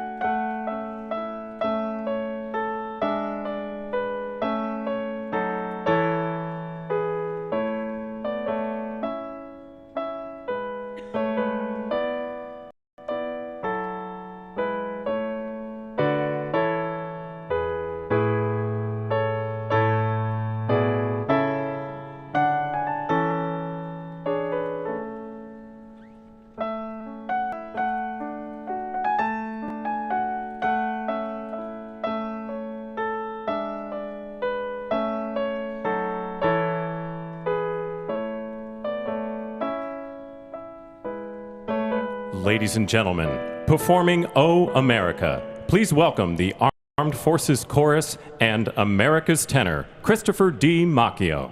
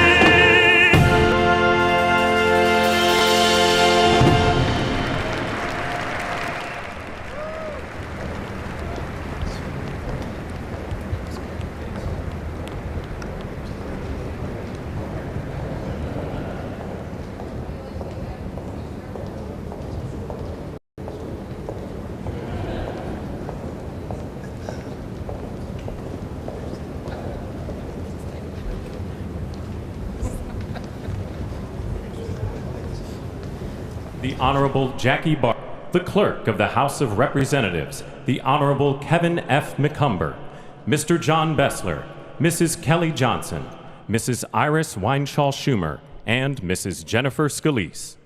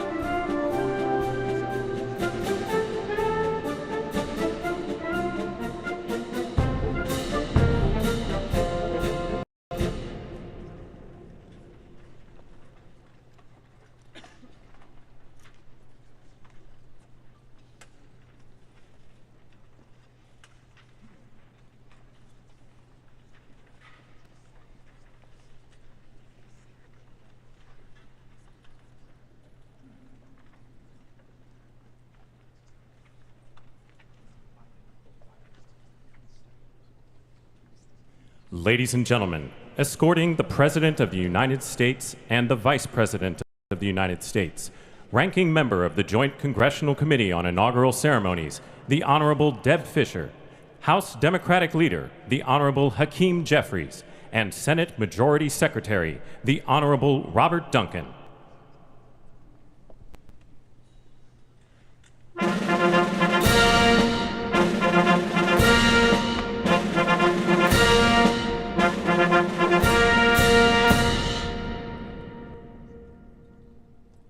Ladies and gentlemen, the President of the United States, the Honorable Joseph R. Biden Jr., and Vice President of the United States, the Honorable Kamala Devi Harris.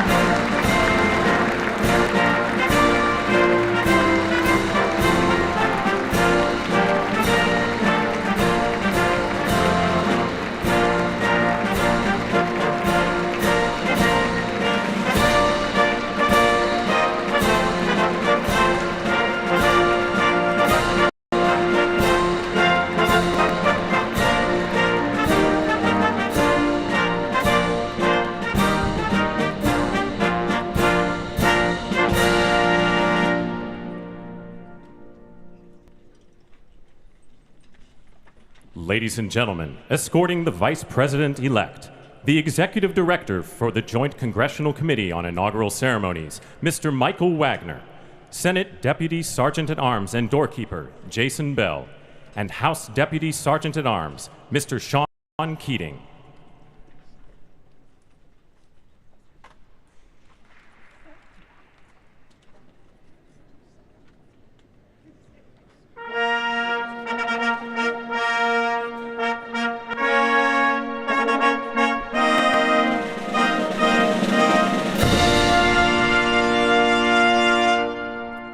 Ladies and gentlemen, the Vice President-elect of the United States, the Honorable J.D. Vance.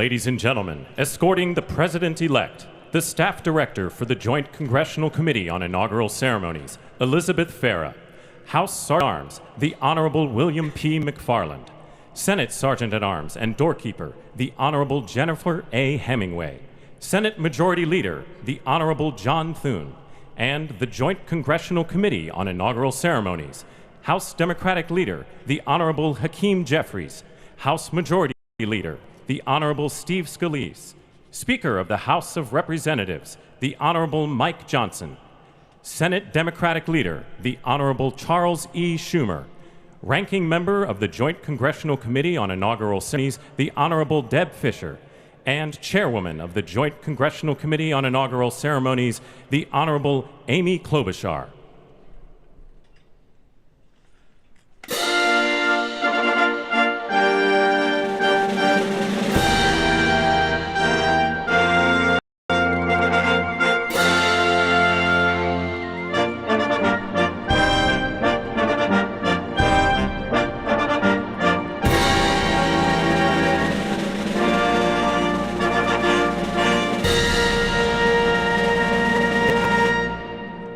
Ladies and gentlemen, the President-elect of the United States, the Honorable Donald John Trump.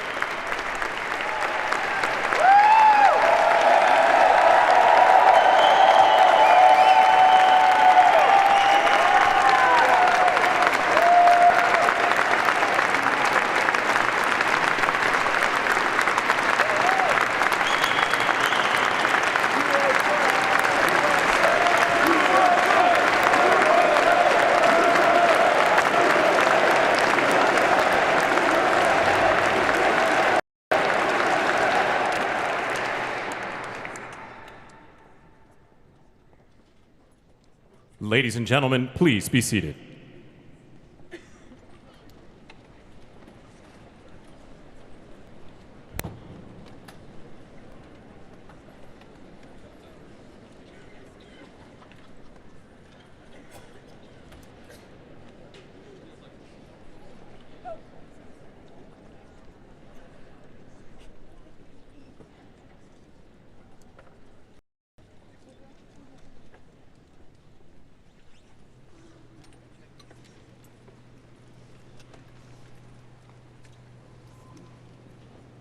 Please welcome the chairwoman of the Joint Congressional Committee on Ceremonies, the Honorable Amy Klobuchar.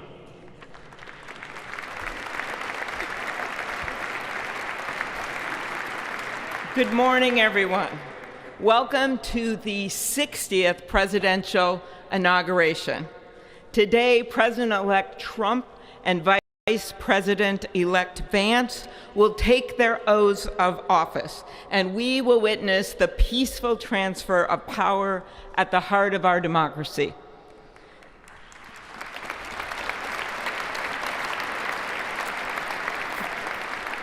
For the past year, I've chaired the Inaugural Ceremony Committee, which includes the leadership of Congress from both parties. We thank the committee and Capitol staff and law enforcement who worked so hard over the last year, and especially the last 3 days. You've done a beautiful job, and you have shown grace under pressure.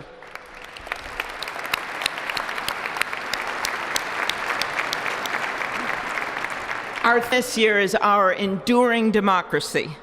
The presence of so many presidents and vice presidents here today is truly a testament to that endurance. We welcome President Biden and Dr. Biden. We welcome Vice President Harris and Doug Emhoff, President Obama, President Clinton and Secretary Clinton, President Bush and Laura Bush, Vice President Pence, Vice President Quayle and Marilyn Quayle. The justices of the United States Supreme Court are with us, all 9 of them, I counted, and of course, the Trump and Vance families. This ceremony marks what will soon be 250 years of our democracy. It is the moment when leaders, elevated by the will of the people, promise to be faithful to our Constitution, to cherish and defend it. It is the moment when they become, as we all should be, the guardians of our country. Through war and peace, through adversity and prosperity, we hold this inauguration every 4 years, and today it falls on Martin Luther King Day, a further reminder that we must strive to uphold the values enshrined in our Constitution, the freedoms, the liberties, and, as is inscribed on the entrance of the United States Supreme Court, equal justice under law.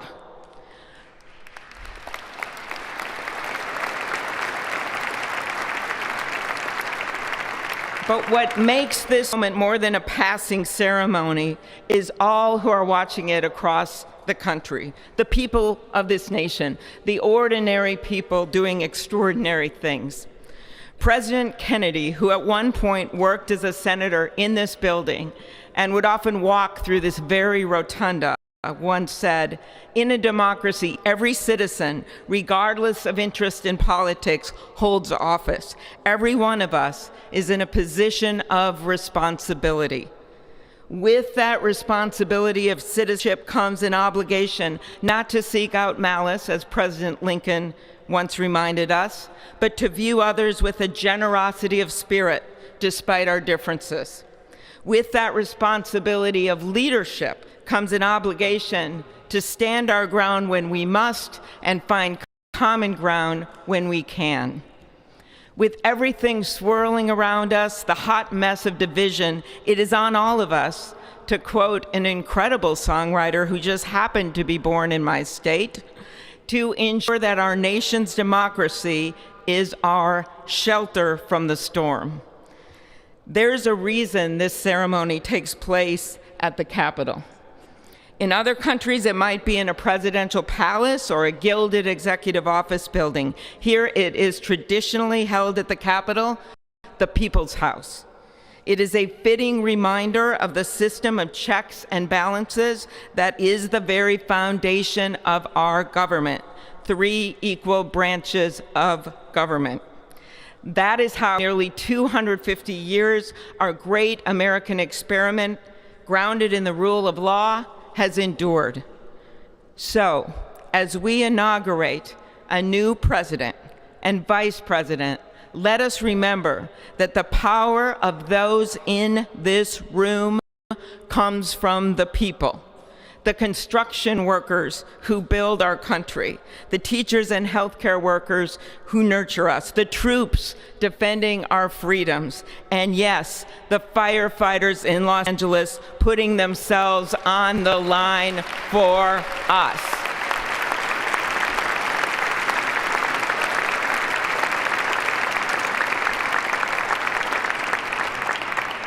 Our democracy's strength and grit must match theirs. May God bless our nation. Thank you.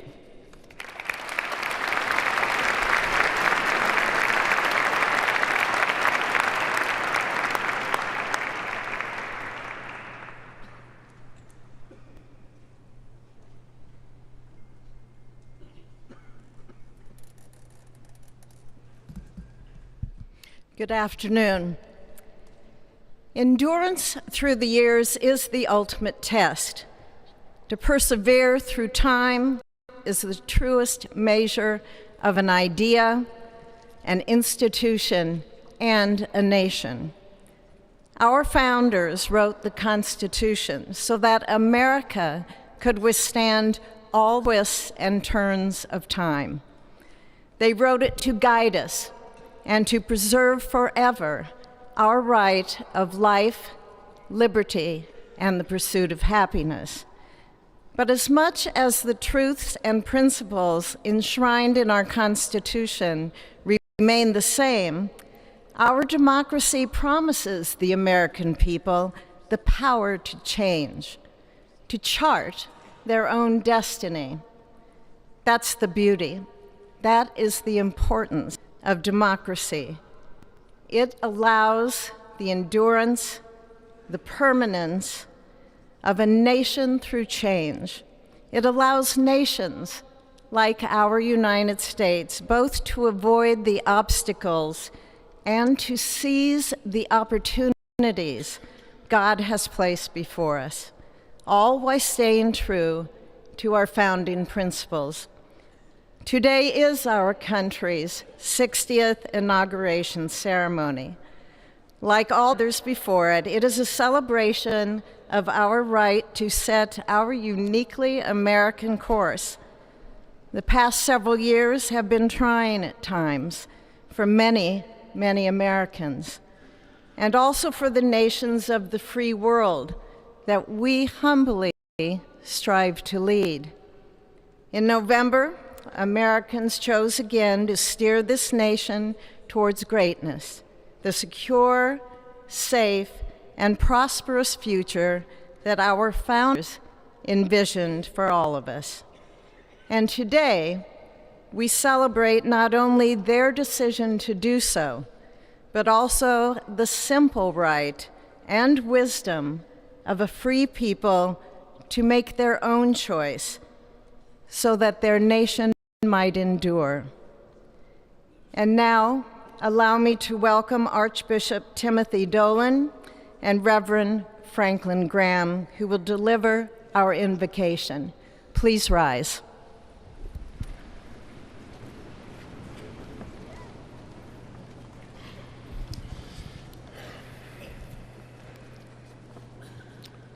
Be still and know that I am God, supreme among the nations, supreme on the earth. Let us pray. Remembering General George Washington on his knees at Valley Forge, recalling Abraham Lincoln at his second inaugural, with malice toward none, with care for all, with firmness in the right as God gives us to see the right. Remembering General George Patton's instructions to his soldiers as they began the Battle of the Bulge 8 decades ago. Pray. Pray when fighting. Pray alone. Pray with others. Pray by night. Pray by day. Observing the birthday of the Reverend Martin Luther King, who warned, without God, our efforts turn to ashes.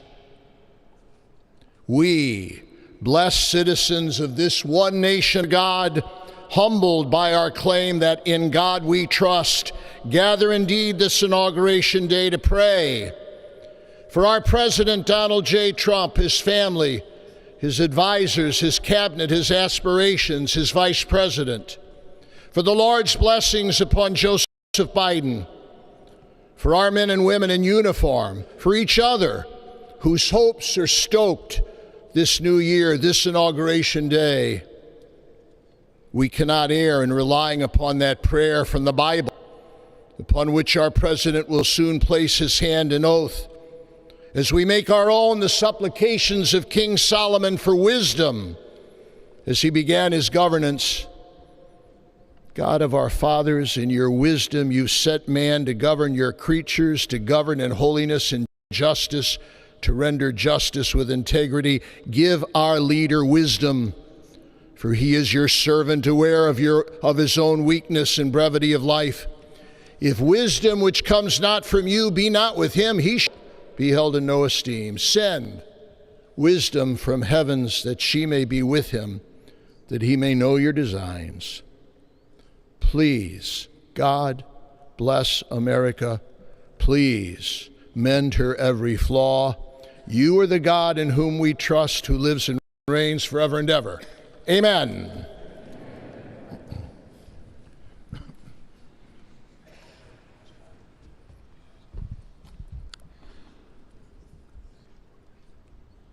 Mr. President, the last 4 years, there are times I'm sure you thought it was pretty dark. But look what God has done. We praise him and give him glory.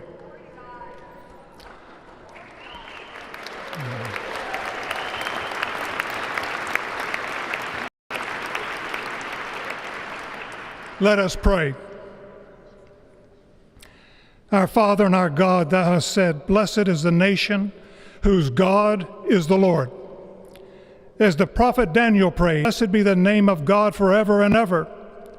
For wisdom and might are his. He changes the times and the seasons. He removes kings. He raises up kings. He gives wisdom to the wise and knowledge to those who have understanding. Our Father, today, as President Donald J. Trump takes the oath of office once again, we come to say thank you, O Lord our God. Father, when Donald Trump's enemies thought he was down and out, you alone saved his life and raised him up with strength and power by your mighty hand. We pray for President Trump that you'll watch over, protect, guide, direct him, Give him your wisdom from your throne on high. We ask that you would bless him and that our nation would be blessed through him. We also ask that you would bless and protect Melania as First Lady. We thank you for the beauty, the warmth, and grace that she shows not only to this nation, but to the whole world.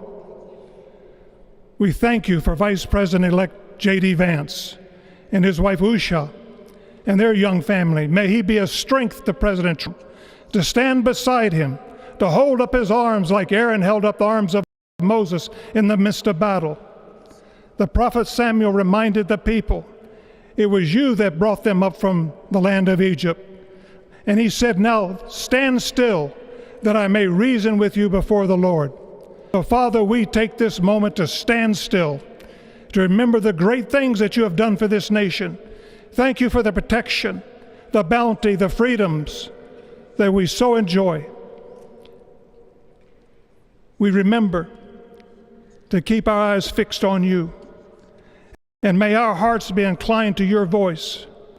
We know that America can never be great again if we turn our backs on you. We ask for your help, and we pray all of this in the name of the King of Kings, the Lord of Lords, Son, my Savior, and our Redeemer, Jesus Christ. Amen. Ladies and gentlemen, please welcome Associate Justice Kavanaugh to administer the Vice Presidential Oath of Office.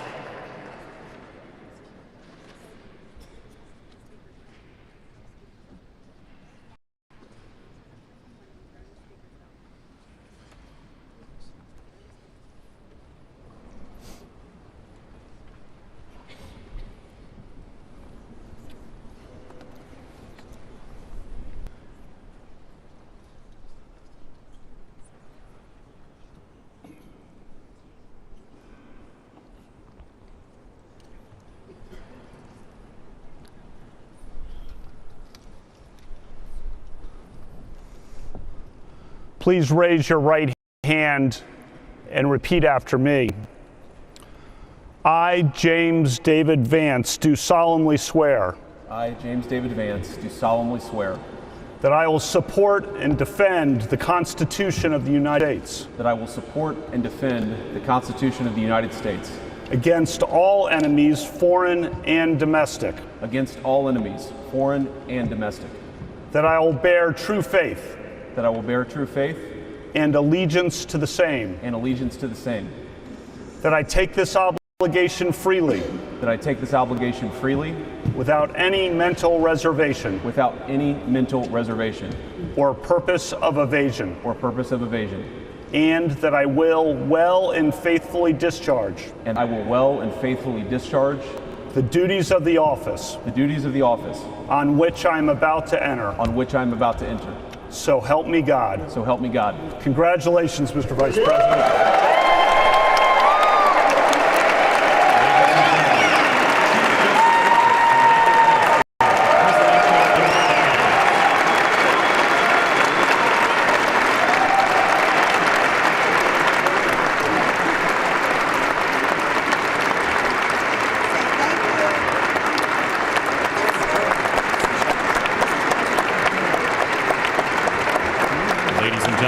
Please welcome Chief Justice Roberts to administer the Presidential Oath of Office.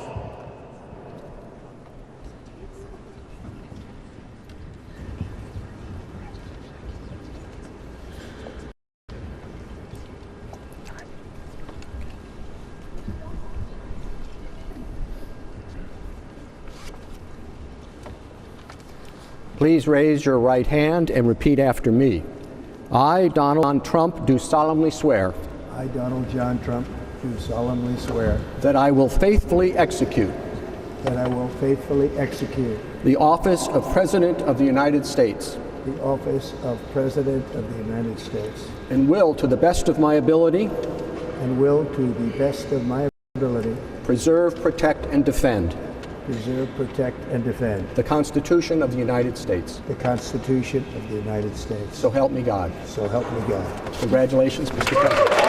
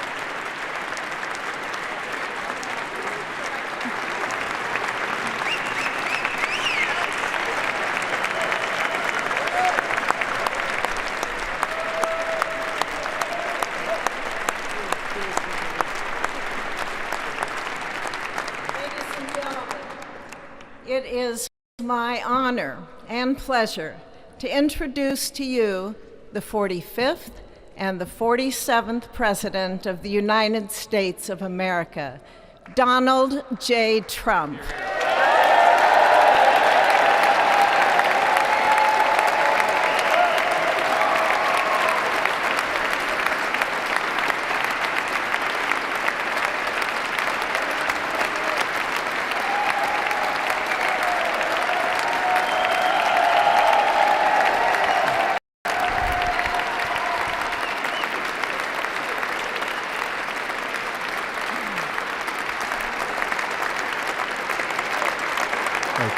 Thank you very much, everybody. Well, very, very much.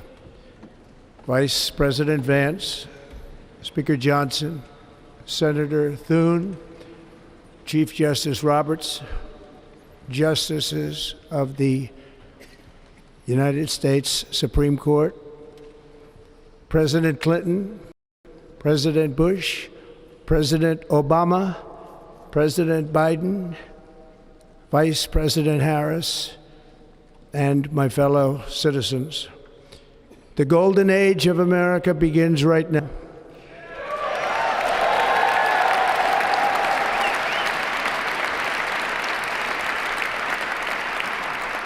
From this day forward, our country will flourish and be respected again all over the world. We will be the envy of every nation, and we will not allow ourselves to be taken advantage of any longer. During every single day of the Trump administration, I will very simply put America first.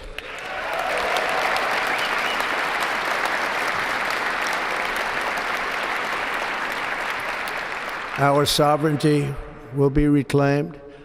Our safety will be restored. The scales of justice will be rebalanced.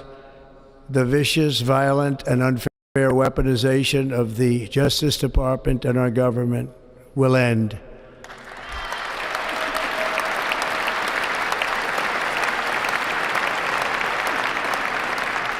And our top priority will be to create a nation that is proud, prosperous, and free.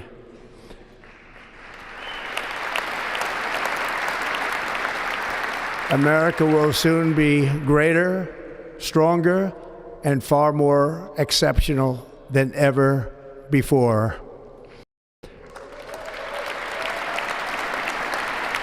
I return to the presidency confident and optimistic that we are at the start of a thrilling new era of national success.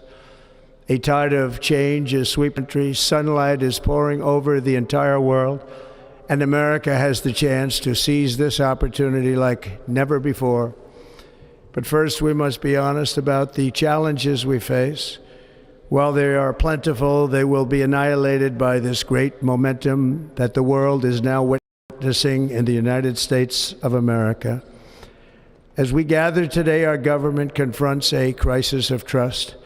For many years, a radical and corrupt establishment has extracted power and wealth from our citizens. The pillars of our society lay broken and seemingly in complete disrepair. We now have a government that cannot manage even a simple crisis at home, while at the same time stumbling into a continuing catalog of catastrophic events abroad.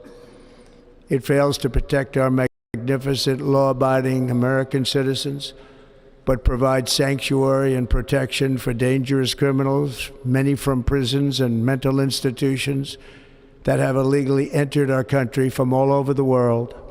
We have a government that has given unlimited funding to the defense of foreign borders, but refuses to defend American borders or, more importantly, its own people. Our country can no longer deliver basic services in times of emergency, as recently shown by the wonderful people of North Carolina, been treated so badly.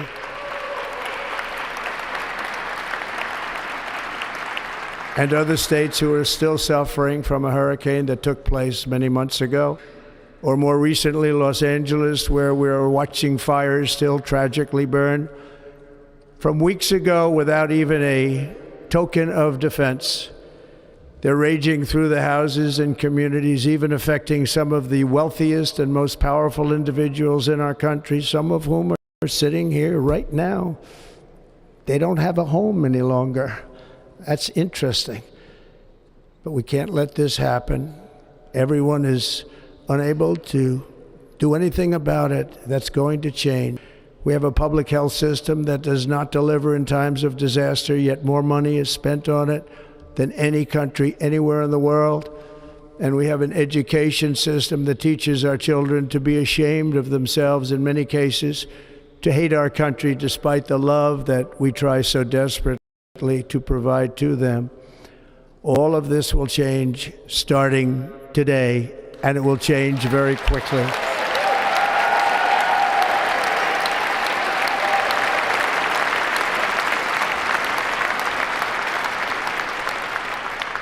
My recent election is a mandate to completely and totally reverse a horrible betrayal and all of these many betrayals that have taken place, and to give the people back their faith, their wealth, their democracy, and indeed their freedom.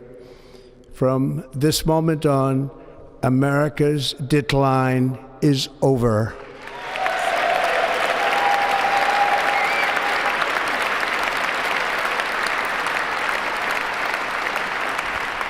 Our liberties and our nation's glorious destiny will no longer be denied, and we will immediately restore the integrity, competency, and loyalty of America's government.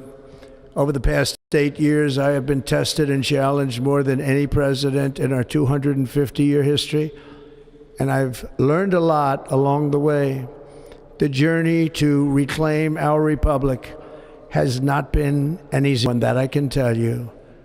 Those who wish to stop our cause have tried to take my freedom and indeed to take my life. Just a few months ago in a beautiful Pennsylvania field, an assassin's bullet ripped through my ear. But I felt then, and believe even more so now, that my life was saved for a reason. I was saved by God to make America great again.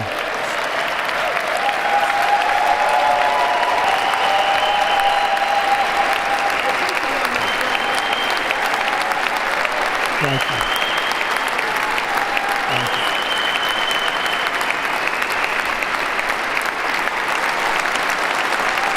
Thank you very much.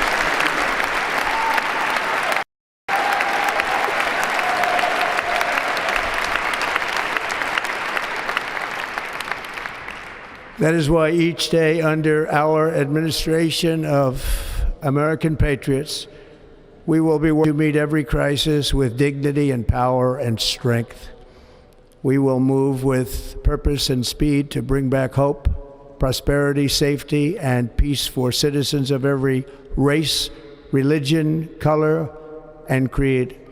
For American citizens, January 20th, 2025 is Liberation Day.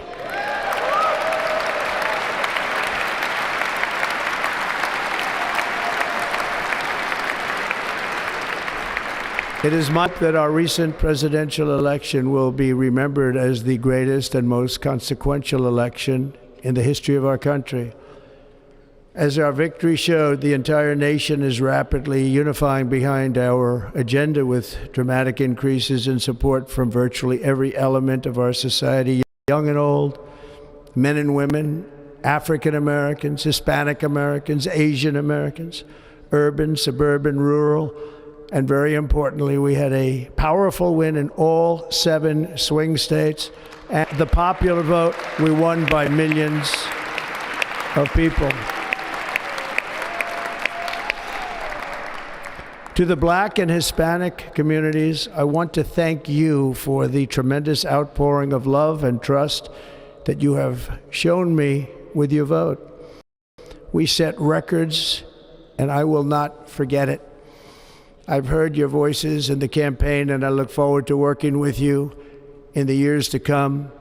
Today is Martin Luther King Day, and his honor, this great honor, but in his honor we will strive together to make his dream a reality. We will make his dream come true.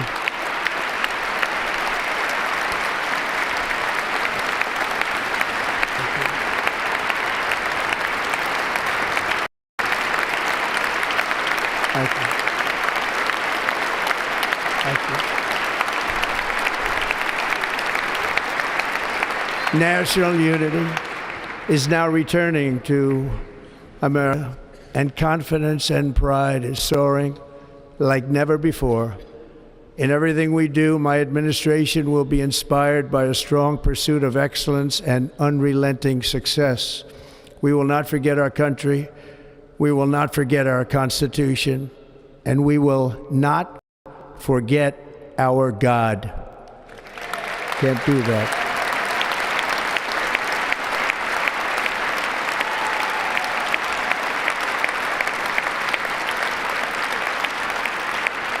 Today, I will sign a series of historic executive orders. With these actions, we will begin the complete restoration of America and the revolution of common sense. It's all about common sense. First, I will declare a national emergency at our southern border.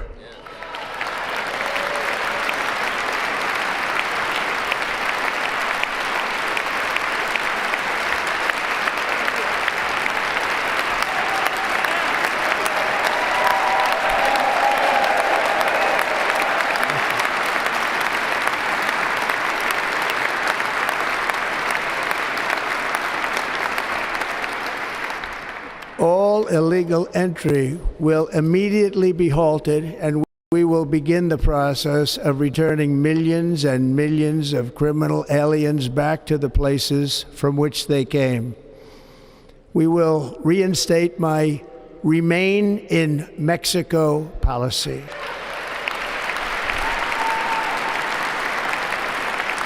I will end the practice of catch and release. And I will send troops to the southern border to repel the disastrous invasion of our country.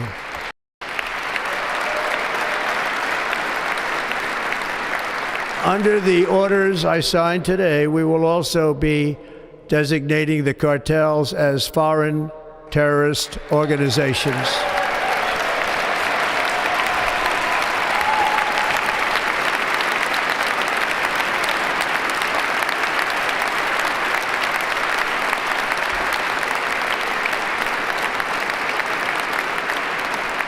And by invoking the Alien Enemies Act of 1798, I will direct our government to use the full and immense power of federal and state law enforcement to eliminate the presence of all foreign gangs and criminal networks, bringing devastating crime to U.S. soil, including our cities and inner cities.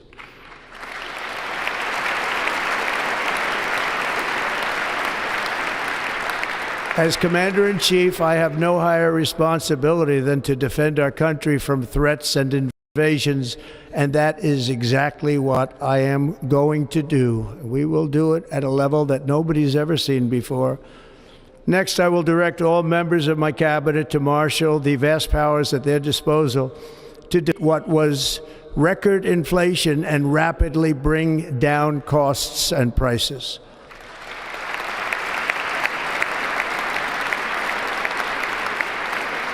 The inflation crisis was caused by massive overspending and escalating energy prices, and that is why today I will also declare a national energy emergency. We will drill, baby, drill.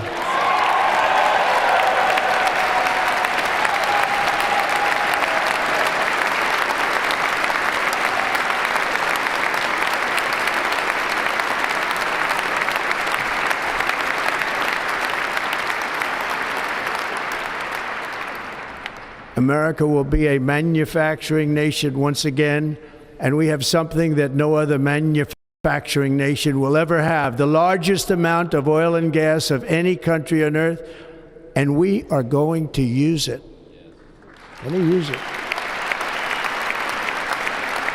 We will bring prices down, fill our strategic reserves up again, right to the top, and export American energy all over the world. We will be a rich nation again, and it is that liquid gold under our feet that will help to do it. With my actions today, we will end the Green New Deal, and we will revoke the electric vehicle mandate, saving our auto industry and keeping my sacred pledge to our great American auto workers.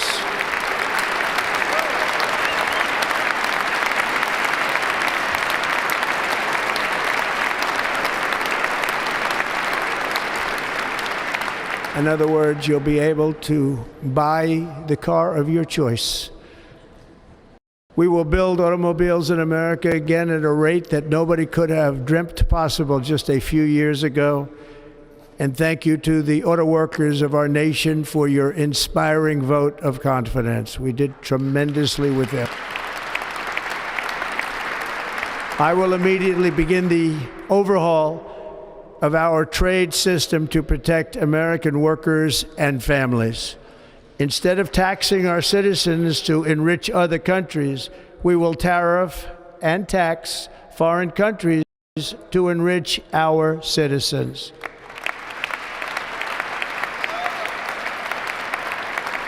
For this purpose, we are establishing the External Revenue Service to collect all tariffs, duties, and revenues. It will be massive amounts of money pouring into our treasury, coming from foreign sources. The American dream will soon be back and thriving like never before to restore competence and effectiveness to our federal government. My administration will establish the brand new Department of Government Efficiency.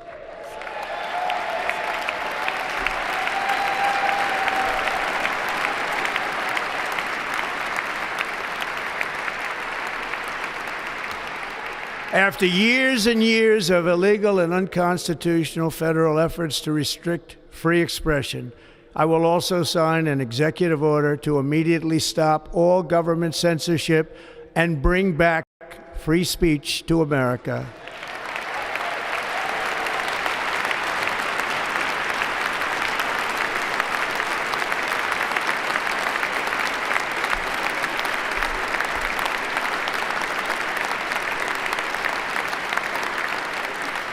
Never again will the immense power of the state be weaponized to persecute political opponents, something I know something about.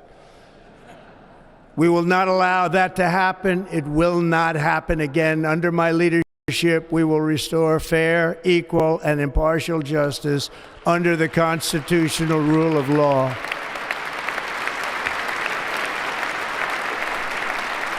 And we are going to bring law and order back to our cities. This week, I will also end the government policy of trying to socially engineer race and gender into every aspect of public and private life.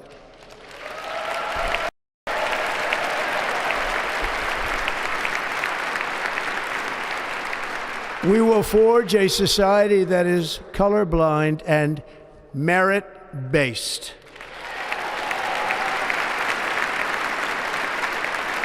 As of today, it will henceforth be the official policy of the United States government that there are only two genders, male and female.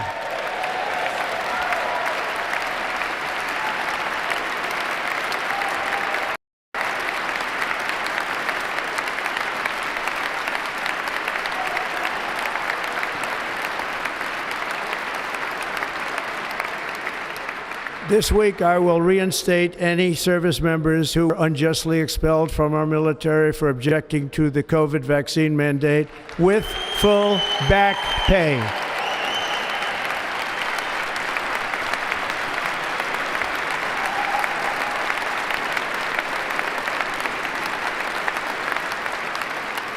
And I will sign an order to stop our warriors from being subjected to radical political theories and social experiments while on duty. It's going to end immediately. Our armed forces will be freed to focus on their sole mission, defeating America's enemies.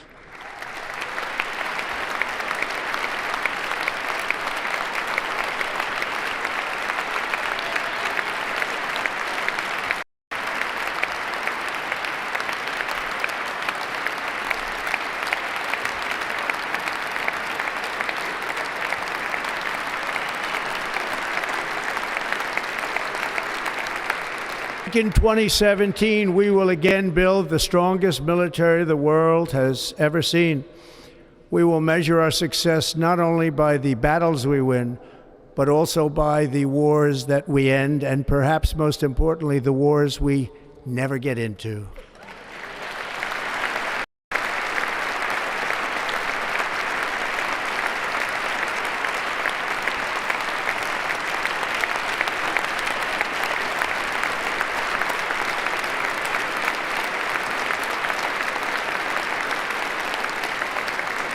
My proudest legacy will be that of a peacemaker and unifier. That's what I want to be, a peacemaker and a unifier. I'm pleased to say that as of yesterday, one day before I assumed office, the hostages in the Middle East are coming back home to their families.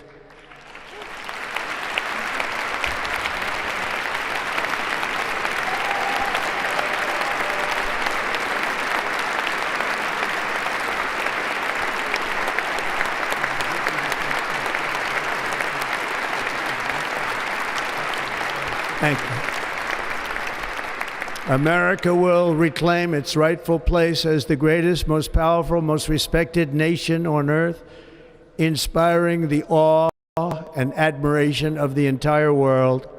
A short time from now, we are going to be changing the name of the Gulf of Mexico to the Gulf of America, and we will restore the name of a great president, William McKinley, to Mount McKinley, where it should be and where it belongs.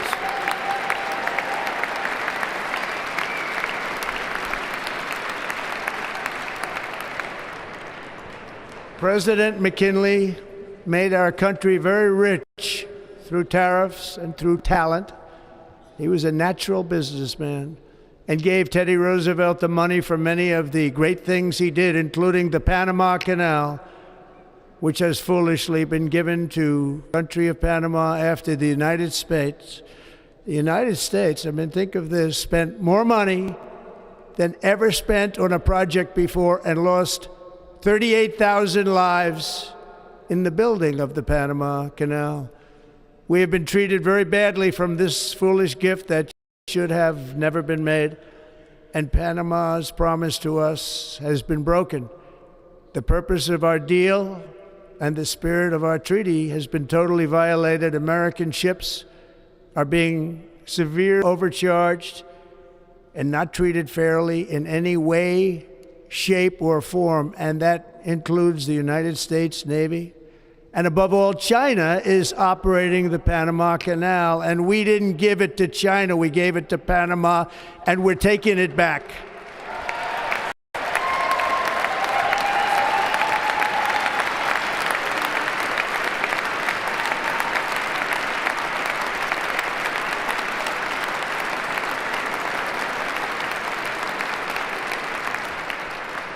Above all, my message to Americans today is that it is time for us to once again act with courage, vigor, and the vitality of history's greatest civilization. So as we liberate our nation, we will lead it to new heights of victory and success. We will not be deterred. Together we will end the chronic disease epidemic and keep our children safe, healthy, and disease-free. The United States will once again consider itself a growing nation, one that increases our wealth, expands our territory, builds our cities, raises our expectations, and carries our flag into new and beautiful horizons. And we will pursue our manifest destiny into the stars, launching American astronauts to plant the stars and stripes on the planet Mars.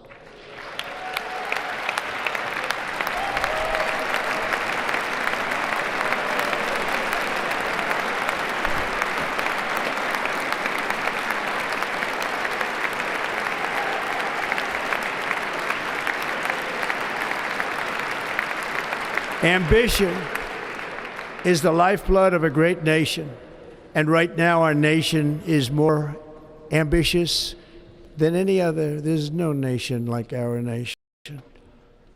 Americans are explorers, builders, innovators, entrepreneurs, and pioneers.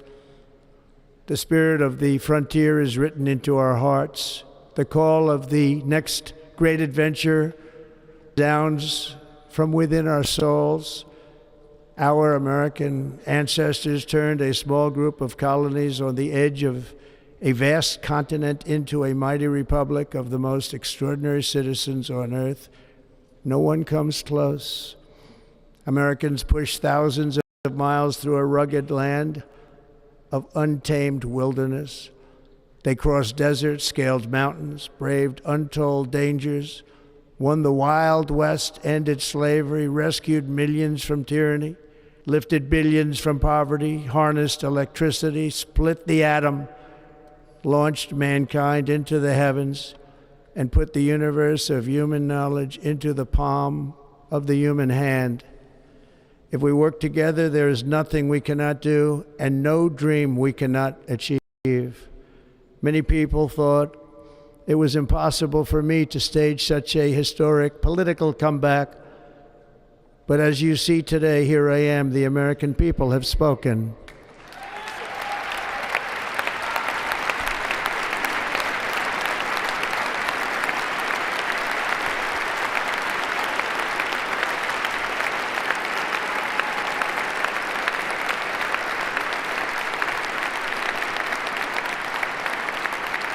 I stand before you now as proof that you should never believe that something is impossible to do.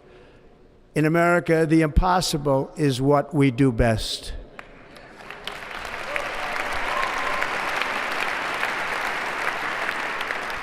From New York to Los Angeles, from Philadelphia to Phoenix, from Chicago to Miami, from Houston to right here in Washington, D.C., our country was forged and built by the generations of patriots who gave everything they had for our rights and for our freedom. They were farmers and soldiers, cowboys and factory workers, steel workers and coal miners, police officers and pioneers who pushed onward, marched forward, and let no obstacle defeat their spirit or their pride. Together they laid down the railroads, raised up the skyscrapers, built great highways, won 2 world wars, defeated fascism and communism, and triumphed over every single challenge that they faced. After all we have been through together, we stand on the verge of the 4 greatest years in American history. With your help, we will restore America, promise, and we will rebuild the nation that we love, and we love it so much. We are one people, one family, and one glorious nation under God. So to every parent who dreams for their child, and every child who dreams for their future, I am with you, I will fight for you, and I will win for you. We are going to win like never before.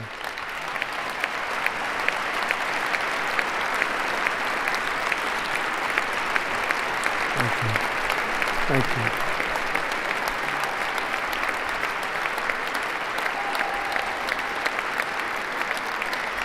Thank you. Thank you. In recent years, our nation has suffered greatly, but we are going to bring it back and make it great again, greater than ever before. We will be a nation like no other, full of compassion, courage, and exceptionalism. Our power will stop all wars and bring a new spirit of unity to a world that has been angry, violent, and totally unpredictable. America will be respected again and admired again, including by people of religion, faith, and goodwill. We will be prosperous. We will be proud. We will be strong, and we will win like never before. We will not be conquered. We will not be intimidated. We will not be broken, and we will not fail. From this day on, the United States of America will be a free, sovereign, and independent nation. We will stand bravely. We will live proudly. We will boldly, and nothing will stand in our way because we are Americans. The future is ours, and our golden age has just begun. Thank you. God bless America. Thank you all. Thank you. Thank you very much. Thank you very much. Thank you.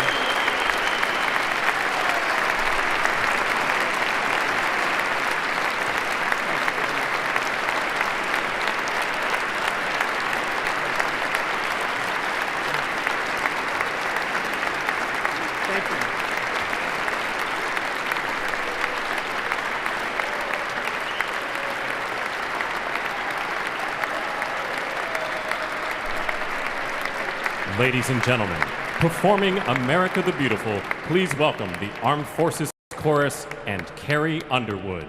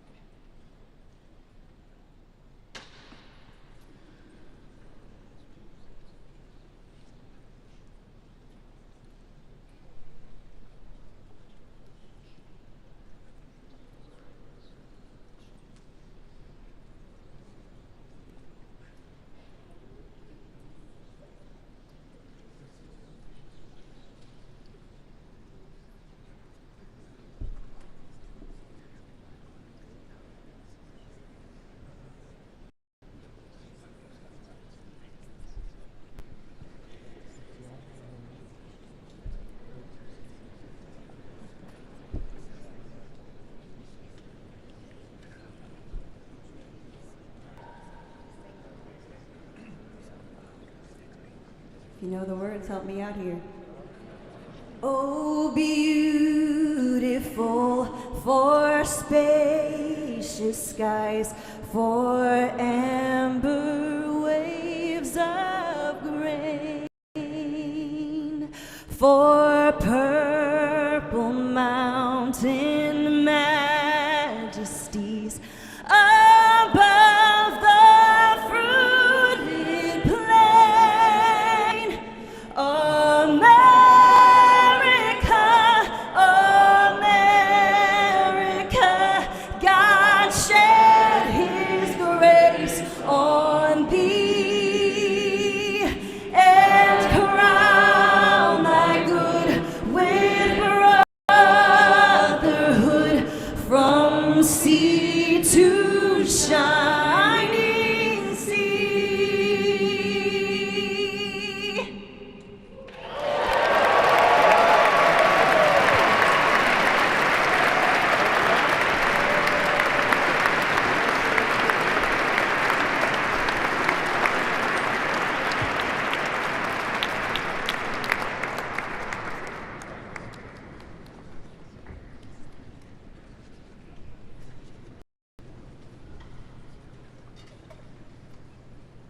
Ladies and gentlemen, Senator Fisher will now introduce the benediction clergy. I now call on Rabbi Ari Ber, Pastor Lorenzo Sewell, and Reverend Frank Mund to provide prayers of benediction.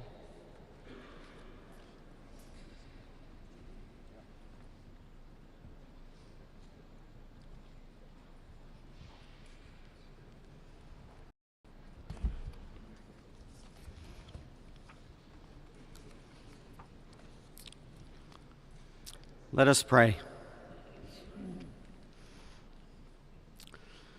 Almighty God, your prophet Jeremiah walked the streets of Jerusalem and blessed its inhabitants with the Hebrew words, Baruch HaGever Asher Yiftach BaHashem.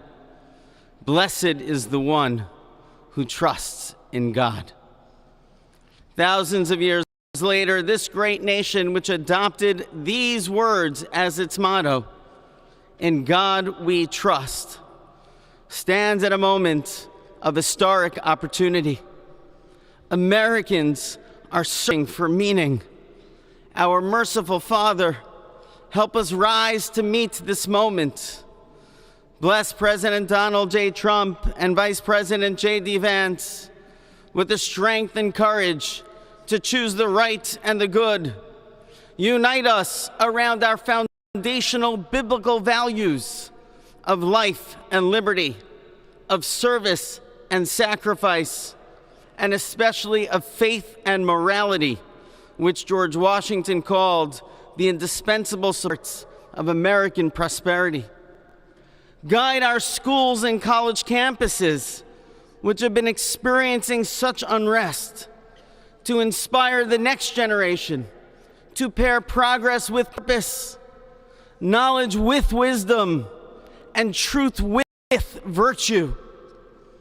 Hear the cry of the hostages, both American and Israeli, whose pain our president so acutely feels.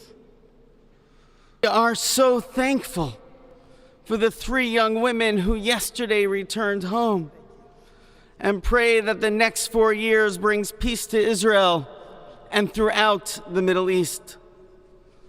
Almighty God, grant all Americans the opportunity to realize our shared dream of a life filled with peace and plenty, health and happiness, compassion and contribution.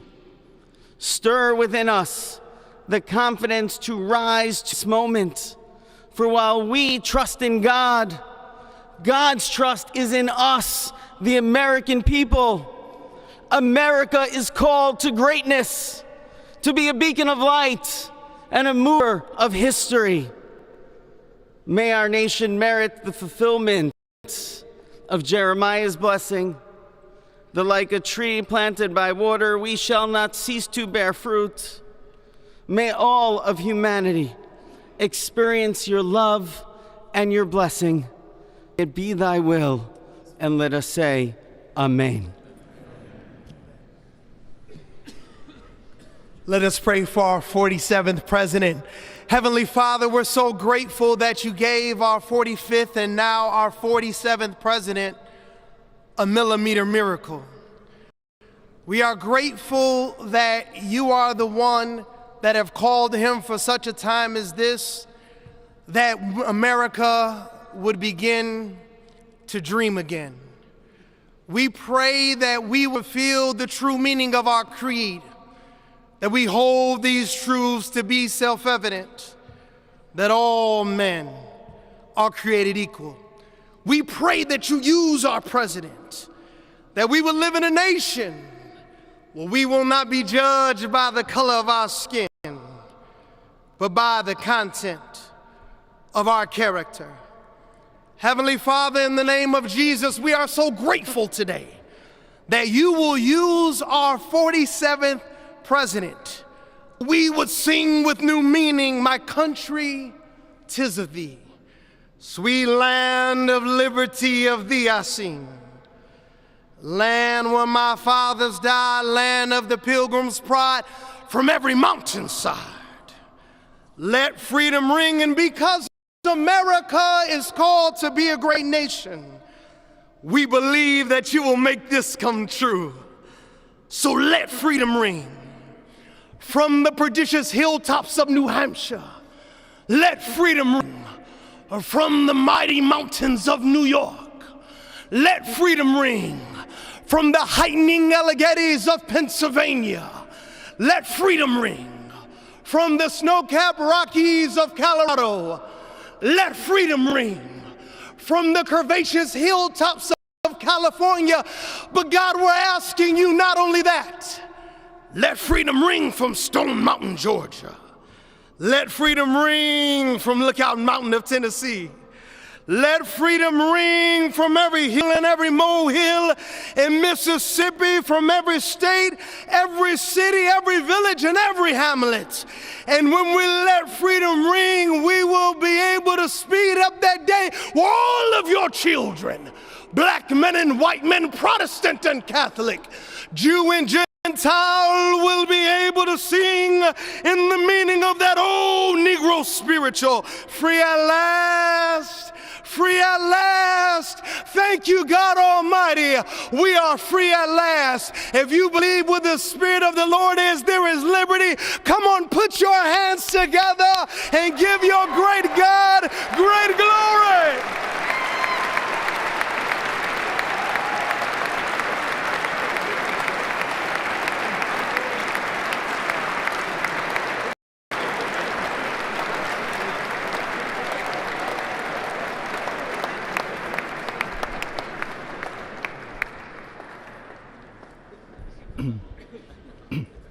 Almighty and eternal God, we gather here today in reverence, joined in our shared hopes and dreams for our beloved nation.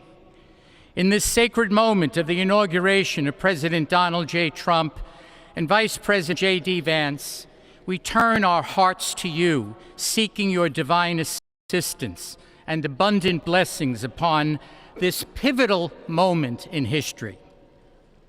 We come before you with profound gratitude for the many gifts you have bestowed upon our land. Thank you for the freedoms we cherish, for the strength of our communities, and for the resilience of our spirit. As our President and Vice President embrace their newly appointed roles, we humbly implore that your everlasting love and wisdom will envelop them. Grant them the clarity of mind to navigate the challenges that lie ahead and the compassion to serve all citizens with fairness and integrity.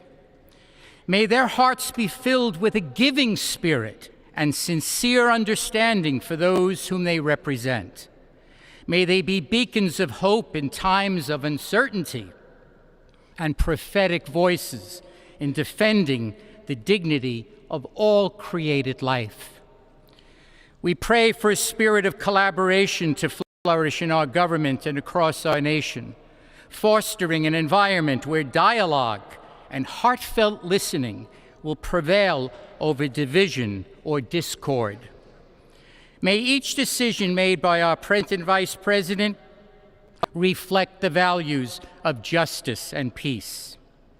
As we embark on this new chapter, we also seek your comfort, O God, for those who feel lost or disheartened. In this time of transition, may your light shine upon them, reaffirming their belief in a brighter tomorrow. May we all strive to lift one another, supporting our fellow citizens with kindness and empathy, recognizing that we can overcome any adversity. Grant us the strength to endure, the courage to face our fears, and the clarity to see the light that remains, even when clouds of uncertainty may gather. Inspire our new leaders to be champions for the vulnerable and advocates for those whose voices are often silenced. May they pursue policies that promote the well-being of all, seeking to build bridges that will foster unity and belonging. As we stand witness to this inauguration, we hold fast to our faith in the goodness of each of us and the possibility of change. We trust that with your guidance, O God, our nation can move forward to a future filled with promise, prosperity, and understanding. And finally, we lift our hearts in gratitude for the beloved parents of President Trump. Without Mary and Fred Trump, this day would never be the miracle that has just begun. From their place in heaven, may they shield their son from all harm by their loving protection, and give him the strength to guide our nation along the path that will make America great again. Let us go forth now with these words of President Trump's emblazoned on our hearts. As long as we have pride in our beliefs, courage in our convictions, and faith in our God, then we will not fail. We stand tall, we stand proud, because we are Americans, and Americans kneel to God and to God alone. Amen. Ladies and gentlemen, please remain standing for our national anthem.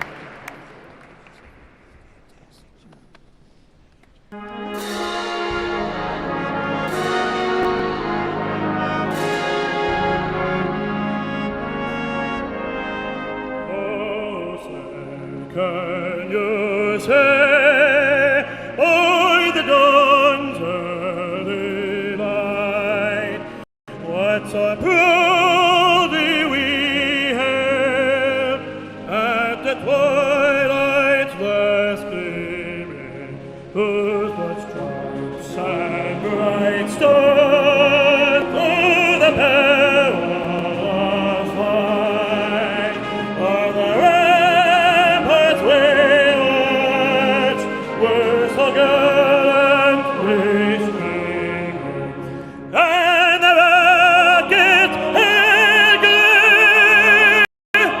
the bombs bursting in earth, gave proof through the night that our flag was still there. Oh, say does that star-spangled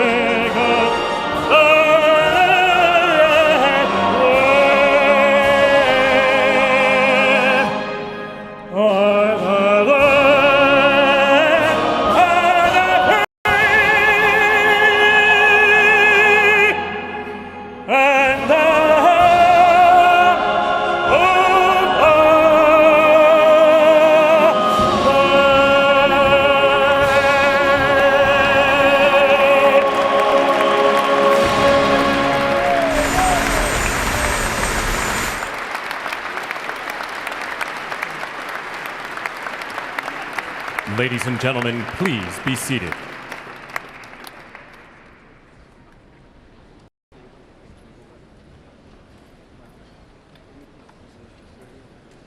Ladies and gentlemen, please remain at your seats while the President and official party depart the platform.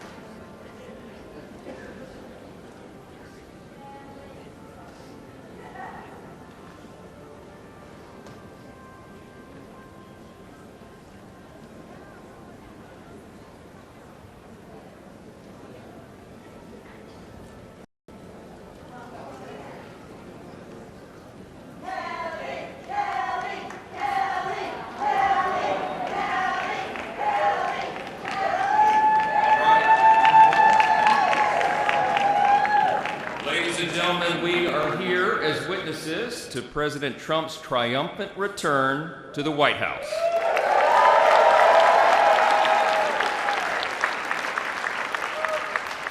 Right now, already this morning, you can feel it around the country. We certainly felt it here in the city. America is coming together and roaring back again, and it begins today, as the president just told us. I know we'd all rather be gathered together on the National Mall with hundreds of thousands of our closest friends, but our disappointment is well overcome with our excitement for the future that we feel today.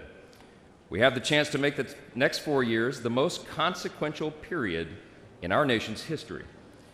And as Speaker of the House, it is my great pleasure, my great honor, to introduce to you the man who will lead us to this new golden age, the decisive winner of the Electoral College and the popular vote, the 45th and the 47th, and the greatest president of our lifetimes, Donald J. Trump.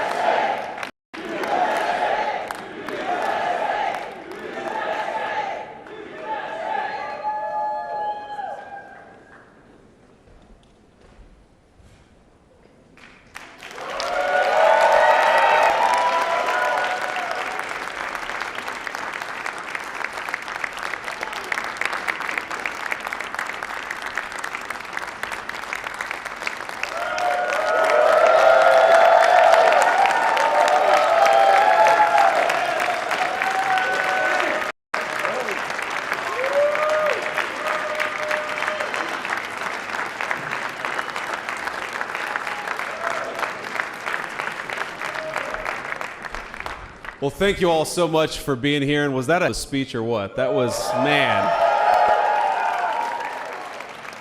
That was a good way to start it off. You know, I didn't know exactly what the president would put in that speech, and I hoped to myself that he wasn't going to hold back, and sir, you didn't hold back. That was a hell of a way to start the next 4 years. But I just want to say from the bottom of my heart, and I know I speak for the president and for all of us, thank you, thank you, thank you for making this possible. We love you. We wouldn't be here without you, and we're going to make America great again together for the next 4 years.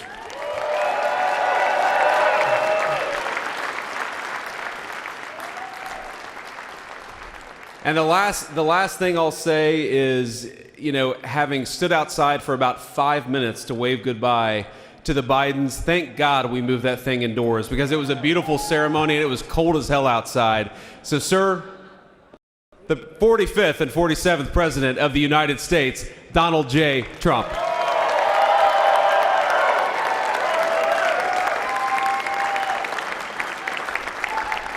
No, he's right. I said, oh, look at beautiful sunny day. We blew it. And then I went outside and we were freezing. You would have been very unhappy.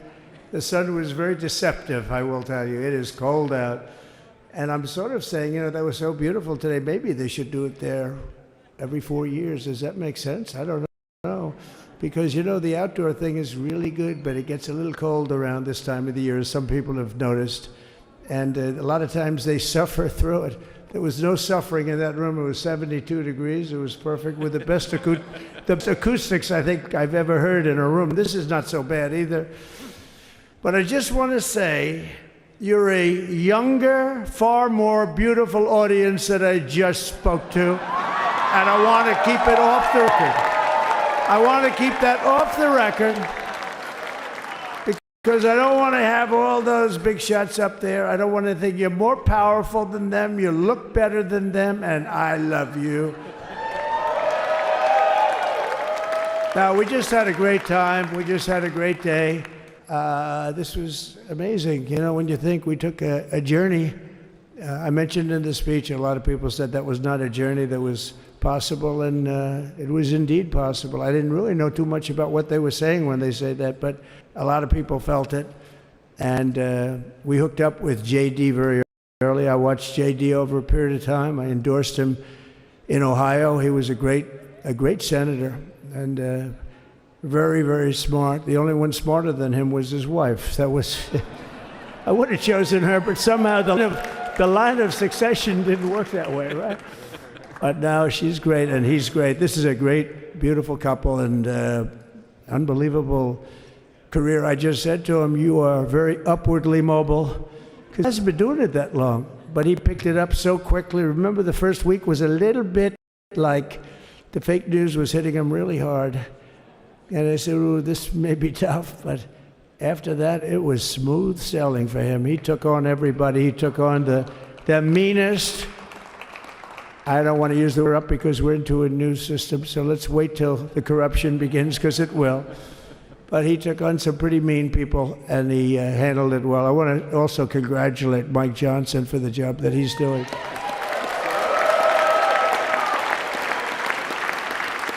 Steve, we gave him a majority of almost nothing, and then I said, to make it tougher on him, let me take 2 or 3 of the people, right? I said, he'll only have to suffer with that for about 3 months. How are they doing, by the way? Are they? Is that moving along? Totally unified. I see. I said, do you mind if I take this one, that one, and a couple of others? He didn't mind. He can handle it. No, he's a man that's liked by everybody. I've never met a man like this. You've got how many is it, 219 or 220 or something? 220. And of the 220, 219 really like him. I noticed he got 1 negative vote once about 2 weeks ago. But I think even 220 like him, if you want to know the truth. And that's very unusual. I know a lot of nice guys in Congress, and they have 35 people that hate him. So if you have 35 people that hate you and you only have 1 or 2 or 3 votes, you'll have 5, I think. But that's going to be like, you know, the good news is when we get to that 5 number, it's going to feel like a massive majority. You could be really nasty to a couple of them at least, you know? So it's going to feel like hitting your head on the wall and stopping. It feels so good to stop, but he's done a fantastic job. And Steve Scalise is, he's our hero because, you know, I was with him. You talk about being shot. I was with him. He got some bad ones and his credible one.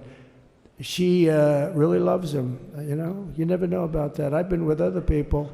They were doing poorly, and the wife is like looking at her watch. She can't get out of the hospital fast enough. How's he doing? Oh, I don't know. He's all right. That woman was a mess.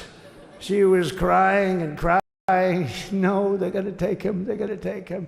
I told Steve when he finally woke up, it was a while, too.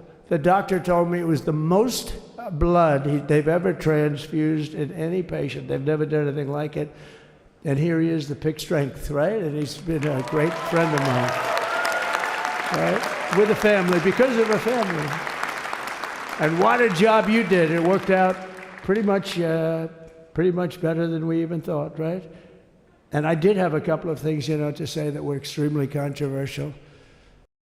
And between JD and Melania and anybody else that heard, please, sir, it's such a beautiful, unifying speech. Please, sir, don't say these things. I said, I'm telling you, it's going to play great. They say, you're right. For this group of people, it's going to play great. You're the only ones I hurt by not, but we had some beauties, didn't we, Melania? She said, sir. Calls me sir when she's angry. No, I'm only kidding. I better say I'm only kidding, or the press is going to pick that one up loud and clear. No, but she said, no, I think it would be terrible. It's such a nice speech. I think it's, you know, it all depends on your delivery. How was the delivery? Was it good? But she said it's such a beautiful speech. You can't put things in there that you were going to put in. And I was going to talk about the J6 hostages, but you'll be happy because, you know, it's action, not words that count. And you're going to see a lot of action on the J6 hostages. See a lot of that. And I was going to talk about the things that Joe did today with the pardons of people that were very, very guilty of very bad crimes, like the Unselect Committee of Political Thugs, where they literally, I mean, what they did is they destroyed and deleted all of the information, all of the hearings, practically not a thing left. They deleted all the information on Nancy Pelosi having turned down the offer of 10,000 soldiers. You wouldn't have needed 10,000. You could have had 500, and it would have stopped. Because we may have had a million people that day, the people that were there. You don't see any photographs, but we have a lot of great photos.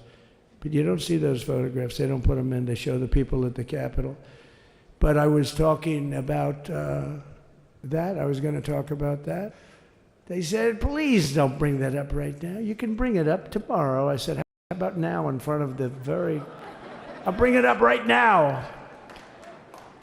You know, this little time delay is good because we're getting great reviews on the speech. Now watch. They'll take the speech and say, I didn't like it because he left there and he talked to people. But we're giving you a little more information than we gave upstairs. But no, they pardoned a lot of people. They pardoned, before we even get to today, they pardoned, 33 murderers, absolute murderers, the worst murderers. You know, when you get the death sentence in the United States, you have to be bad because they don't give it much. And he pardoned almost everybody having a death sentence. And if you went through the crimes that were committed, you wouldn't even believe them, the level of violence, people that were killed, the innocence of people that were killed, and children killed by these people. And he pardoned them for whatever reason. He spared them, but they didn't spare the people that they killed. And, you know, who knows what happens in the future. It's one of the worst because a lot of times they let them out early after that. You know, they say you're going to be in for life, but then all of a sudden they get let out for good behavior, and then they go on a rampage. You know, it's one of those little things, right? But I was going to talk about that. But I was really going to talk about the level of, you know, what's going on. Why are we doing this? Why are we trying to help a guy like Milley? Why are we doing Milley? He was pardoned. What he said, terrible what he said. Why are we helping some of the people? Why are we helping Liz Cheney? I mean, Liz Cheney is a disaster. She's a crying lunatic and crying Adam Kinzinger. He's a super crying. I never saw the guy not crying. He's always crying. I looked at him. I remember years ago he was actually on my side. And then one day, you know, when you don't want to kill people in wars, they turn against you. Liz Cheney hated the concept of not going to war with everybody. Let's kill everybody. Let's spend a lot of money on military equipment, you know, where her father works, right? And, but what she did was incredible. Think of it. They destroyed and deleted all of that information that went on for almost 2 years against Trump. And the reason they did, because it was all false. Like the person that said, I tried to strangle a Secret Service agent. That's one of the toughest human beings I think I've ever seen. I actually had a friend saying, please don't change that, sir. You are the coolest sucker in history. Remember, she said, I put my hands around his neck because he wouldn't go to the Capitol. Made up fiction. And I was rebuffed. And the guy on the right is a massive weightlifter, probably stronger than me. Do you think he's stronger than me, honey? You know who I'm talking about. Possibly stronger than me. Slightly younger than me, like, I won't say how many years because I don't want to talk about that, but a lot of years. But I had one that said, why are you disputing that story? That's the coolest story I've ever heard. That I would attack a karate champion, get slightly rebuffed, and then throw my arms around a guy with a neck about this big.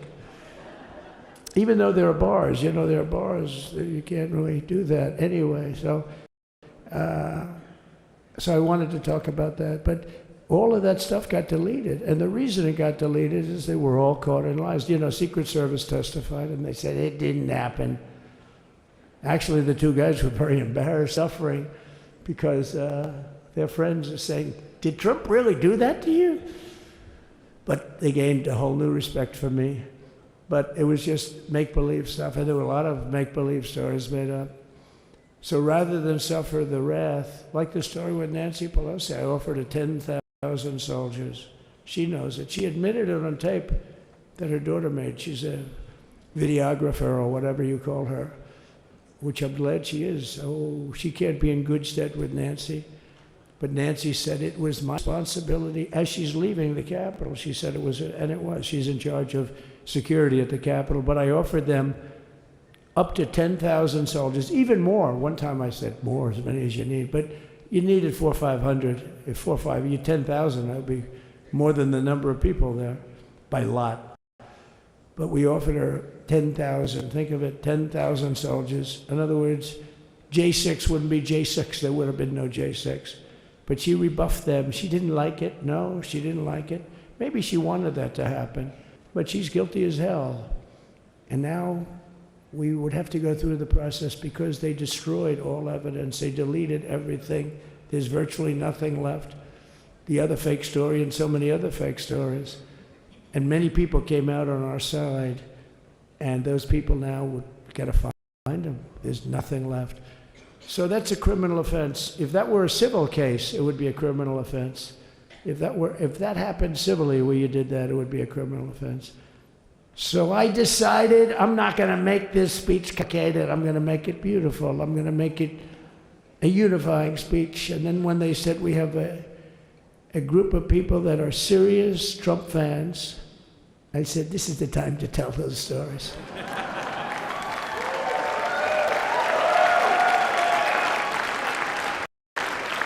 He knows.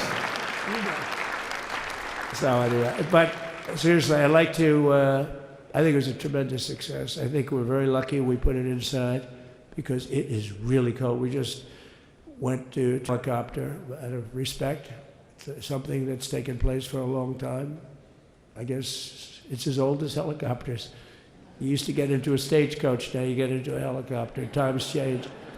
But it's pretty old custom.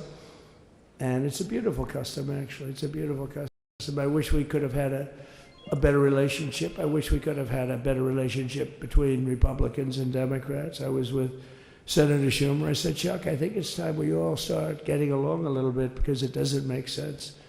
I mean, we really never get a Democrat vote. They never get a Republican vote, almost. And although there is a bill coming up very shortly that we have a lot of Democrat votes, right? That's going to be a very beautiful bill. We're going to have a deciding, I would say, within a week or so, I think. And it's going to be a very good bill. You all know what I'm talking about. So I just want to thank you all for being here. You have been our fans from day one. Look at all these people all over. You've been our fans. This has been there's never been anything like it.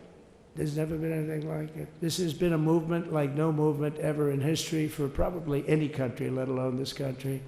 You know, if somebody's running for president, and if they go out and they announce they're going to Arizona, they're going to Nevada, they're going to someplace, if you have 200 or 300 people, that would be standard. Ronald Reagan would go out.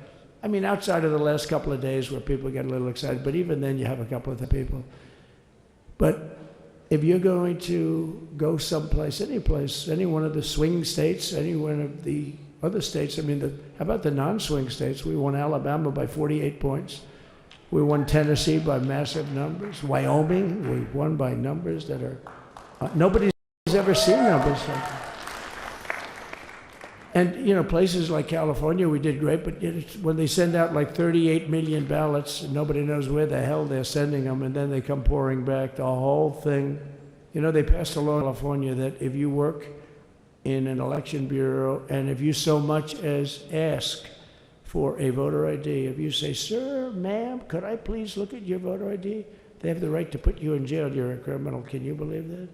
There's only one reason that happens. They want to cheat. So they had it where voter ID wasn't accepted. But now if you even ask for it, this is seriously a bill that was just signed, passed in their legislature, and it was signed. And I think when we get things up and we get back to a little bit of normalcy, I'm going to ask the speaker to really get involved because I think we would have won the state of California because, you know, if you look at my numbers with Hispanic, we're at 56%. And we won the Texas border that had never been won, as the governor said. He's doing a good job, the governor, by the way, of Texas. But as the governor said, it hasn't. Oh, did I get lucky? Did I get lucky? Supposing I said, you know, he's not here, but the governor of Texas has done a terrible job. Wow, look at you. You mean we couldn't get you up in the front row? I tell you. Supposing I said, JD, the governor of Texas, he's not doing his job. You heard what I said. See, I didn't know you were there. I said he's doing a great job. He's doing a phenomenal job. But now you're going to have a partner that's going to work with you because you didn't have, not only didn't he have a partner, he had people selling the wall, right? I have a fence structure that we worked on, the governor worked on with me. And I didn't love it, to be honest with you. I wanted a nice precast concrete, you know, 40, 50 feet high, like a beautiful, could have been a T-shape, Y-shape. I love construction. I wanted that sucker to go up maybe 50, 60 feet. It would have looked beautiful, a nice Y shape. And they said, the problem is, sir, they climbed that like a rabbit. I said, what do you mean? No way. And they brought some of these guys out. They climbed it like... And the other thing is you hit it with acid and the thing will integrate. You know, they have things for concrete. So they needed very hardened steel, very special steel. And then they needed 7,000-pound concrete inside that steel, inside that steel. And then they have a rebar that's the toughest steel made. Very hard to cut. So this is why very little is cut. I mean, it's right. And then they put a anti-climb panel on top. I hated it. I said, it's so unattractive. And I said, why would that work? I don't believe it works. And I went to watch the Border Patrol, gave a display. We had actually 2 sets of climbers. The guys that climb up walls with drugs on their back, I mean, they got like 60, 70 pounds of drug, and they go as fast as you can walk. They go bip, bip, bip. Or we have Mount Everest type climbers. And honestly, the drug guys were much better. The drug guys blew them away, right? But it's true, the anti-climb panel, they couldn't get around it. They just couldn't. You didn't have it. So sometimes you sacrifice beauty for efficiency. And we did. So we built this wall, and we built over 500 miles of wall. That's why we had such good numbers. The famous chart that came down, very thankfully, the chart that came down on my right, Governor, had I not looked over there, I'm not speaking right now. You might be speaking here. You want to know the truth? You, JD, you've got a lot of great people in this party, but I got very lucky, but we had the best numbers we've ever had. But I bought, you know what happens is when you fill it up, it's like water. You fill it up. Now we have 571 miles of wall. And they would always say, you know, when we renovated a wall, so there'd be like a bit of plywood sitting there for 60 years, or a 2x4 sitting for 60 years on the ground and rotting. Because, you know, and they'll say, you didn't build a new wall. Here we're building 50 feet up in the air, 30 feet sections, 50-foot sections, all steel, all concrete, all everything. And all, by the way, they don't even want me to say this, but what the hell, it doesn't take that long time. They're all wired for all of the equipment. We put wires in everything so they can easily wire for all the different types of equipment. And if there's a doubt, we have a wire. Whenever we just look, you just find the wires all over the place up top, so we can just hook it up. We don't have to have wires on the outside, which wouldn't do too well, right? So anyway, so we built an extra 200 miles of wall, and the governor wanted to buy it. He tried to buy it, and they wouldn't sell it to him. He wanted to put it up himself. Could have been done in 3 to 4 weeks, 200 more miles, because when you do it, now they just keep going further out, further out, further out, getting around. So we did an extra 200 miles, and it was all bought. And they announced that they're not going to put it up. And that's when I realized they wanted open borders, and that's when I realized that people are going to come pouring through the wall like nobody's ever seen before, but you've seen it. A lot of you are here because of that. I made it my number one issue. They all said inflation was the number one issue. I said I disagree. I think people coming into our country from prisons and from mental institutions is a bigger issue for the people that I know. And I made it my number one. I talked about inflation too, but you know, how many times can you say that an app doubled in cost. I'd say it and I'd hit it hard, but then I go back to the fact that we don't want criminals coming into our country. We don't want the jails of every country in the world virtually being deposited into the United States. And that man had to suffer with it. And he did an unbelievable job. I'll tell you, he was a very popular governor, but now he's like an unbeatable governor because of your border policies. He was fantastic. And he really was. So. Governor Abbott he's a great man, great leader. And but it did make him very more.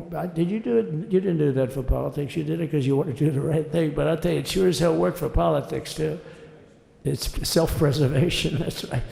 But no, because the people are demanding it. The people of Texas are demanding it. The people are demanding it all over. So anyway, so we built it, and they wouldn't let us use it. They wouldn't let the governor use it, and other governors, they wouldn't let him use it. But he was the leader of the pack and did a great job. And then we heard about a month ago that not only wouldn't they let us use it, they were selling it. They were going to sell it for 5 cents on the dollar. Now, 5 cents on the dollar then, but today it would cost more than twice as much to build because we bought it like 6 years ago. And it was just sitting on the ground, and that does not do well for the whole thing. But it was just sitting on the ground, and I heard about it, and I called the governor, and I called a lot of people, your attorney general. And here's the story. They were going to buy it, and these are great business people. They were going to buy it for 5 cents on the dollar or less, and they were calling us up, we'll sell it to you for 200 cents on the dollar. In other words, it will cost you twice as much, so it's 200 cents on the dollar. I said, can somebody explain that to a judge? I mean, how corrupt is that? You'd think they'd say, maybe we'll sell it to you for 20 cents, 30 cents, but not 200 cents. So they were going to buy something for 5 cents, and they were going to sell it to us for a 40. They were going to make it would be, they'd have it down that in Fortune magazine, they'd put it of the deal of the year, okay? You buy something like that. But it was so corrupt and so horrible. And when we told that to the administration, they didn't care. They just kept going forward. They couldn't care less. And they kept going forward. They knew that they were trying to sell it back to us. They would have sold it back to us. You would have ended up buying it. You would have paid probably 50, 60 cents, who knows. But they were going to use it for scrap metal, but then they made a much better deal. They could just buy it and sell it to us for 15, 20 times what they paid. 20 times, think of it, like 20 times what they paid. And we wouldn't let it happen. And the governor with his attorney general, Ken Paxton, they made a fantastic, they're a good lawyer. He's pushed around pretty good by people, right? I said, you got a great attorney general. They should leave him alone. He was with me. But Ken and the governor went to court, and a judge actually became incensed and actually called for an investigation. How could a thing like this happen? So he stopped it. So we'll put that wall up. And now that you have a new president, that wall will go up so fast. The governor will complain, sir. This is Greg Abbott, sir. Please, the wall is going up too fast. Please don't do that. You know the story about winning. No, we're going to win too much. We're winning too much, please. Stop. People always love that one. We'll do this with the wall. Governor Abbott calls, sir, the wall is going up too fast. We can't take it. We just can't take it. No, I think you'll be very happy if the wall goes up too fast, right? But we'll get that. We'll work with you on that. But it was a great decision by a great Texas judge, right? And it was beautiful, beautiful to watch. He stopped them right in their track. I mean, they were literally loading this stuff onto trucks. It was terrible. Honestly, it was terrible. And he wouldn't take it. So I'm so glad I mentioned that they have a really good governor in Texas. And I swear, I didn't know he was here. I swear to you, it sounds like a setup. I didn't know you would end. Did I get lucky? I said the right thing. Because there have been moments when I wasn't so happy with him, you know? But not too much, I can tell you that. So anyway, it's good to see you too, Governor. Great. But I just want to thank everybody. You've been incredible. I recognize so many of you. It's so crazy. But this has been a long journey. This was a journey that started in 2015, probably started 20 years before that. People used to say, you're going to run for president? You're going to run? And I always said, no, I don't want. And then one day I said, let's give it a shot. And what I talked about then was the border, too. I think it probably was the number one issue for me. Back in 2015, 2016, I talked about the border. And now I talked about the border, but this border is much worse. We fixed the border. It was totally fixed. There was nothing to talk about. 2020, by the way, that election was totally rigged, but that's okay. It was a rigged election. You know the only thing good about it? It showed how bad they are, showed how incompetent, and frankly, historically, this is a much bigger event. If that would have gone like it should have, the bad thing about it is some bad things happen, like a lot of people in our country that wouldn't be in our country right now. You know, that's the bad part. But I will say that it started in 2015, and right from the beginning, we went to the top. Day one, they announced Trump, and Trump went to number one and stayed there for the whole primary. And then we took on Hillary. She didn't look too happy today. We took on Hillary, a very nice person, but we took on Hillary and we defeated Hillary, and then we did much better the second time in 2020. You know, we got millions more votes. We got millions, like 10, 12 million more votes than we did the first time. No president has ever gotten that many more votes. I got like 9 million more than anybody else had ever gotten. And they said we lost. And because of that, I said to Melania, what do you think? And she said, you want to do this again? And had we lost, and had I thought we lost, I wouldn't do it again, because that's like the ultimate poll, right? But I knew how well we did, and this time we made it too big to rig. It was so big. They tried. They tried in the butt. They tried to do it, and around 9:02 they gave up. Last time they did bad things, but this time they just said, yes. You know, I don't know if you saw, Mr. Speaker, in Washington, they had placards. They were all set to march. They thought it'd be closer. A gentleman asked me, a very respected gentleman asked me yesterday, how come the polls were so wrong? They showed you winning, but not in a landslide. I said, because people that are true Trumpers are so angry at the whole polling system and at the writers, the fake news, that they don't want to talk to anybody. So when you call somebody from Trump, who are you voting for? They say, it's none of your business. I'm not telling you. And that was probably 40% of the people they called. So they would discard that one, and they didn't show that. And then when the election happened, you know, the vote came, and it was much different, much higher than we're going to win, but they really thought, they couldn't believe the one man said, I mean, so much higher. We won all 7 swing states. We won the popular vote by millions of votes, which is hard for a Republican. I'll tell you who came through. The unions came through. The auto workers were great. The Teamsters were great. The firemen were great. I think almost every union was great. The only one that weren't great, although Sean was great, and the Teamsters, Sean O'Brien, the head of the Teamsters, was fantastic. But generally speaking, the head of the union was against Trump, but the union would be with us for like 85%. Look what we did with the auto workers in Michigan. Look what we did with the Teamsters. The Teamsters were unbelievable. They were a solid Democrat vote, and they voted for Trump. So we had a great experience. Now we have to go to work and get it done, because we have to do something that's going to be great. We're going to turn our country around, and we're going to turn it around fast. And I think this was a better speech than the one I made upstairs, okay? I think this was better, JD. I think this was much better, and I got to be my friend. So, Governor, take care of yourself. You call me, we'll start working. You know what that means with him? He's going to be calling me tomorrow morning at about 6. And I said, how about next week? You call me, and we're going to get it started real fast. We'll really help you a lot. You've done a fantastic job protecting something which it's not supposed to be for the states. And amazing job you've done. Thank you very much. And I want to thank everybody. And I have a First Lady who's been incredible. She's been incredible. I shouldn't say this. I'm going to get hell when I say this, but her feet are absolutely aching. You know, those heels. And we thought we were leaving. We were going home. Sir, would you be able to go down and say hello to some of your other fans that are here? I said, oh, I didn't know that. Wow.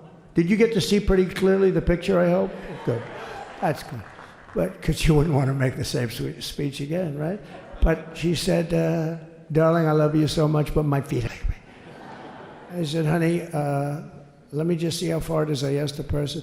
Oh, not that long, maybe 400 or 500 yards. That's 5 football fields. I said, can you make it? She said, we're going to make it no matter what. We're going to make it because we have to get, right? Right? And then we went out to the helicopter, though, just prior to this and said goodbye. And it's a custom, and the wind is blowing like crazy. And with the hat that she's wearing, she almost blew away, almost lost off her. She was being elevated off the ground. She almost blew away. No. So we all appreciate it because she's been a great First Lady, a beautiful and a great First Lady. And they love our First Lady. You know, JD, whenever I make a speech, I see hundreds of times, we love our First Lady, we love, and they do, and they should. She's great. So I just want to thank you very much. I just want to thank everybody. And I felt that, JD, should we give him the A treatment, the B treatment, the C, the D, or the F? You know what the F is? Hello, everybody. Thank you for being here. Bye-bye. I gave you the A+ treatment. Thank you. Thank you all. Thank you, Governor. Thank you all very much. Appreciate it.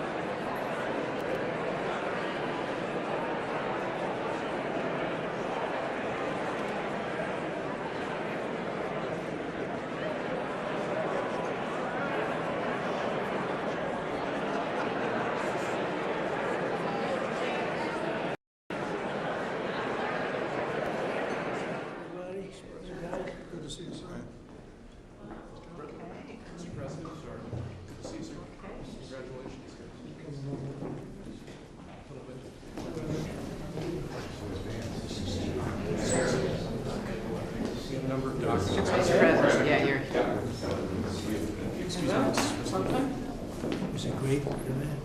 We went to the helicopter. It was freezing. The sun is a little deceptive. Yes, it is. So what would you like us to do? Sign your orders. Official documents.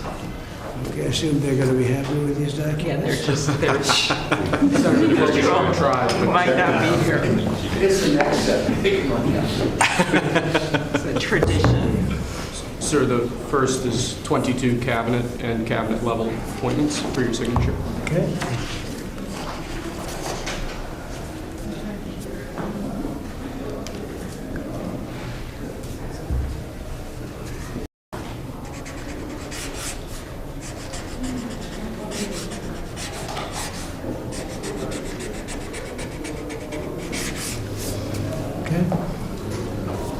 The next one will be, excuse me, the next one will be 47 sub-cabinet level appointments, sir. But you don't have to sign 47 times.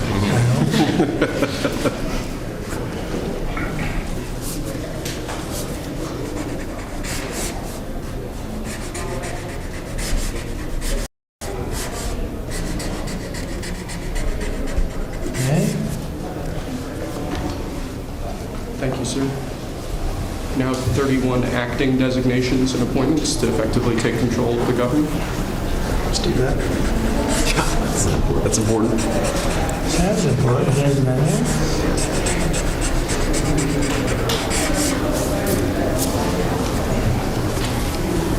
Thank you. And we have 15 commission chairman and acting chairman appointments. Send here. Commission chairman and acting chairman.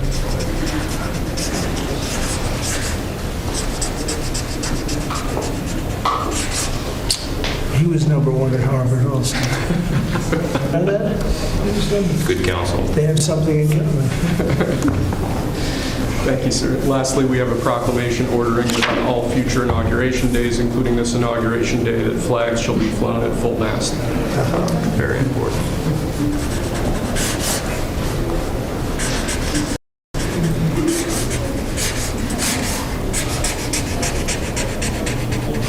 It was a beautiful place to have an inauguration tonight. The sound was so good. The temperature was 72 degrees. The sound was so good. So maybe something to think about. Thank you. Okay. Good acoustics. Yes. All right. Now That's it. we go to lunch. Great. Very good. Thank you very much. There we go. Take that. Thank you, Mr. President. Sir.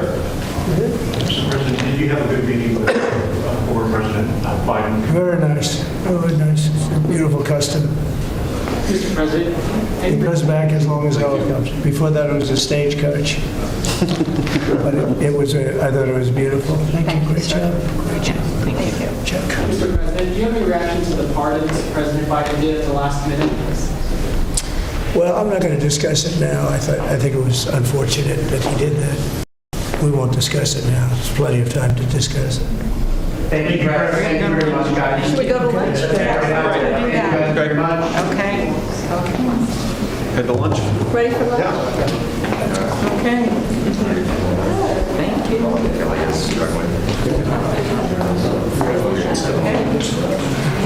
right.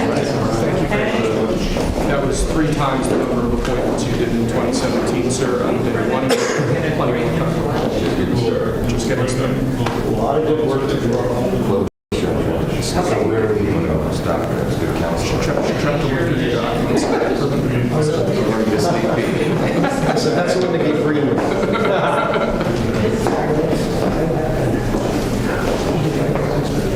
Thank you. That was great. That was great. That was great. Standing ovation. I liked it.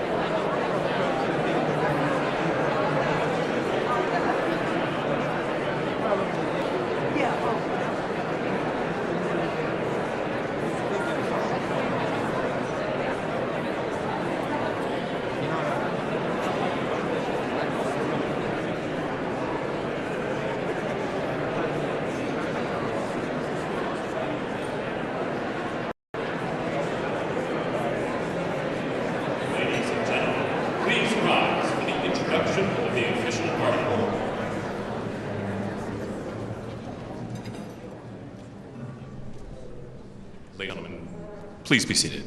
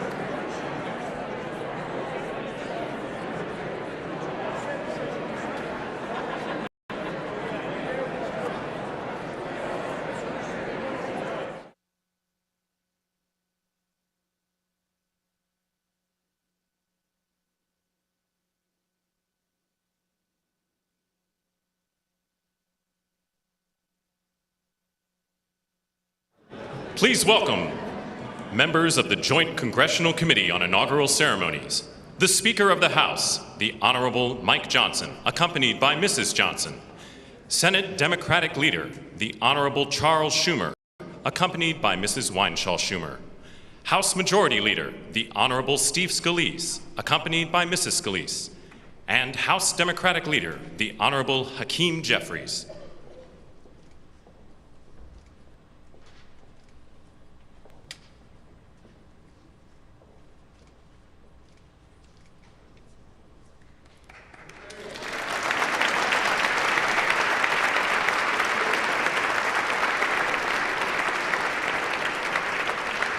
Please remain standing for the honors and the invocation.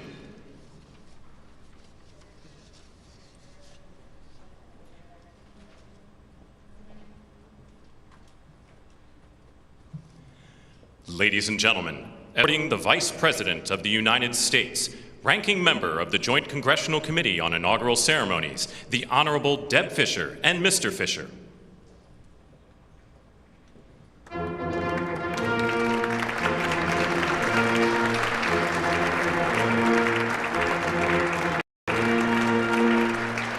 Ladies and gentlemen, the Vice President of the United States, the Honorable J.D. Vance, accompanied by Mrs. Vance.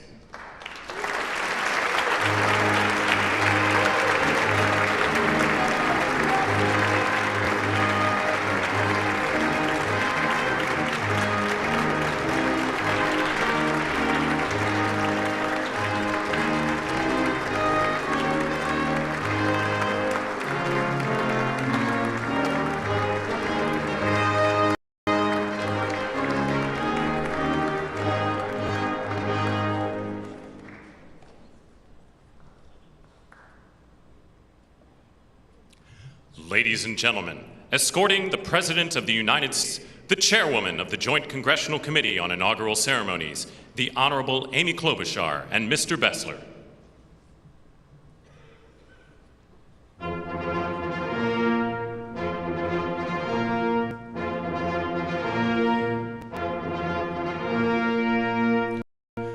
Ladies and gentlemen, the President of the United States, the Honorable Donald John Trump and Mrs. Trump.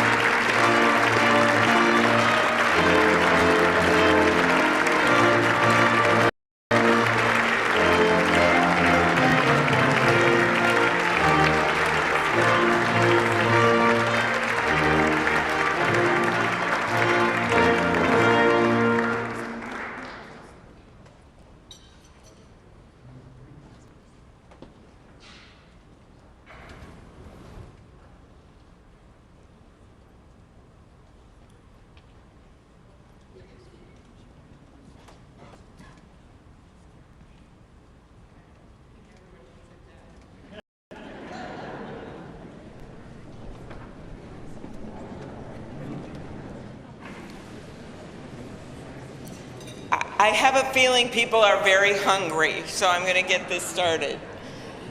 Mr. President and Madam First Lady, Mr. Vice President and Madam Second Lady, my colleague Senator Fisher, distinguished guests including the Speaker, Leader Jeffries, and Senate Leaders Thune and Schumer, on behalf of the United States Congress, welcome to the 60th inaugural lunch. Big surprise, we are featuring Nebraska beef and Minnesota apples for dessert. We are here in Statuary Hall, where these luncheons have taken place since President Reagan's first inauguration in 1981, and where the House of Representatives once met over 150 years ago. That would be before you were born, Mr. Speaker. In 1864, after the new House wing of the Capitol was built, and in the midst of the Civil War, Congress dedicated this chamber to host statues chosen by every state. Walking into the hall, we all passed under the arch, holding the marble Car of History clock. The statue shows Cleo, the Greek muse of history, holding up to record events as they happen. And as you can see, she's heard a lot of stuff. And as she rides her chariot forward into the future, she looks behind her to remember the past. She remains here as she has for hundreds of years, a reminder that history will remember the events of the present, and it is on us to write that history right now. Speaking of art, the painting right here before you, I chose this painting for this lunch this summer, and it's titled American Horizon. It's by Jane Wilson, who grew up on her family farm in Seymour, Iowa. Coming from the middle of our country, Senator Fisher and I both like the painting because the artist is from America's heartland, but the horizon could easily be Florida, Mr. President. I will also note that this is the first time in history we are featuring the work of a woman artist at this lunch, and we thank the Art Institute of Chicago for their assistance. Looking at the vast open landscape of this painting, we're drawn to the bottom frame where the land or the water, depending on where you're from, meets the sky, and the horizon endures. The enduring horizon is especially meaningful for us today as we mark our enduring democracy as we approach its 250th anniversary. It's a reminder that what's over the horizon is our next chapter, and it is my prayer that the people in this room can write that chapter together. I'd now like to ask U.S. Senate Chaplain Dr. Barry Black, and we thank God he's back with us and in good health, to deliver the invocation, after which lunch will be served. Thank you.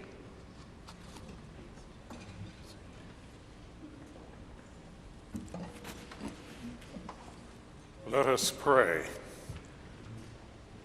King of kings and Lord of lords, whose kingdom is above all earthly kingdoms, and who judges all lesser sovereignties.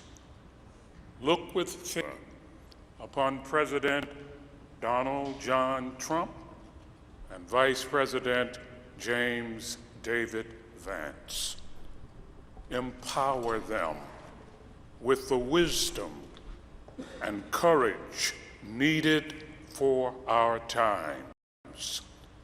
Protect them from the vicissitudes and challenges that obstruct the making of a world of justice, peace, and righteousness.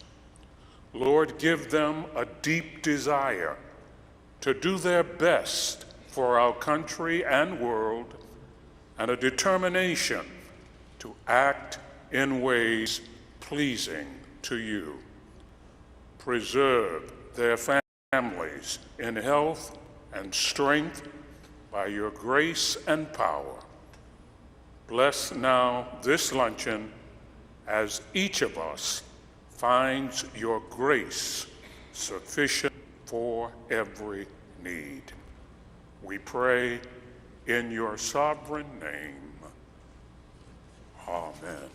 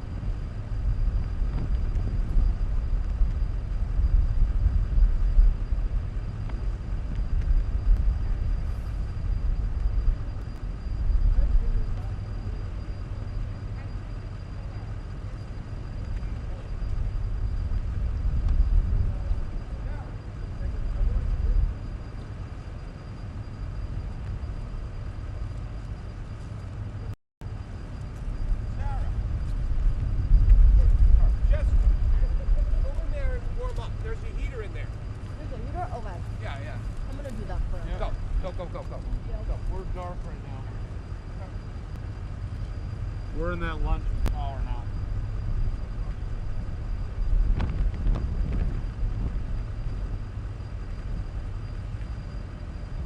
People imaginable. Our best days are ahead. Thank you, everybody. God bless you all.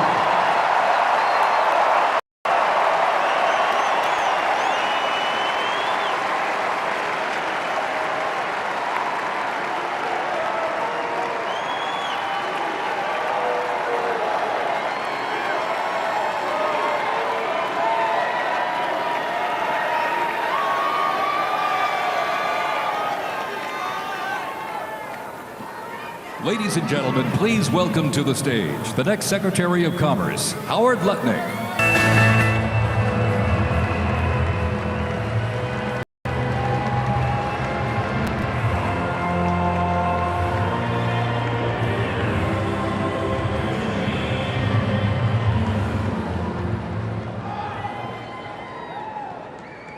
Good afternoon. On the greatest Inauguration Day ever.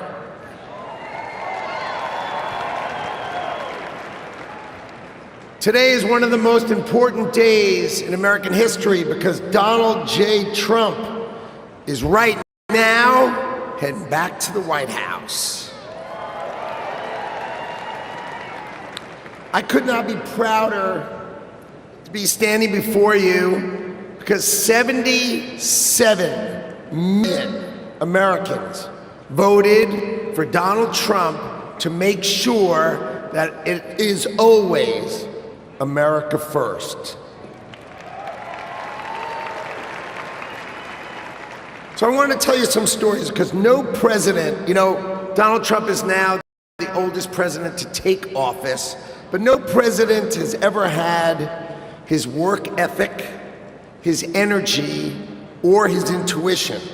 So when the president sees a problem, he calls it out. You know it, right?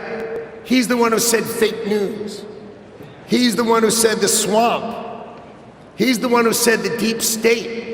We've all heard him say it, and now we all know it's true. And his intuition is always right, so he starts talking about bad trade deals. That's what he thinks. So let me tell you a story about the last day on the campaign trail. So I went to meet the president in North Carolina, okay? He gets up in the morning at 8 o'clock. We get in the motorcade. He gives a speech. He goes to 3 states, 4 rallies, an hour and a half each rally, finishes midnight. We start 8 a.m. He finishes midnight. Gets on the stage midnight in Grand Rapids, Michigan, speaks for 2 hours. 2 hours, never takes a nap. And when he's on the stage, he's never taken a sip of water. The man is power. He is power.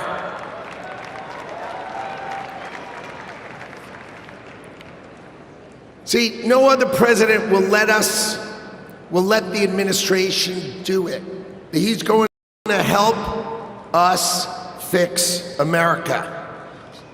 So, I've never been in politics before. I spent my life working and building companies, and I worked hard to build a life that really is possible in America.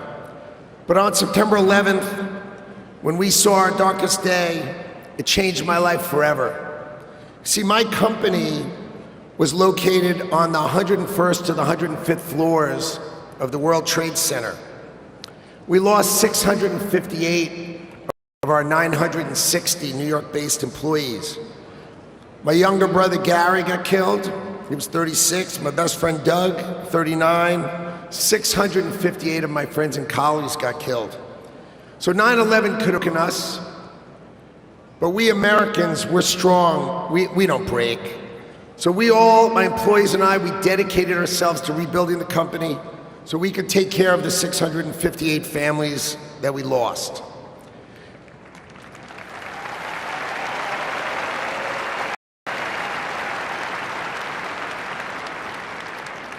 And I want you to know, we received thousands and thousands of cards and letters, and most importantly, we received all of your prayers, and that mattered to us and helped carry us through. So the events of September 11th, they instilled in me a sense of community and dedication for the country. So when the president asked me to join him in his administration, I jumped at the chance. So I was the co-chair of the transition team, which helped pick for the president and helped sort of set him up so he could pick all the nominees. And then I'm really proud to tell you that he was nominated, the president nominated me to be the next Secretary of Commerce for the United States to serve all of you.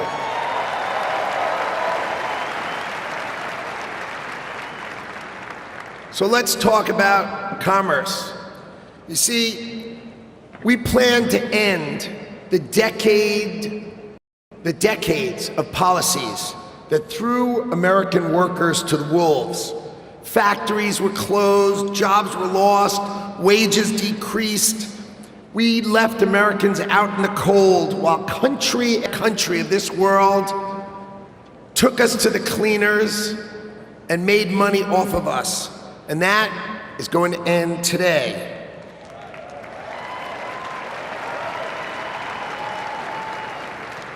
At the start of the 20th century, America was the richest country on earth, and we defended our workers from unfair trade policies with tariffs. And we only made money. We had no income tax. What we did is charge other countries and foreign companies, if they wanted to sell to America, you had to pay for entry. Okay, so imagine this. The US government had no income tax.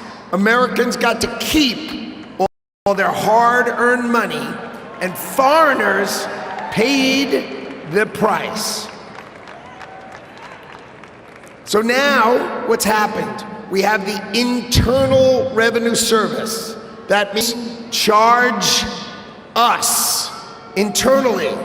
Now imagine politicians who can't even balance their own checkbook, taking our money, and what do every year? Let's just take more, let's just take more, let's just take more. So this is how Donald Trump is going to end it and fix it. Last week, he announced that we're going to return America to greatness by creating, and today is its birthday, the External Revenue Service. So if you're always wondering, is some bureaucrat going to cut your benefits? Not under Donald Trump. Not under Donald Trump. It means foreign companies are going to pay if they want to come and sell products to the wealthiest country on earth. And if they want to compete with American workers, then let's just not tax our American workers. It means creating level playing fields. And it means that America will be great by reducing the taxes that we pay and driving the ones that they pay.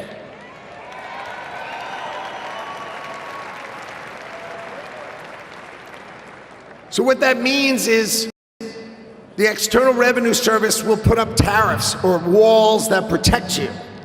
And that means if these companies don't want to pay, there's only one thing they can do. Build the factories in America, hire Americans with great high-paying jobs. Let's double the size of our unions in America, but not just by adding more and more great paying jobs. That's our objective. So today is the beginning of celebrating the return of common sense and the ending the decades of disrespecting the American worker and the disrespect and unfair treatment of our workers.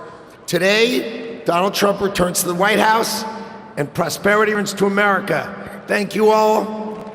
And I love today. What a day.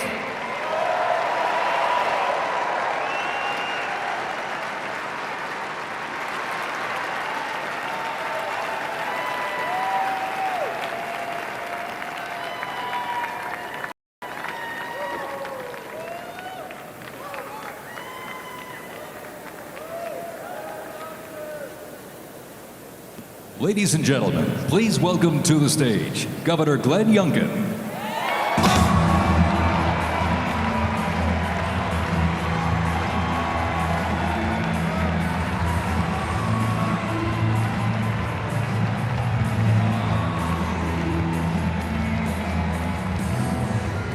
Thank you. Well, come on now. Can't you feel it? The American spirit is alive and well.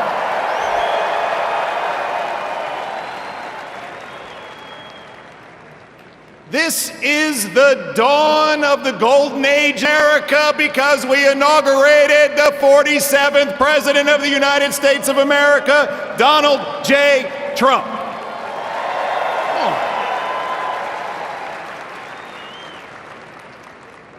What a day to be in Washington, D.C. You know, I live right across the river in Virginia. And by the way, in Virginia, we know that taxes have to be low, jobs have to be plentiful, and it's your money, not the government's. But we also know that in Virginia and in America, freedom is not free.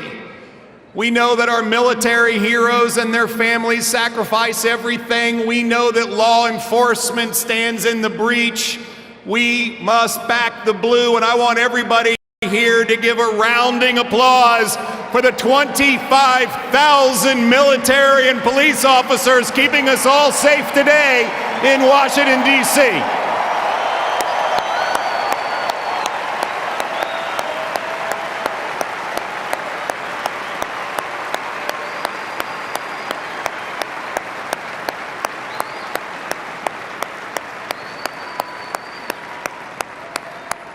God bless America.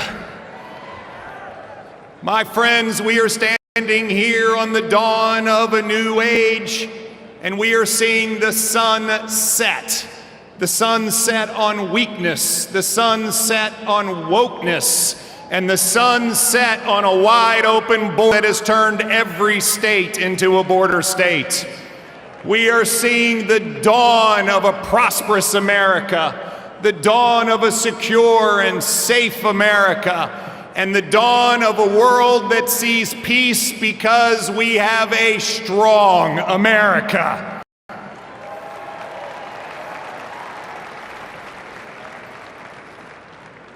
Our new president, Donald J. Trump, has never, ever lost faith in America. They tried to take him down legally.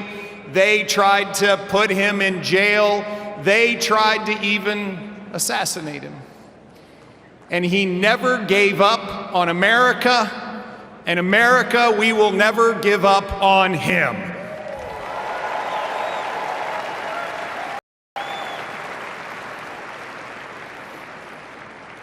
And as we stand here on this dawn of the next golden age in America, we all have a responsibility. It is a responsibility to stand every day in support of this administration, to do everything that we possibly can do for America's success. President Trump deeply believes this, and both he and J.D. Vance have already gone to work. He is signing executive orders. He is closing the border. He is bringing down inflation. He is stepping into the breach. Ladies and gentlemen, it is time for America to be prosperous again. It is time for America to be safe again. It is time for America to be strong again. And it is time for America to be great again.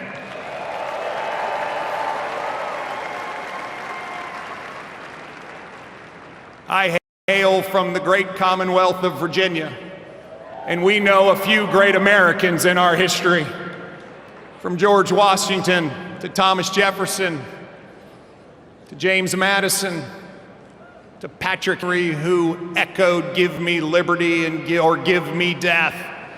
My friends, those words that Thomas Jefferson penned, which are the greatest words, at least in this hemisphere, ever written, that we hold these truths to be self-evident, that all men are created equal and we are endowed by our Creator with certain unalienable rights, and among them are life, liberty, and the pursuit of happiness. Well, ladies and gentlemen, we stand here on the dawn of a new age where life, liberty, and the pursuit of happiness are available to every American. And we must stand together as we collectively say, God bless America, and God bless Donald J. Trump and J.D. Vance. Thank you all very much. God bless you.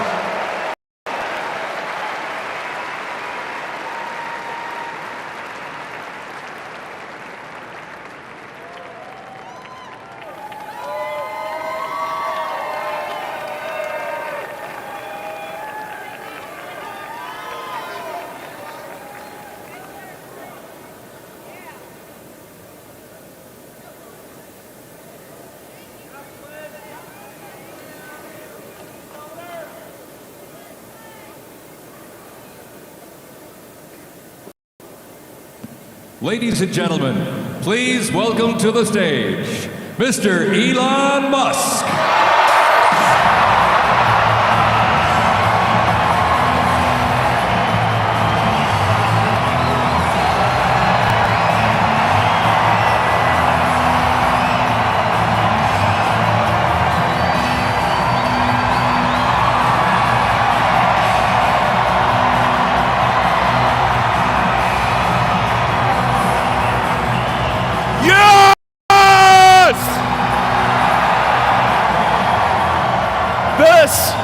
This is what victory feels like. Yeah! And this was no ordinary victory. This was a fork in the road of human civilization. Okay. You know, there are elections that come and go. Some elections are, you know, important, some are not. But this one, this one really mattered. And I just want to say thank you for making it happen. Thank you.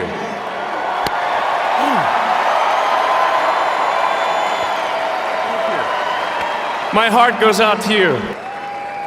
It is thanks to you that the future of civilization is assured. Thanks to you. We're going to have safe cities, finally, safe cities. Secure borders, sensible spending, basic stuff.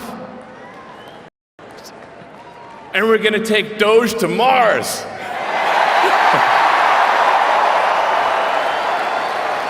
I mean, can you imagine how awesome it will be to have American astronauts plant the flag on another planet for the first time?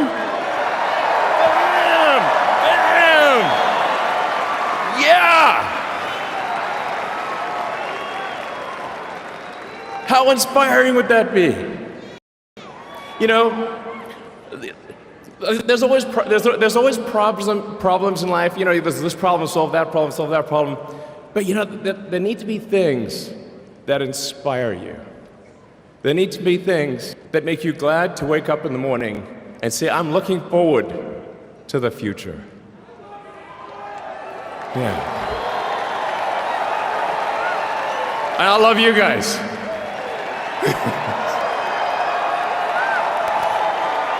So,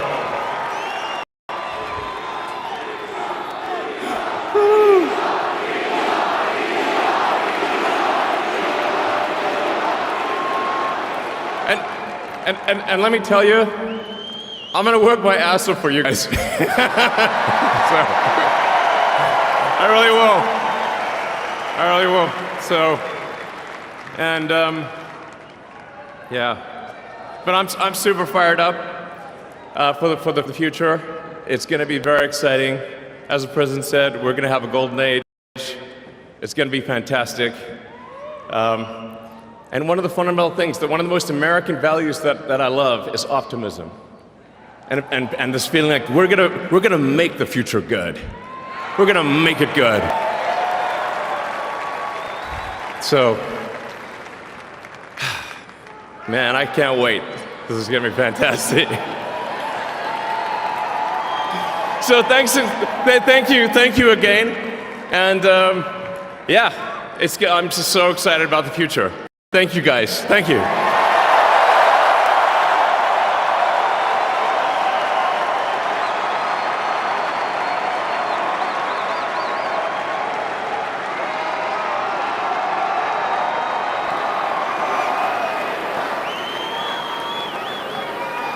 Ladies and gentlemen, please welcome to the stage, Kash Patel.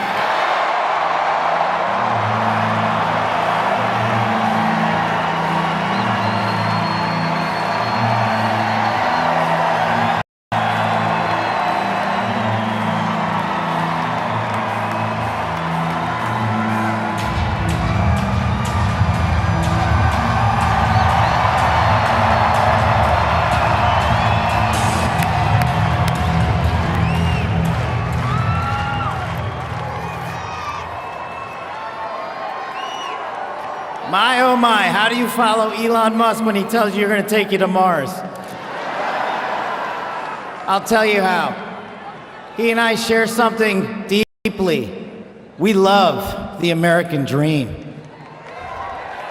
And we have been given a gift by God today to usher in a new dynasty because we just inaugurated Donald J. Trump as our 47th president. And we just inaugurated J.D. Vance as our Vice President of the United States. And we did that because the American dream is alive and well, because you chose that our dream can be the dream for our children and the dream for our world. And we are at a crossroads here in America, but our future is bright because you had the courage to stand for your convictions. So I'm humbled here to talk to you about why I love the American dream. My story's pretty simple, it's unique, and some of you share in it. My parents were born and raised in East Africa.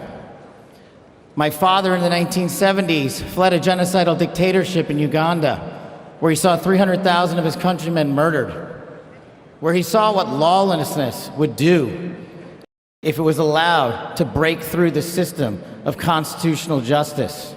He fled, like so many others. He married my mother. They moved here. They waited in line. They stood in line because the American dream was worth standing in line for.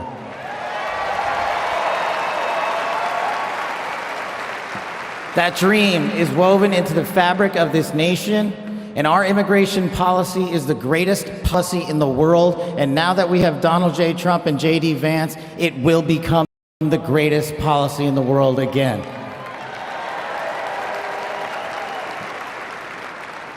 But dreams and hopes aren't enough, my friends. We got to get to work. And we got to accept the realities that too many of you from your communities. President Trump launched in his first term priorities of national security, law enforcement, economy, and global diplomacy. But now we have to retread some of that. And I'd just like to go over a few of the things that our community has been living under these last few years. In the last calendar year alone, we had 100,000 drug overdoses. In the last calendar year alone, we had over 100,000 rapes. In the last calendar year alone, we had 17,000 homicides. That is unacceptable in 2025 in the United States of America. That is why we need constitutional law and order. When I read the statistic that for the age group of 18 to 45, the #1 cause of death is CCP fentanyl. We are not prioritized to go after the threats that face this country, and most of all, that face our future generation. Thank God we will be starting right now.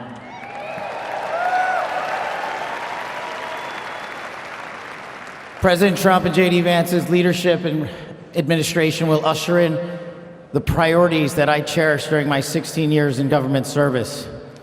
That we will always, always honor the men and women who wear the cloth of our nation and stand on that wall and tell you nothing's getting by them tonight. And so to them, thank you.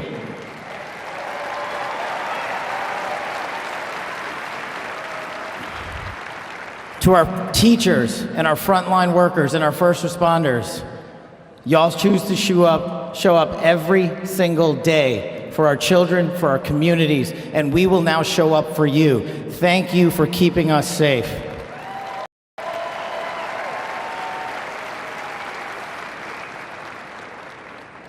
To the men and women in law enforcement, and maybe I'm biased on this one. Our police officers, our sheriffs, our agents are some of the greatest warriors that God has ever created. And we will put them first because they have our backs, and now we will have your backs.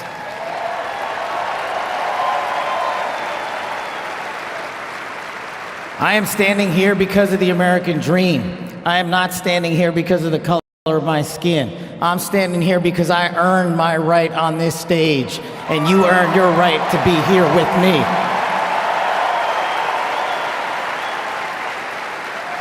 And I promise you this, with every fiber of my being, that our law enforcement, that our teachers, that our first responders, that our veterans, that our men and women in uniform who dare to serve this country and put themselves below the rest of our needs will be reprioritized to the top of the heap because they are standing on that wall, and we will not let that light go dark on them.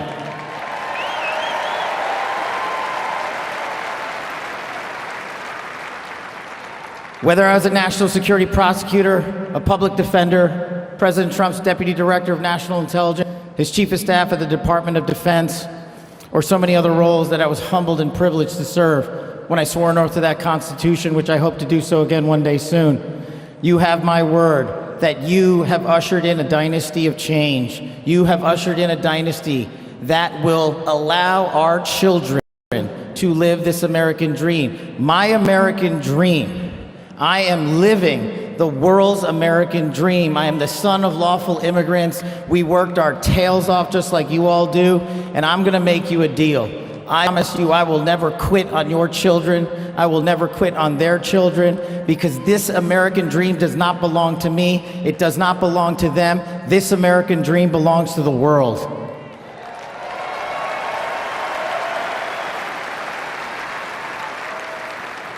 So in closing, I just want to tell you this. It's pretty cool to be speaking in Capital One Arena right before the boss.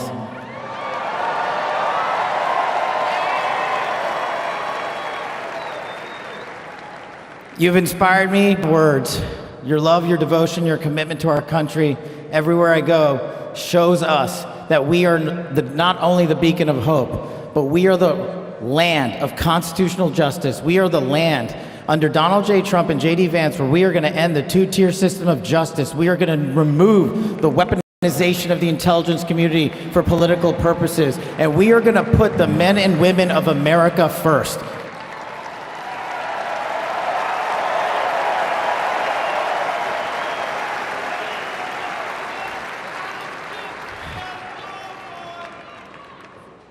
So listen, there's just one thing left to do.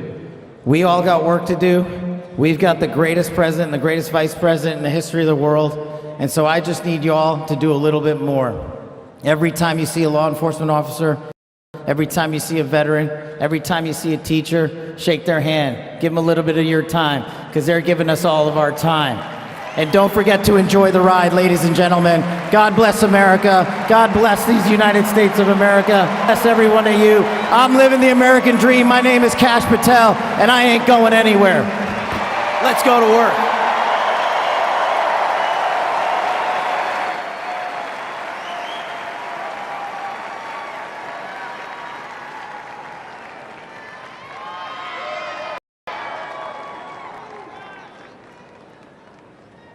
Ladies and gentlemen, please welcome to the stage, Dan Scavino.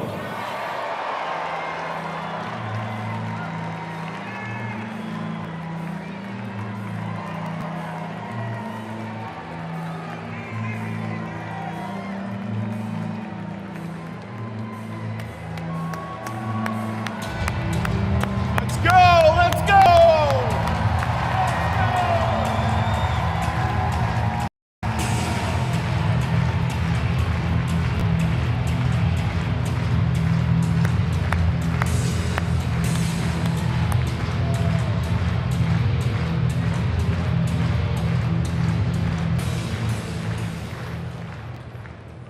Hello, Patriots. How's everybody doing this evening?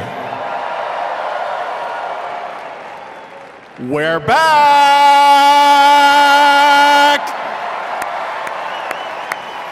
USA! USA! USA! USA!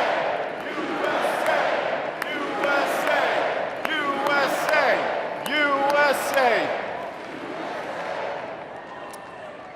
The 45th and the 40th President of the United States of America will be here shortly. He's down at the Capitol. He'll be in a little while. He'll be here. They asked me to come out and say a few words and say hello to you great American patriots that came from all over the country. Thank you for being here today.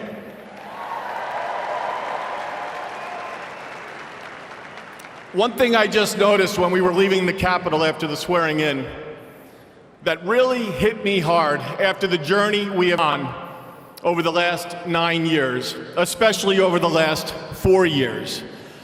It really hit me when they took the presidential seal right here and put it on front of the podium for when the president gets here. President Trump often says to us on Team Trump over the years, "You're so lucky that I took you on this journey." In the good times and the bad times, no matter what would be happening, we'd be sitting on Trump Force One, Air Force One, in the office, at Mar-a-Lago, no matter where it may be. Good times, bad times. You are so lucky I took you on this journey. And you know what, Mr. President? You are damn right. You took all of us on this journey.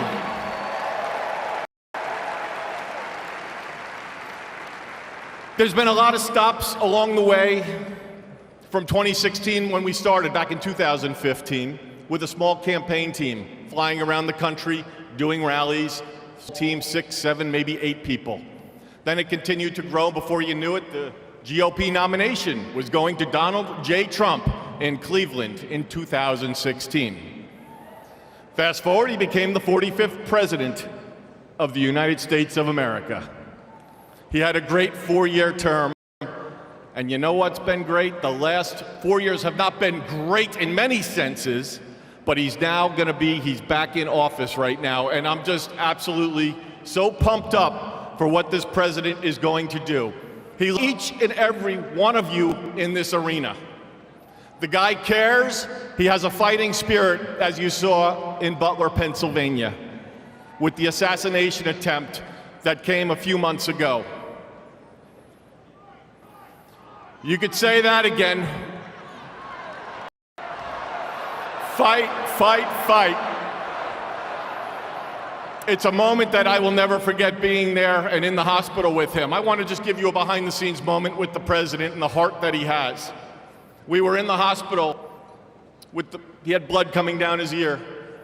He wanted to know how his staff was. Myself and Susie were with him, and Stephen Chung and Walt, and even the Secret Service. How are you guys doing? The guy just got shot in the damn head, and he's worried about us. Are you guys okay? He's on the phone with his family. Showed him a picture, the iconic photo of his fist raised in the air. Told him it was from Doug Mills from the New York Times, a great photographer. He looked at the picture, he's staring at the picture, one of the most historical photos of all time. There'll never be anything like it. He said, call Doug and see if he's doing okay. That's the attitude he had in that hospital.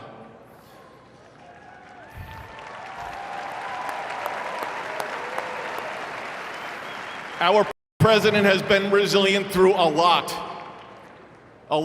and I don't need to get into all of it because you're all familiar with it, and I'm convinced much of it that went on over the last 4 years is why he won the election in an electoral landslide.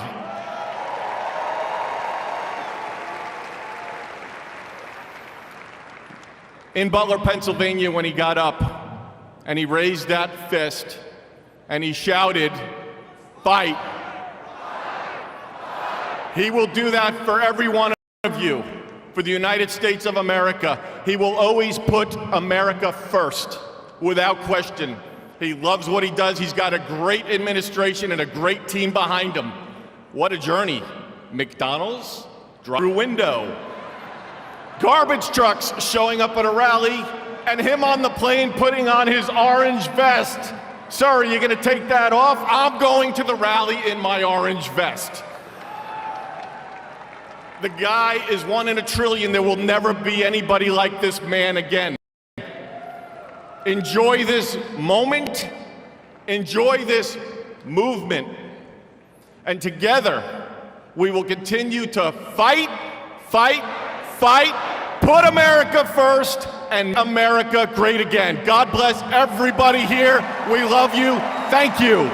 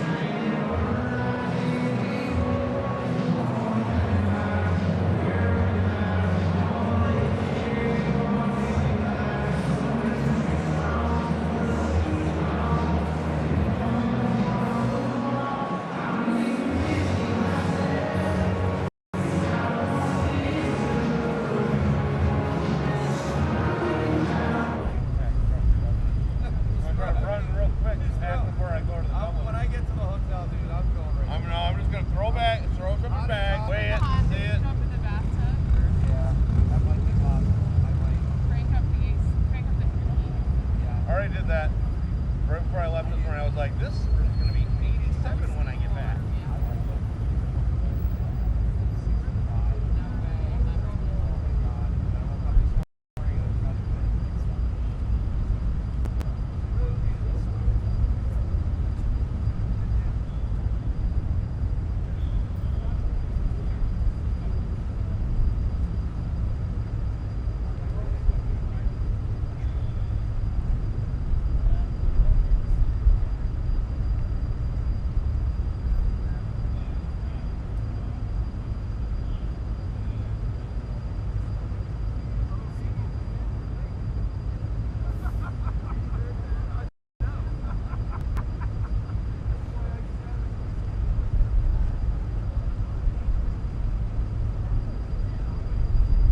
Now the flag was cool when the wind's blowing like that in the car.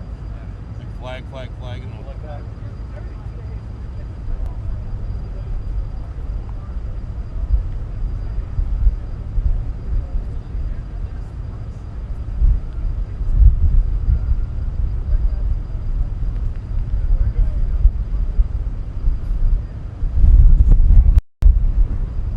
You don't have operators on too many.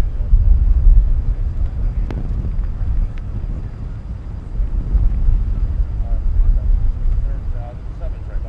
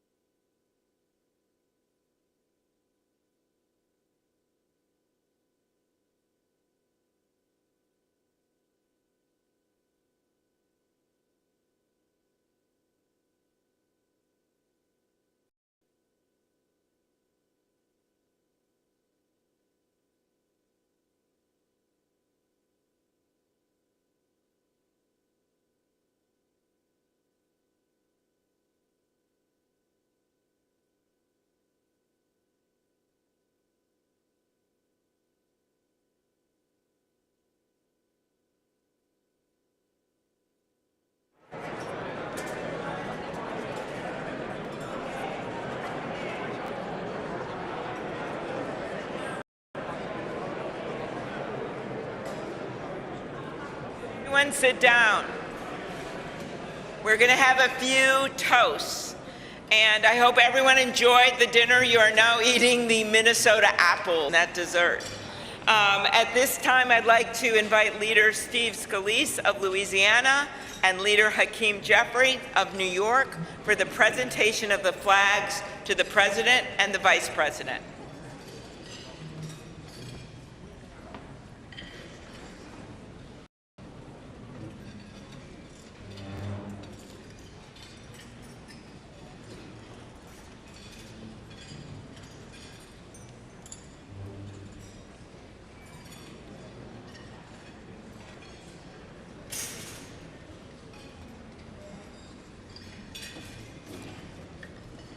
Mr. President, Madam First Lady, Mr.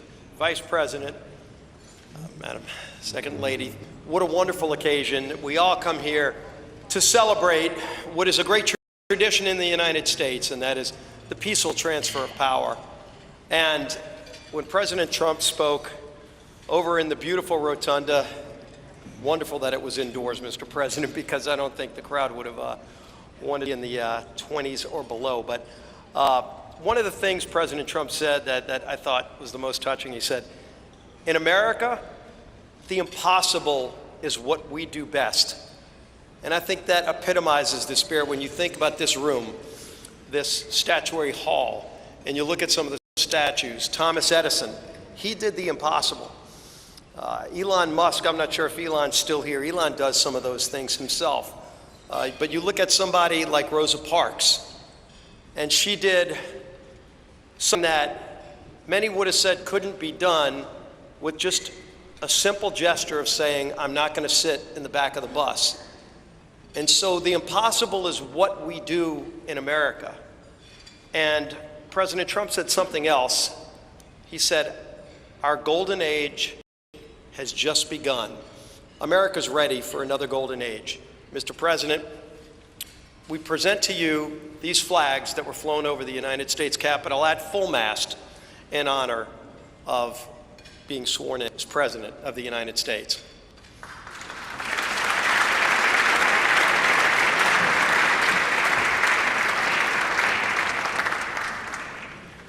Thank you, Chairwoman Klobuchar, for your leadership of today's ceremonies. President Trump, Madam First Lady, congratulations. I have the honor of presenting the Vice President with our nation's highest symbol, the American flag. As a United States Marine, the Vice President put on the uniform to protect and serve America, like so many men and women before him in our nation's history. Old Glory was adopted in wartime by the Second Continental Congress in 1777. A full 12 years before the office of the Vice Presidency was even created, or the House of Representatives convened for the first time. The resolution said that the flag would be 13 stars, white in a blue field, representing a new constellation, out of many, one. Some 250 years later, from Appalachia to Anacostia, Middletown to Mar-a-Lago, the Bayou to Brooklyn, we remain one nation under God. To Vice President Vance, Usha, and family, may God bless and watch over you as you begin this journey. On behalf of the Congress, we present one of the flags that flew above the Capitol today to the 50th Vice President of the United States of America, James David Vance, and wish you Godspeed.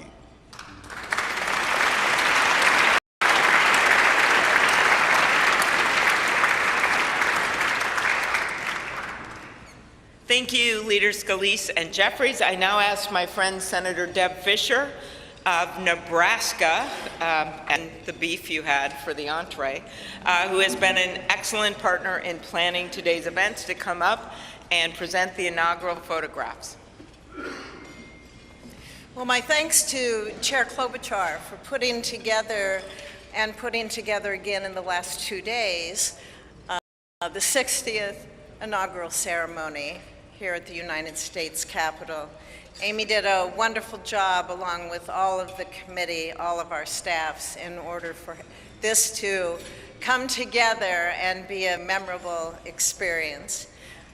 It is a tradition that the committee give our new President and First Lady, our Vice President, and Mrs. Vance the official photographs taken at the swearing-in ceremony.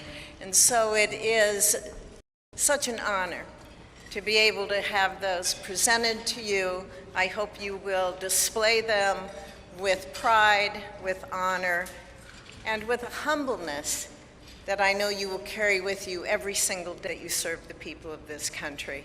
May God bless you all.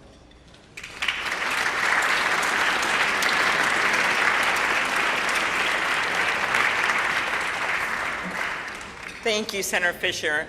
Now, on behalf of the Joint Congressional Committee on Inaugural Ceremonies, I'd like to present the President and Mrs. Trump and the Vice President and Mrs. Vance with these crystal Lenox vases. See them over here? For the 10th consecutive inauguration, Lenox has provided the official inaugural gift. The hand-cut etched vases display the White House for the President and the U.S. Capitol for the Vice President, because I know that he is going to enjoy not only being the Vice President, but also, as Senator Thune and Schumer know, the President of the United States Senate, and there's no better job than that. These gifts symbolize our equal branches of government as well as our enduring democracy. There they are.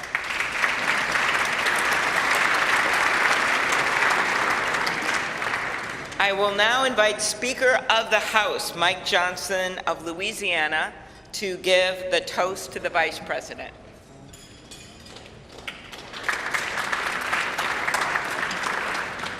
Thank you so much. It's my great honor to offer a toast to our new Vice President, Mr. J.D. Vance. J.D., you wrote something very poignant in your memoir, actually many things very poignant, but let me quote you here. What separates the successful from the unsuccessful are the expectations they had for their own lives. That's really meaningful. That expectation is a powerful thing. We remember the people in our lives who provided that to us. We all need that. Everybody needs hope and encouragement.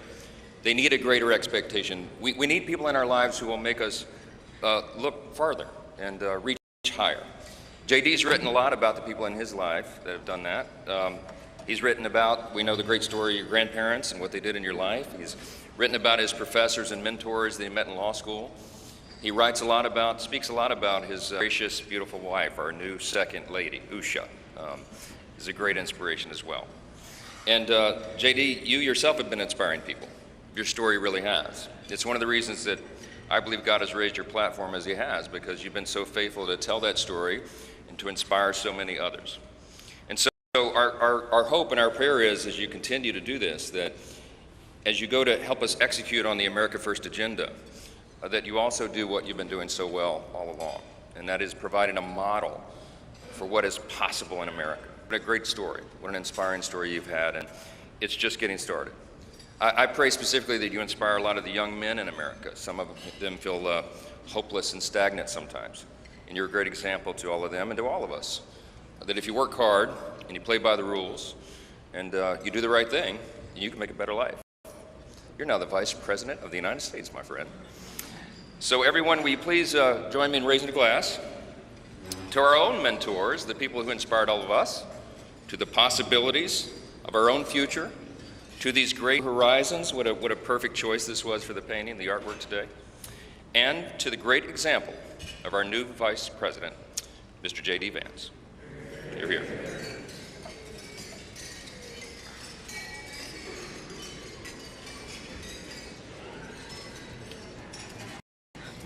Thank you, Speaker Johnson and Vice President Vance. I will now invite my senator next door in the state of South Dakota, Senate Majority Leader John Thune, to give the toast for the President.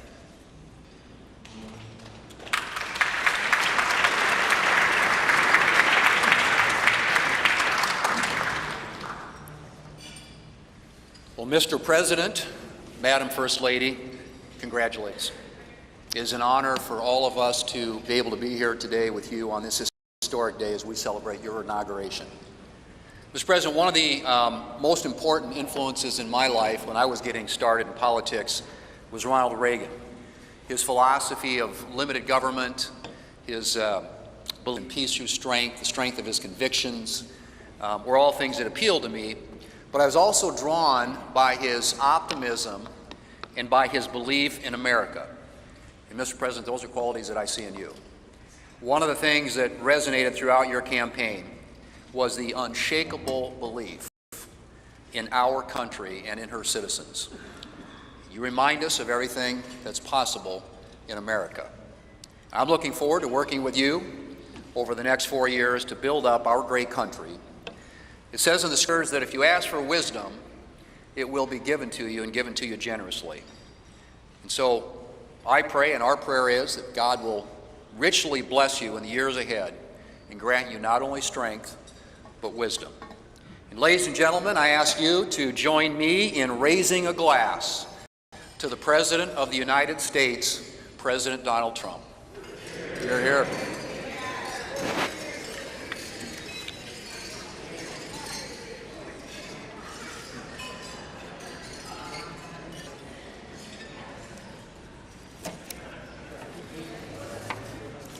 So, this has been a long day with many other things ahead for so many of you.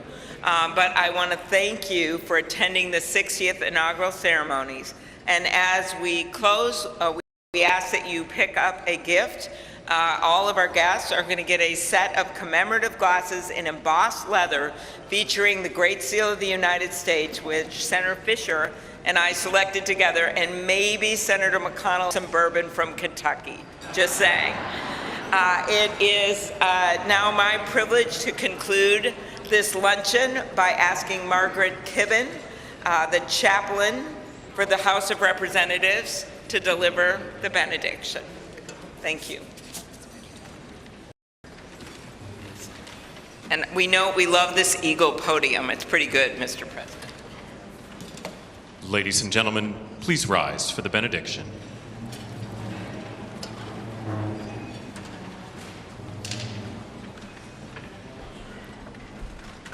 Would you pray with me?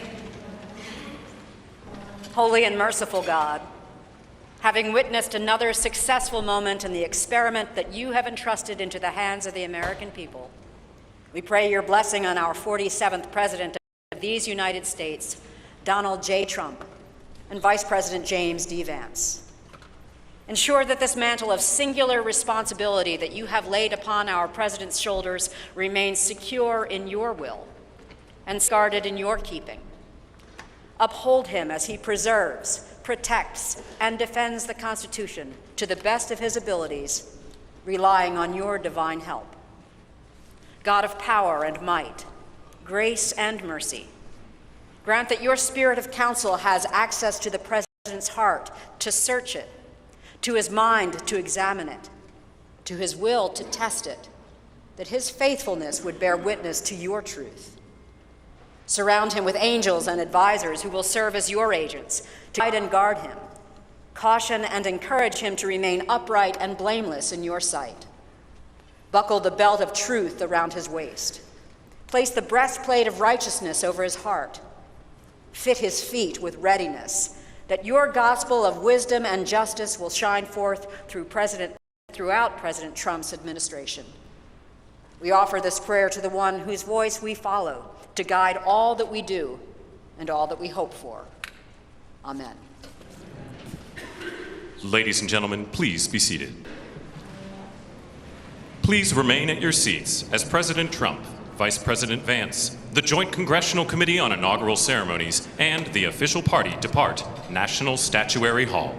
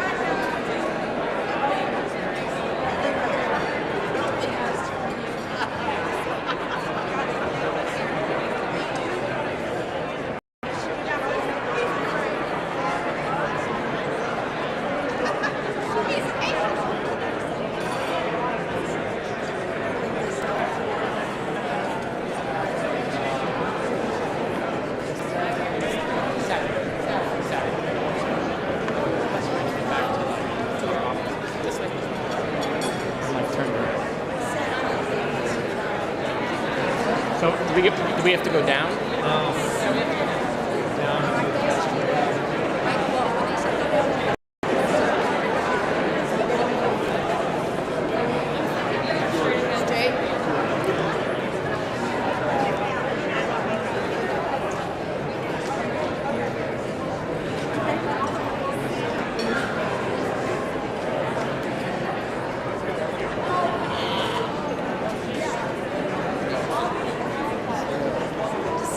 Step to the governor's mansion, and then 1600 Pennsylvania.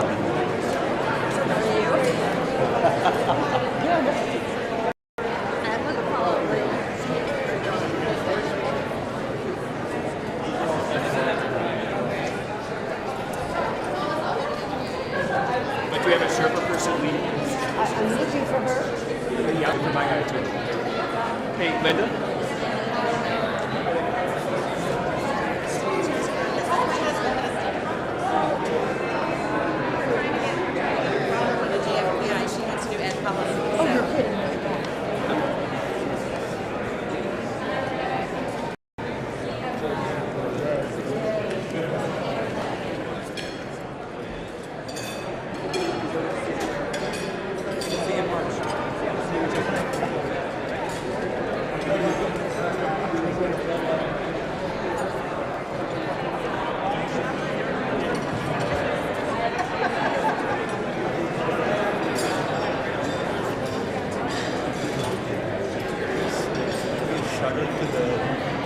Villa Hotel, and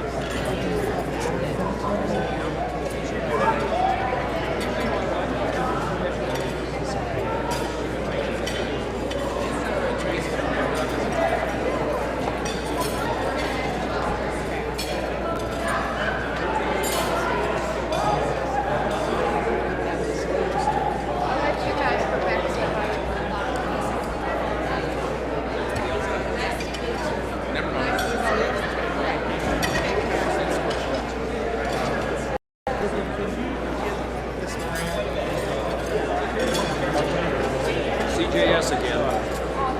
You too? I'm Jerry Moran. Hello there. Hello, Cynthia.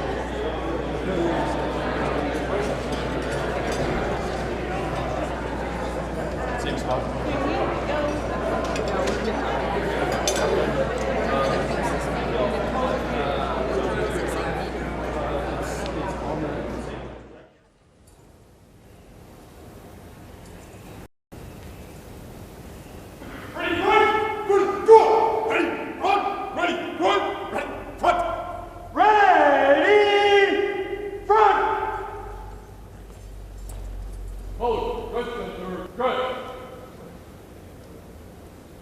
Officers, just center, just! Hold, ready, front. Officers, ready, front! Ceremonial! Ceremonial! At ease! Hold, stand at ease. Attack! Ceremonial! At ease!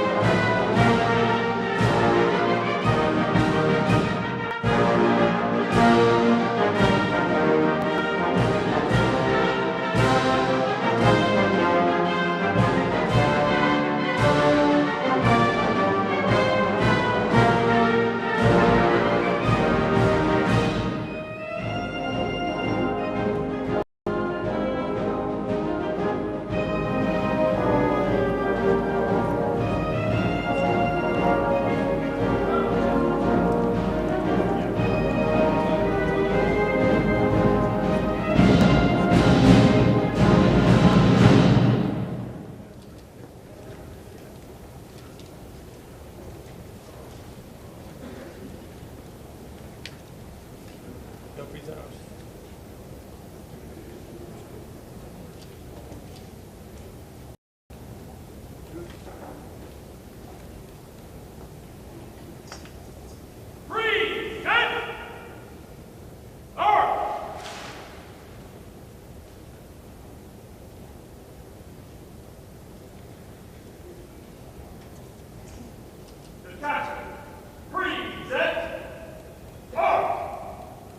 Present.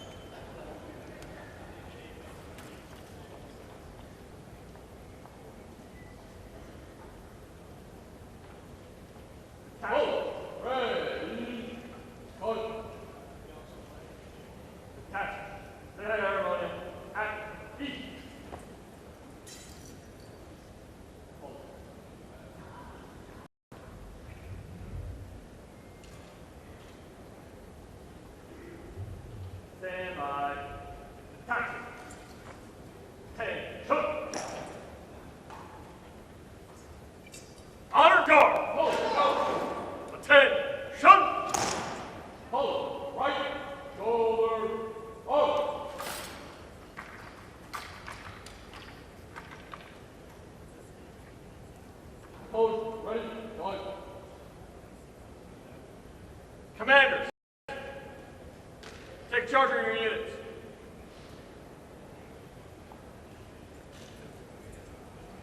Right. Right. Forward.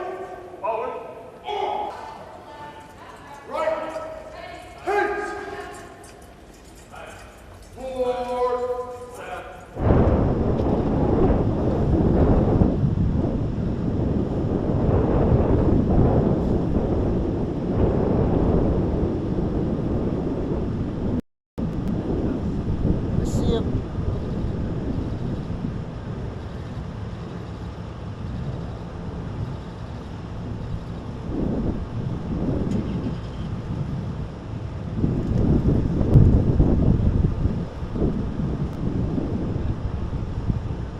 That was it.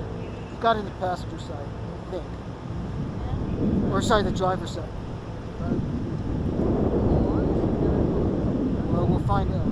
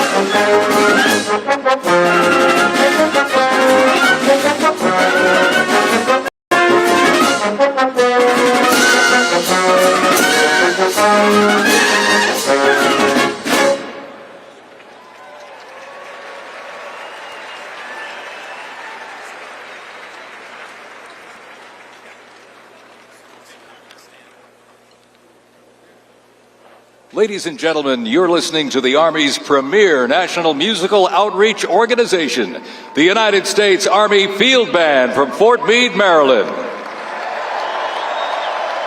They are led by Commander and Conductor Lieutenant Colonel Domingo S. Robinson.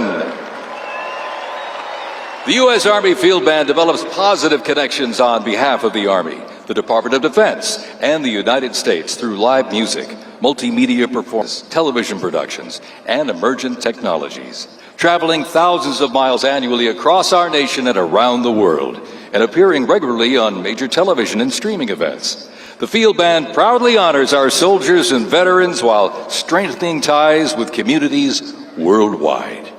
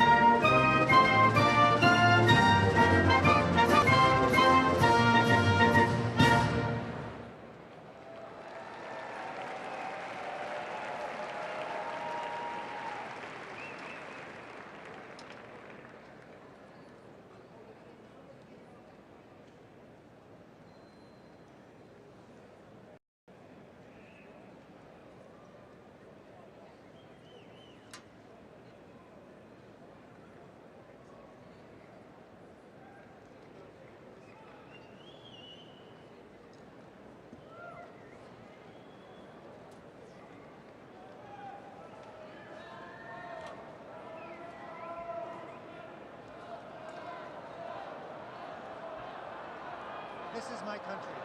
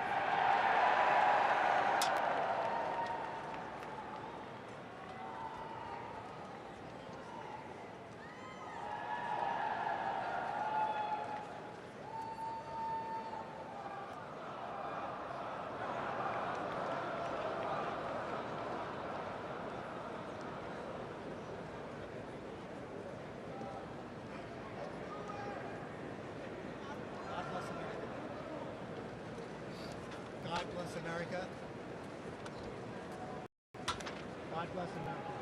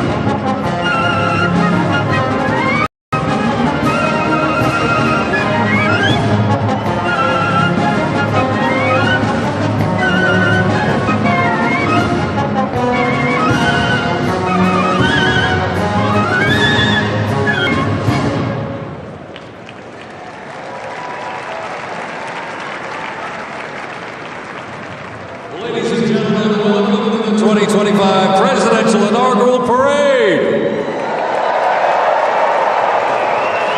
My name is Dan Taylor, and I'm very honored to be requested by our president to be your parade announcer. And it's great to be here with you. I have to say it is a bit of a different format for a parade, but of course our president wanted to keep us safe, wanted to keep us warm. And I can tell you something, the talent that's going to be these doors into this arena, it is going to get hot in here tonight. So thank you for joining us as we celebrate this historic occasion on behalf of the Trump-Vance Presidential Inaugural Committee. The ceremony is about to begin. We're going to get things underway, so if you're with family and friends, been talking in the halls or whatever, get down to your seats, grab a snack. We're going to get the show on the road.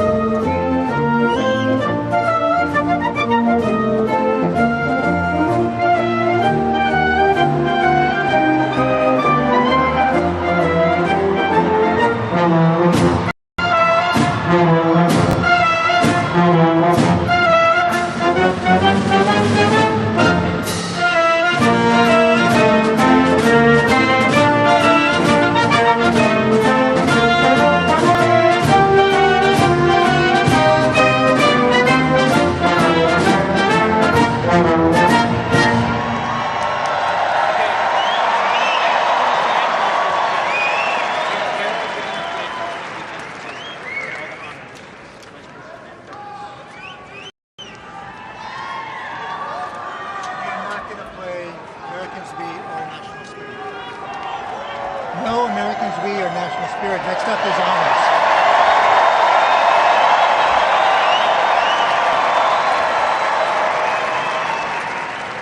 Next up, the Herald will play honors.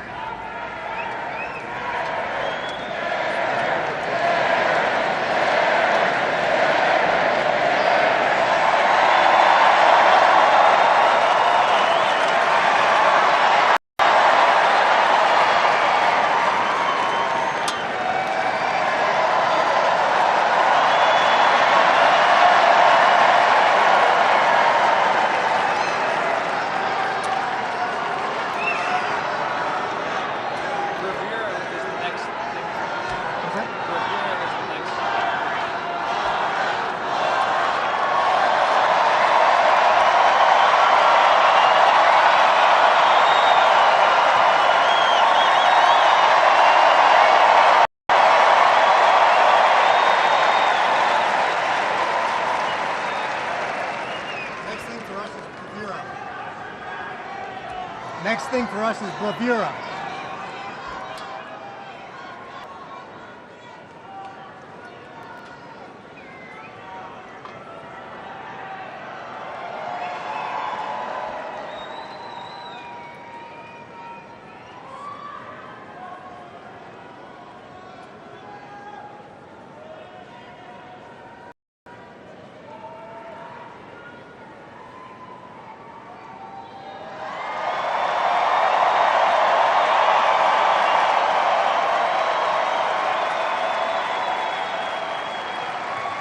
Ladies and gentlemen, we'd like to welcome the official fanfare music group of the President of the United States. Under the direction of Major Aaron Morris, the U.S. Army Band Herald Trumpets performing their fanfare that's actually written for the 47th President of the United States. Listen to this, it's amazing. This is Brass and Glory.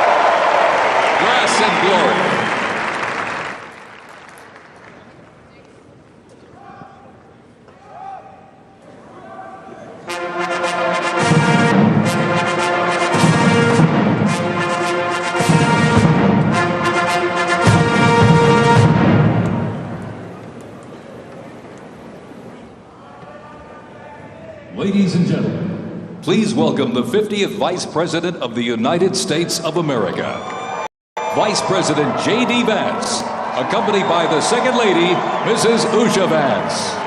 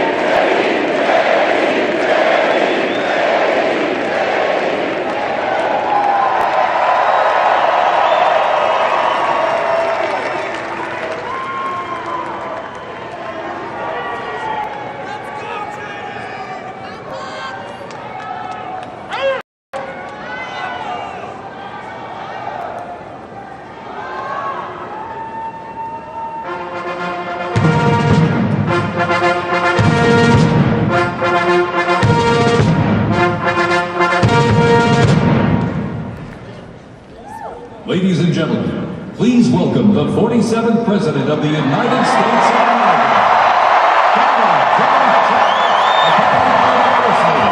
This is the Millennial Time.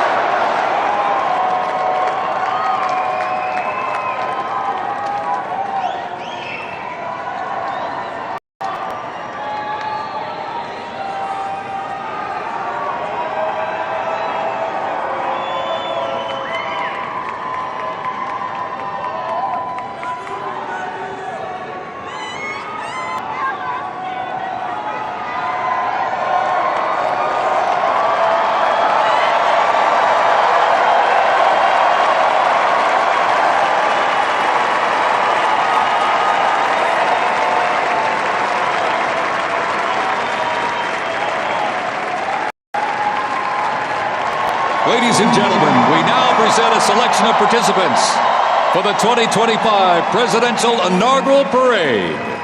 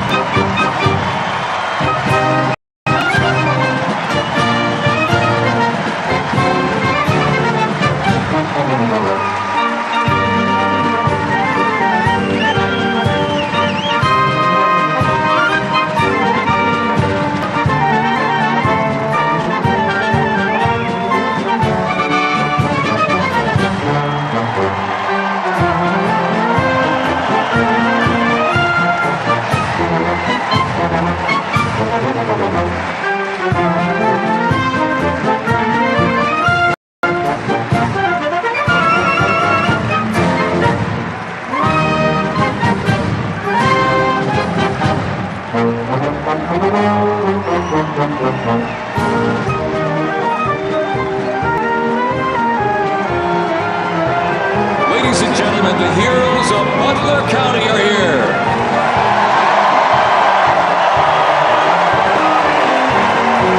And they are here to pay homage to the life, selfless community service, and sacrifice of Corey Comparatori. Mr. Comparatori, a 10-year U.S. Army Reserve veteran and past fire chief to the Buffalo Township Volunteer Fire Company, who died during the assassination attempt on the life of President Trump in Butler, Pennsylvania, July 18, 2024. Their formation consists of Pennsylvania State Police, local police, county sheriffs, emergency services unit, EMS, 911 radio dispatch, and hospital personnel, who all heroically stepped into action during the horrific attack. They are also paying tribute to the courageous service of first responders nationwide.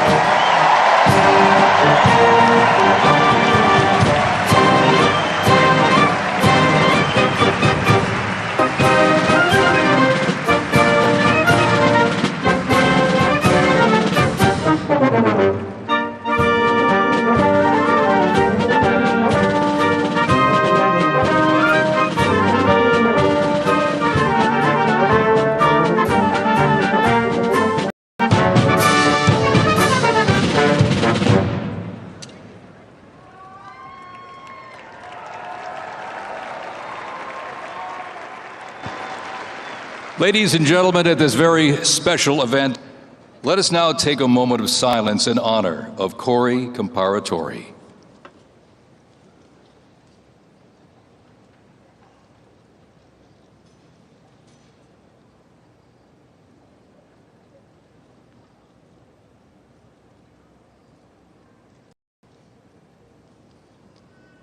Thank you very much, ladies and gentlemen.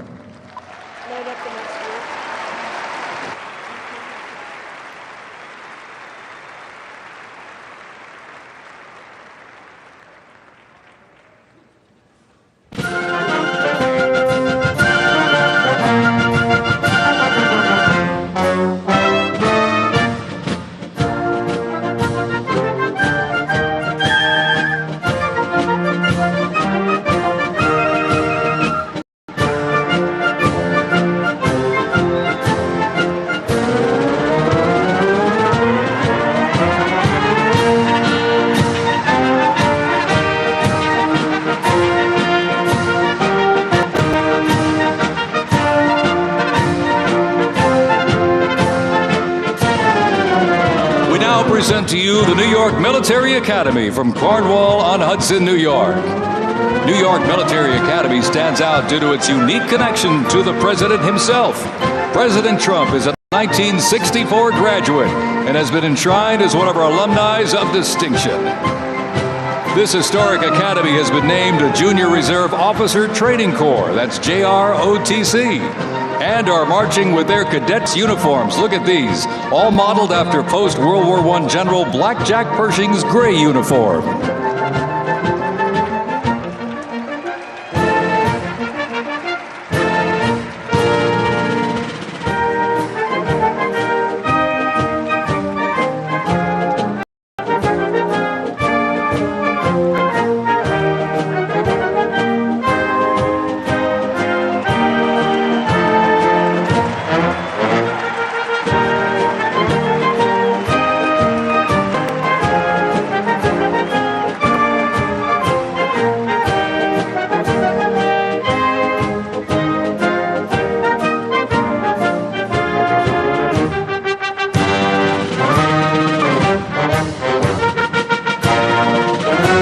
Introducing the Palm Beach Police and Fire Honor Guard unit, representing the town of Palm Beach, Florida.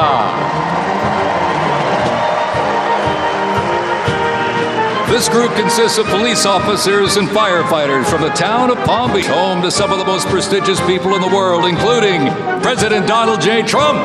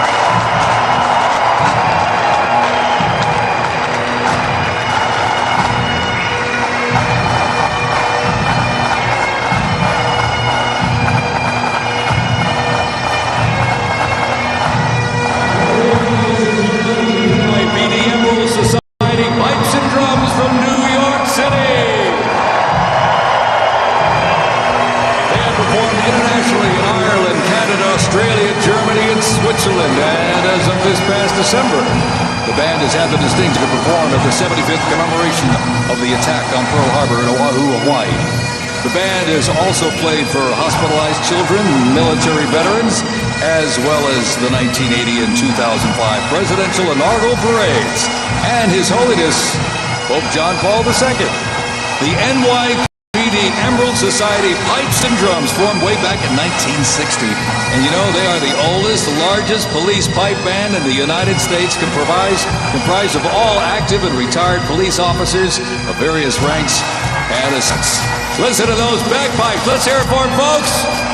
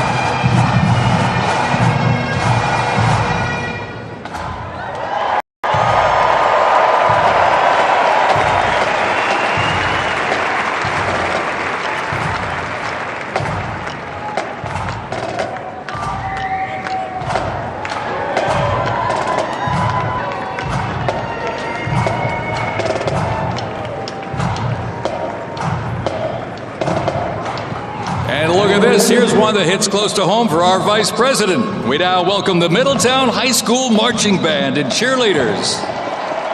They're traveling all the way from Middletown, Ohio to proudly represent their school, our nation, and outstanding alumni, including our new Vice President of the United States, J.D. Vance.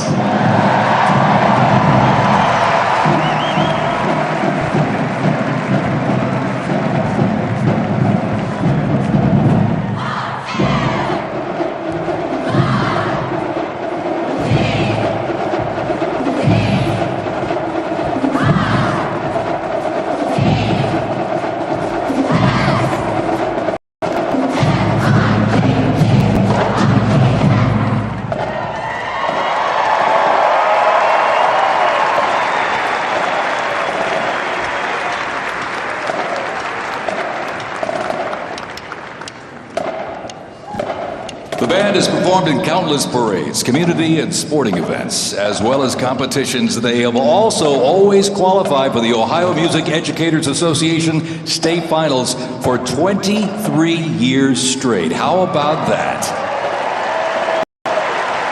And have earned the highest rating in 18 of those appearances. Woo! And today they performed America's Sweet Land of Liberty.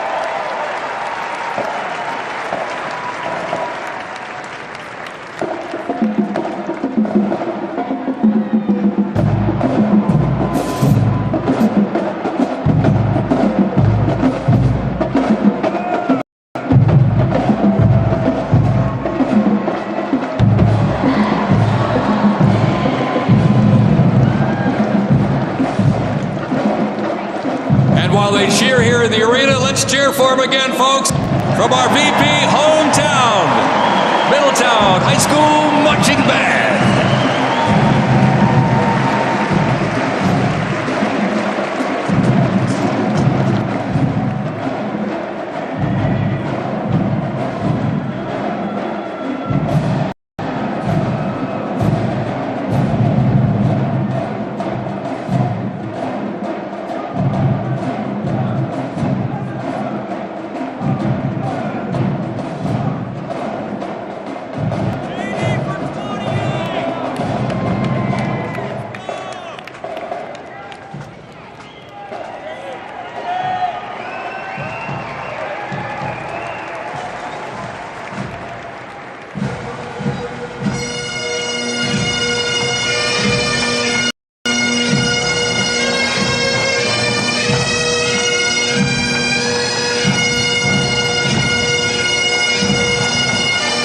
Ladies and gentlemen, entering the arena right now, traveling from Boca Raton, Florida firefighters, pipes and drums. And they are well seasoned when it comes to civic events. They've played and participated in parades, memorials, and other ceremonial events across both the United States and Europe. Today, they are wearing their most notable uniforms. What a great photo opportunity. Consisting of the Glengarry headgear and kilts. And they are proud to honor their fallen brothers and sisters each and every day.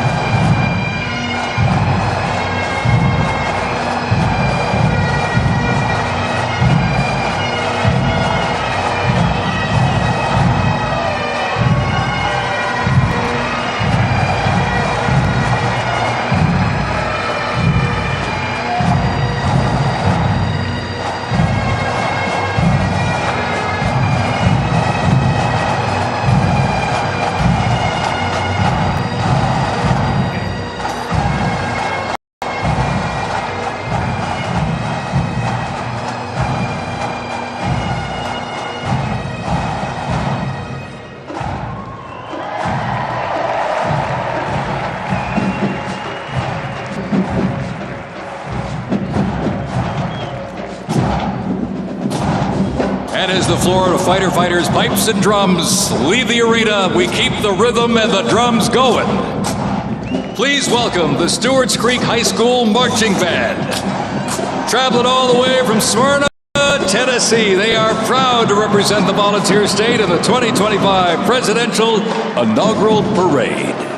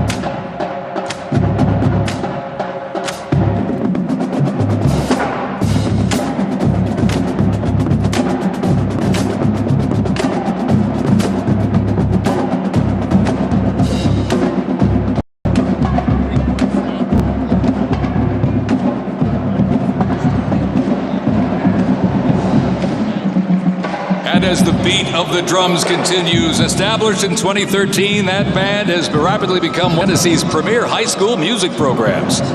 This band has participated in numerous civic events that honor significant moments in our nation's history, like the 75th anniversary of the attack on Pearl Harbor, Captain Jeff Cuss, United States Marine Corps Memorial Dedication, Chicago Thanksgiving Day Parade, and a Lincoln Memorial performance as well. The Stewart's Creek High School Marching Band, everybody!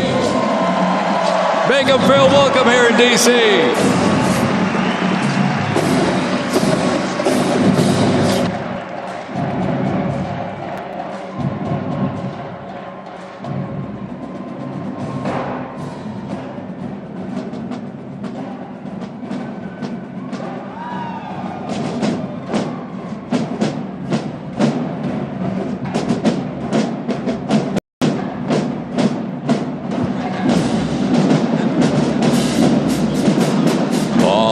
Ladies and gentlemen, now welcoming the Mississippi Valley State University Band.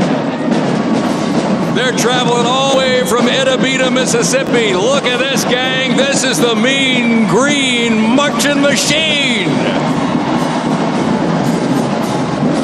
They are proud to represent historically black colleges and universities at the 60th Presidential Inauguration.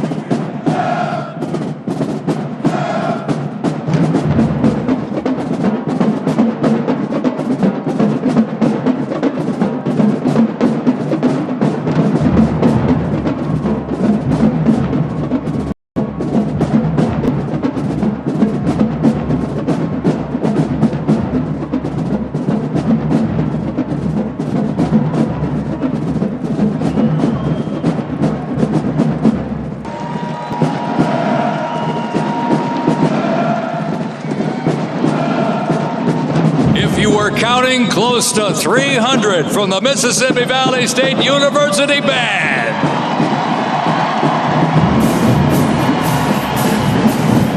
You know, since its founding, the band has consistently played a significant role at their university and across the United States. They have performed for athletic events, Mardi Gras parades, Rose Bowl parades, and many, many more.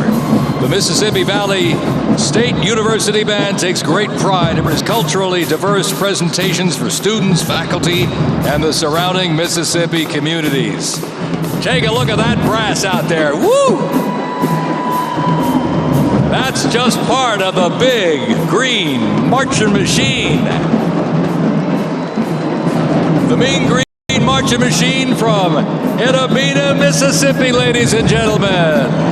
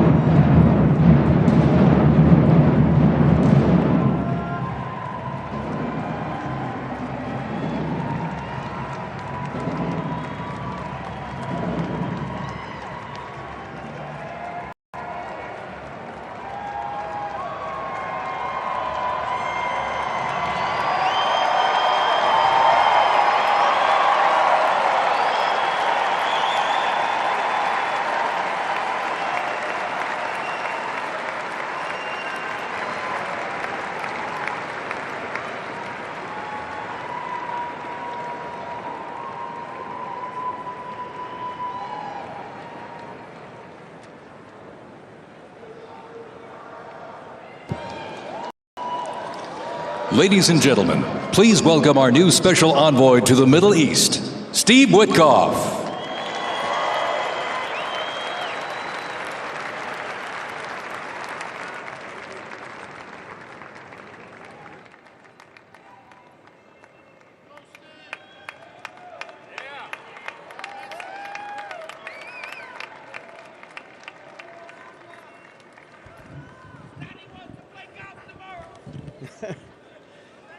Good evening, everybody.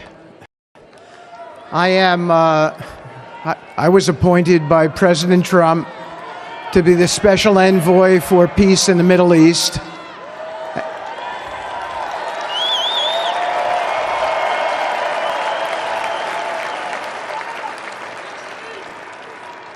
And I'd like to describe to you some of the things we're doing and how it informs on President Trump's policies. First of all, it is an honor to stand before you today as I reflect on the enormity of the role that President Trump has tasked me with. I am constantly reminded of the privilege it is to serve under the leadership of my boss, President Donald J. Trump.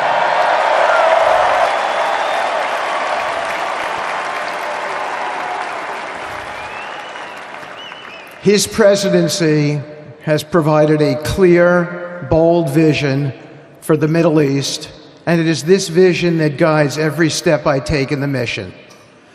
President Trump's leadership has redefined what is possible in the pursuit of progress and stability in the Middle East.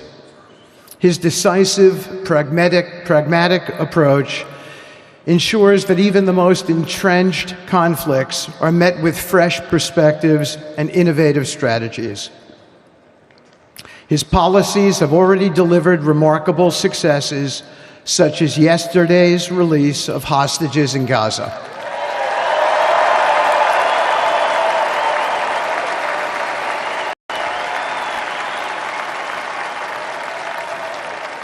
Thank you. This achievement demonstrates the strength of President Trump's leadership and the respect he commands on the global stage. It is yet another example of his ability to deliver results in the most complex and challenging situations.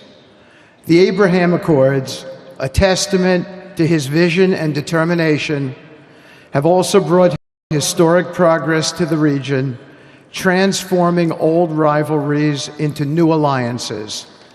These agreements are not merely symbolic. They represent a practical roadmap for peace, economic cooperation, and mutual respect across nations. My role, as President Trump has tasked me, is straightforward yet profoundly challenging: to turn his vision into actionable outcomes. He sets the agenda, he lays the framework, and he inspires people like me into bold action. My responsibility is to implement his vision, engaging with leaders across the region to find pathways towards sustainable peace and stability. And let me tell you, having Donald Trump as a boss makes this task not only possible, but far more effective.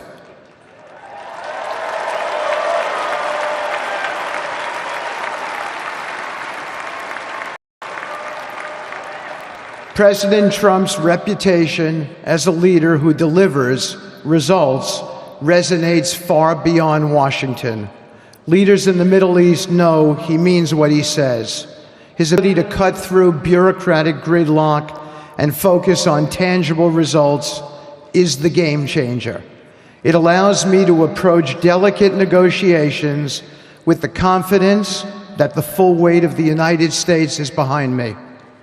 The principles President Trump has laid out for our approach to the Middle East and foreign policy in general are fourfold, and they are clear. 1, respect for sovereignty. Every nation deserves the right to determine its own destiny, free from the interference of external powers. 2, economic prosperity as a bridge to stability. Through economic partnerships and investment, we can build a foundation for cooperation that transcends historical grievances. 3, courageous diplomacy. Real progress requires difficult conversations and bold decisions, and it is through these that trust is built and maintained. And finally, 4, reciprocity and accountability. The United States requires reciprocal actions from our partners. We are done carrying the financial burden for nations that are unwilling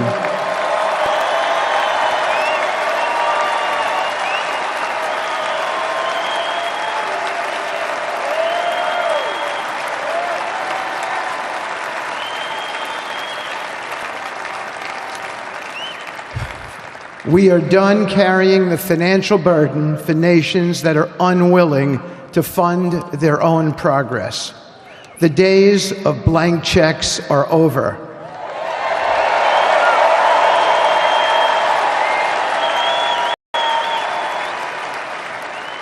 Partnerships under President Trump's leadership must be equitable, and contributions must reflect shared commitments to our goals. In my work, I've seen firsthand how these principles resonate. They provide a foundation that transcends politics and speaks to the shared humanity of all people in a region. Leaders across the Middle East recognized that this Trump administration is serious about results, not symbolic gestures, but real, meaningful progress that improves lives. Thank you.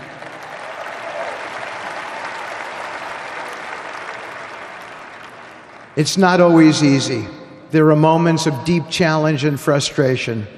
Decades of mistrust cannot be undone overnight. Yet I take comfort in knowing that I am not in this alone. President Trump's clarity of vision ensures that I never have to question what success looks like. His leadership provides the confidence and direction necessary to navigate these complexities. As we move forward, my commitment is to continue the work of advancing President Trump's vision for the Middle East. Whether through expanding the Abraham Peace Accords, fostering economic development, or facilitating dialogue between long-standing adversaries, my focus remains on actionable results. Let me close by saying this: a stable and prosperous Middle East is not an unattainable dream. It is a goal within our reach, made possible by strong leadership and unwavering commitment. Under President Trump's guidance, we are proving that the impossible can become reality. Thank you, but I have one more thing to say. We have some special people for me to introduce you to tonight. President Trump has been talking to them as well. They are the families of hostages from Israel who have been in Gaza for the last year and a half. There are many of them here today.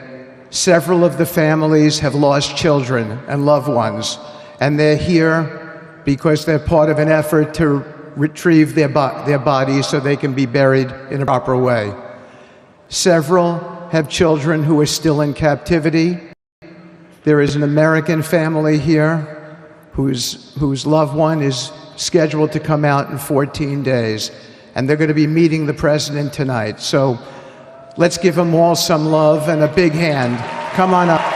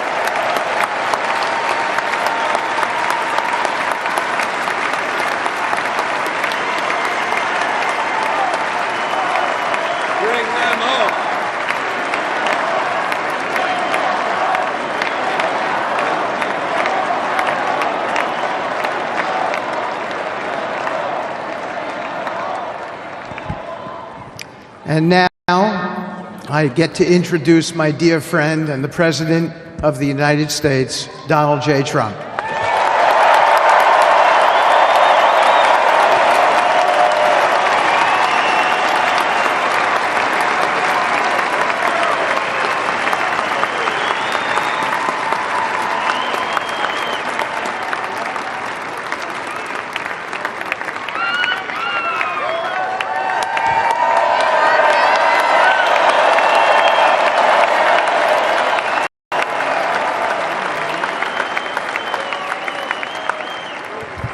Thank you very much, everybody. Appreciate it. Thank you.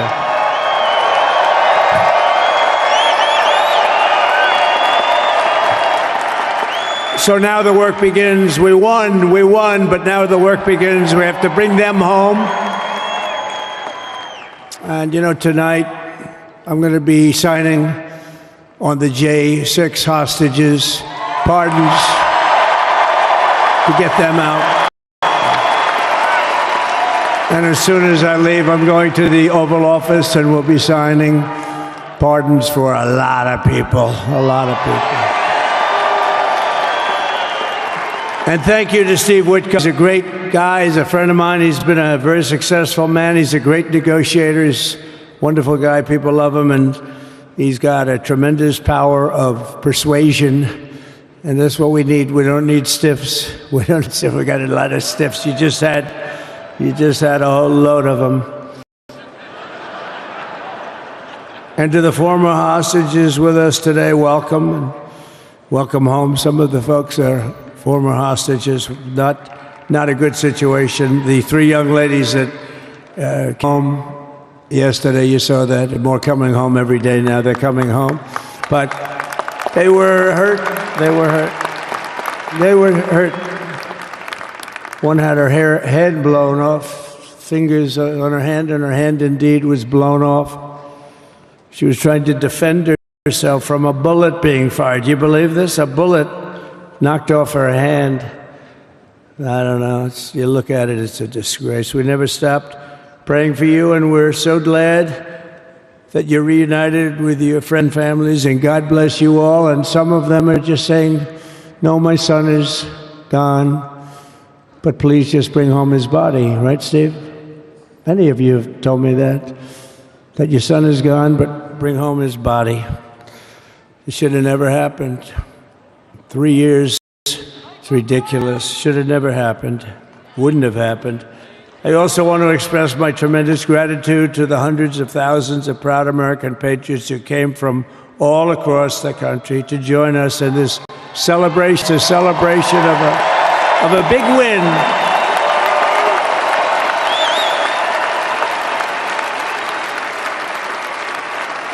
And you're witnessing the dawn of the golden age of America. That's what it's going to be. We're bringing it back. We're going to bring it back fast. We're going to bring it back fast. Let us also thank the incredible service members, National Guardsmen, Police, Secret Service, and law enforcement personnel who are keeping us safe, even though, and they are great people. New York's finest. I grew up with New York's finest, and we got to give them their authority back. You won't have any crime. There'll be no crime. You give them little authority back.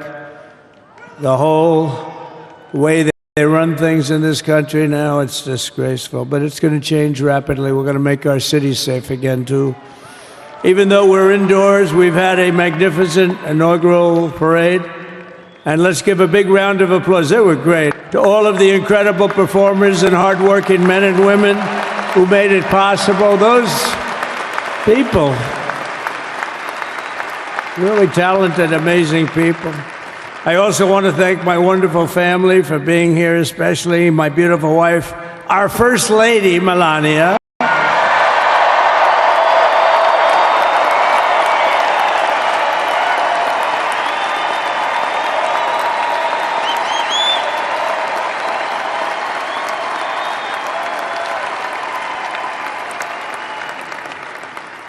I love our First Lady. And also, JD. How good has JD been?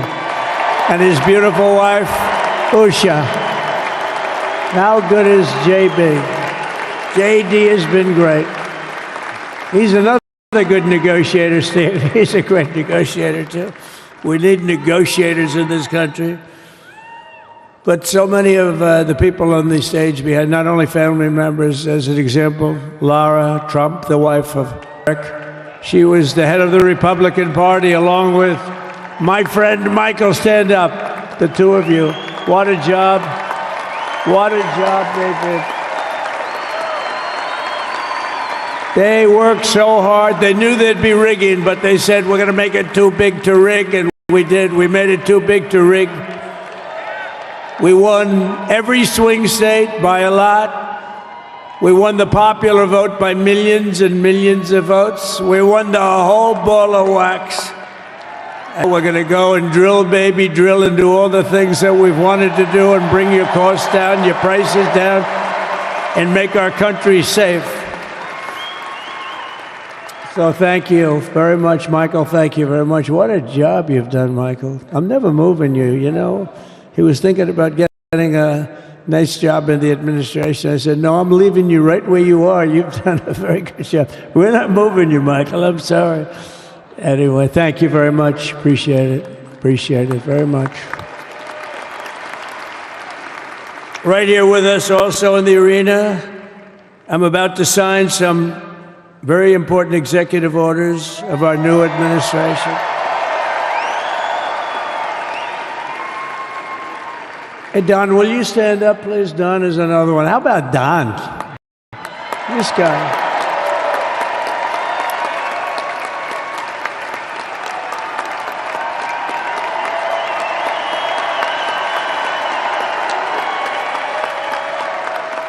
He's a popular one. He goes out and speaks. He gets a big crowd. He's a little on the rough side sometimes, but that's what you want. He's done a fantastic job, and he loves our country. Thanks, Don. Great job. You've done a great job. And Ivanka.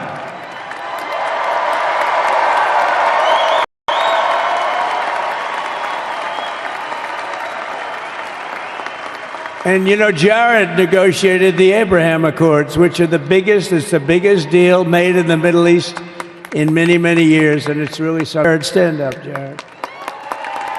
The Abraham Accords.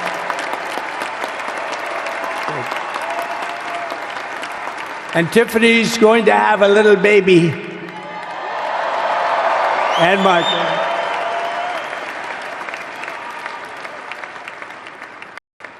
And then I have a very tall son named Barron. Has anyone ever heard of him?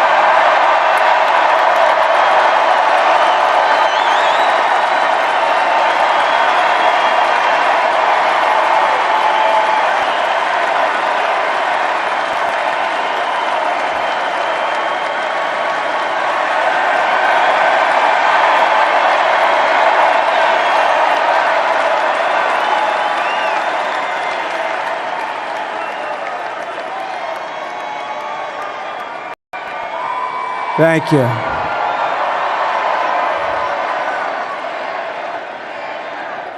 He knew the youth vote. You know, we won the youth vote by 36 points. And he was saying, Dad, you got to go out and do one of that one. And we did a lot of them. And he respects them all. He understood them very well. And he said, Dad, you got to go out, do Joe Rogan, do all these guys. And we did. We did. And Joe Rogan was great. They were all great, right? Aaron, they were all good. He understood the market. Another famous one, how about Kai? Stand up, Kai.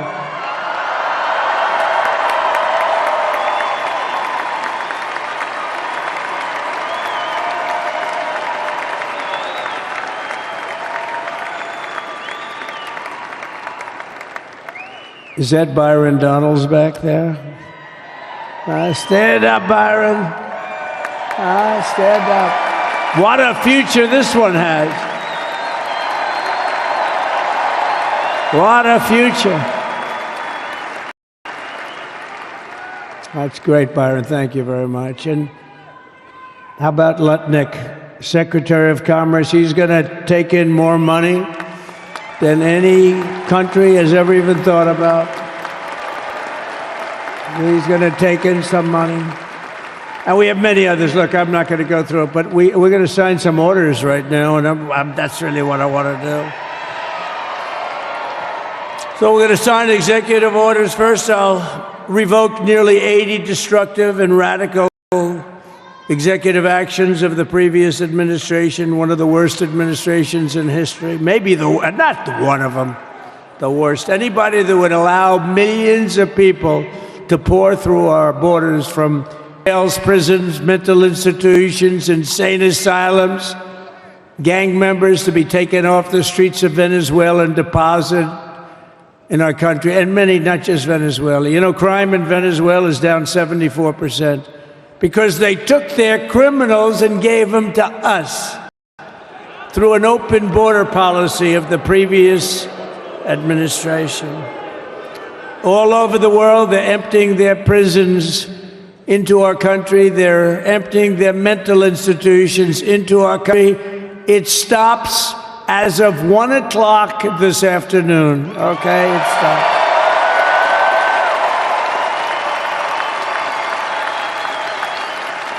So I'm revoking nearly 80 destructive, radical executive actions of the previous administration. They'll all be null and void within about, 5 minutes? Is that them over there? 5 minutes?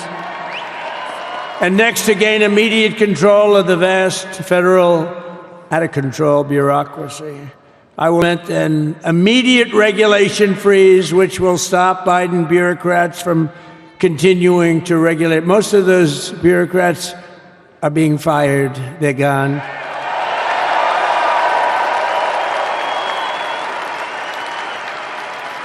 Should be all of them, but some sneak through, but we have to live with a couple, I guess. I'll also issue a temporary hiring freeze to ensure that we're only hiring competent people who are faithful to the American public, and we will pause the hire of any new IRS agents. We will also require that federal workers must return to the office in person. And we're going to take the 88,000 people that they hired to go after you with guns. By the way, they're allowed to use guns and harass you like they were so many other people. Remember this? Okay, remember? Do you remember a little statement about tips? Does anybody remember that little statement? I think we won Nevada because of that, but they went out and harassed you over the tips. In other words, we are restoring control of our government to the people. We're going to take those 88,000. Let's see if they'd like to work on the border, because that's where we want them, really.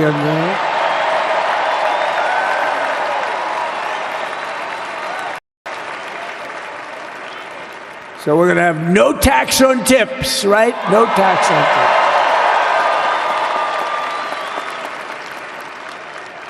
And we may have, like the Speaker of the House, is he here? He's done such a job. Is Mike here? He's around here someplace. I saw him just a little while ago. Hello, fellas. Look at you guys. Yeah, I know it. He's great. He's doing great. They're all doing good. The Republican Party has never been unified like it is right now. They want to save our country. And we're going to more than save it. We're going to make it greater than it's ever been before by a lot. Next, I'm going to sign a presidential memorandum directing every member of my cabinet to marshal every power at their disposal to defeat inflation and rapidly bring down the cost of daily life, because your costs have gone through the roof in the last 4 years. Perhaps you didn't notice. Does anyone notice their costs are like double, triple, quadruple? You can't buy bacon. Apples have doubled in price. You want an apple, anybody? Pay twice what you did 2 years ago. We'll put more money in your pocket, and we'll bring back the American dream and to reduce energy costs and liberate our economy. So we have more oil and gas than any country in the world, and we're going to use it. We're not going to do the wind thing. Wind. Big, ugly windmills, they ruin your neighborhood. They ruin you. If you have a house that's near a windmill, guess what? Your house is worth less than half. And did you see up in New England with the whales? You see what's happening? So they had 2 whales killed in about 14 years. Last year and the year before, total, they had 28.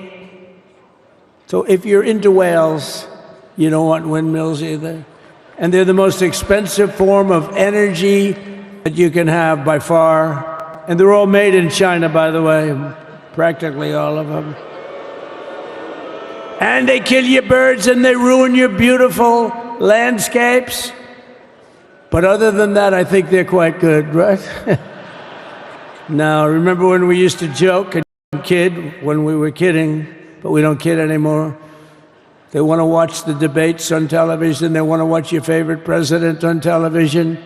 But the wind isn't blowing, so we can't watch television that night, Gladys. Gladys, I'm sorry, the wind is just not blowing. We're not watching Trump tonight. But I'm immediately withdrawing from the unfair, one-sided Paris Climate Accord ripoff. The United States will not sabotage our own industries while China pollutes with impunity. You know, China, I mean, look, they use a lot of dirty energy, but they produce a lot of energy. And when that stuff goes up in the, it doesn't stay there. It's not like you got a wall. We love walls, don't we? Not like you have a wall around and it doesn't. It floats into the United States of America after 3.5 to 5.5 days. It floats across the oceans and it comes right over your neighborhood and it falls into your neighborhood. So they all say, we have to fight for cleaner air, but the other dirty air is dropping all over us. So what the hell are they talking about? Unless everybody does it. It just doesn't. We had the cleanest air and the cleanest water that this country's ever had under the Trump administration. And we didn't do anything to stop jobs and stop production, believe me. You're going to see a lot of companies come pouring back because tariffs. I always say tariffs is the most beautiful word to me in the dictionary.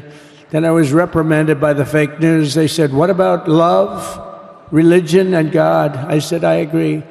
Let's put God number one. Let's put religion number two.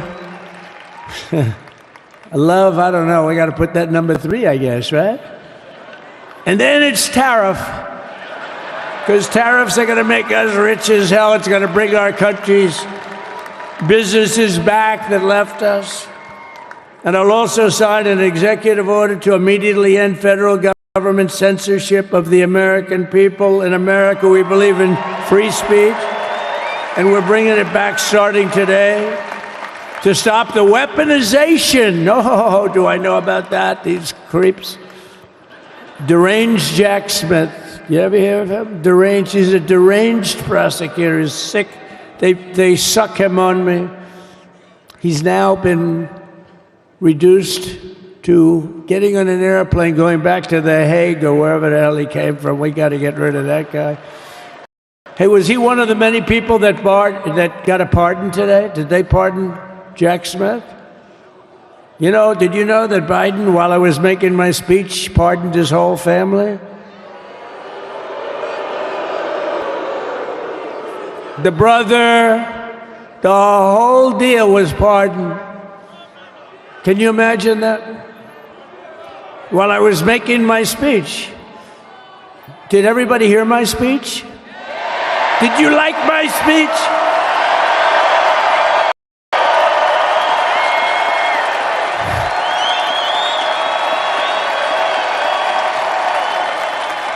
Thank you. I mean, the only thing wrong was I had a lot of tough things to say, and I have some great people that work for me. Sir, this is such a great speech. It's so unifying. Don't talk about Biden with his pardons of his family. We want a unified country. They said, don't talk about the J6 hostages that you're going to be releasing today. Sir, don't put that in your speech, please. I said, but I want to put it in my speech. I said, sir, won't be unified like it is. It's so beautiful the way it is. And it is getting great reviews.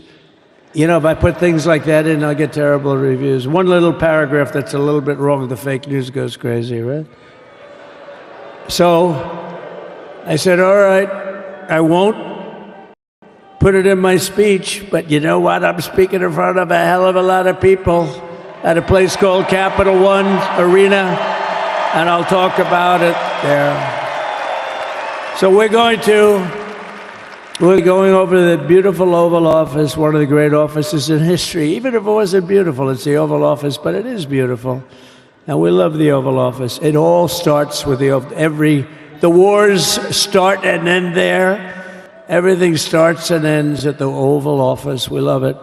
But we're going to go to the Oval Office. We're going to release our great hostages that didn't do, for the most part, they didn't do stuff wrong. You take a look at what went on, and look what happens in other parts of the country. In Portland, where they kill people, they destroy the city, nothing happens to them.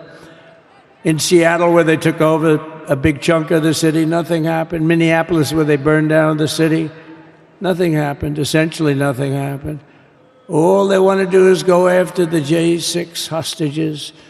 A 76-year-old grandmother was arrested the other day because she was looking at the Capitol or something like that. No, we're not going to put up with that crap anymore.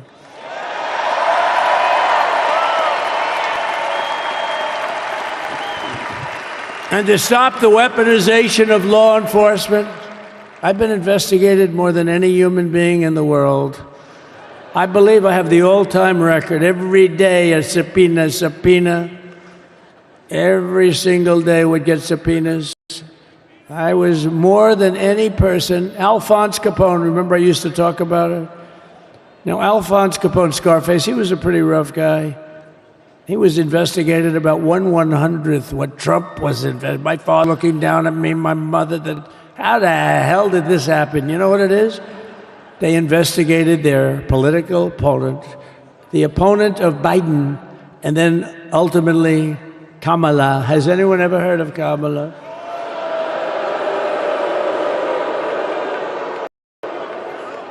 We had to beat two opponents, you know? We had to beat Biden, then we beat him.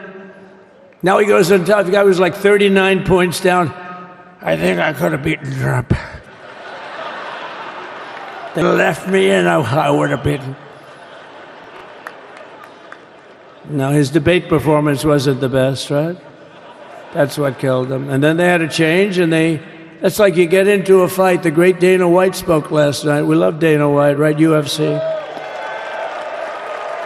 That's like he puts in two fighters. One of them's getting creamed, getting really beaten, and they say, all right, take him out. Let's put somebody else in to finish up the fight. That's what they did to us. They gave us somebody new, but we took care of both of them.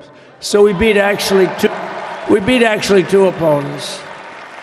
But to stop the weaponization of law enforcement and our government, I will also sign an order directing every federal agency to preserve all records pertaining to political persecutions under the last administration, of which there were many, and beginning the process of exposing any and all abuses of power, even though he's pardoned many of these people. Can you believe it? He's pardoned them.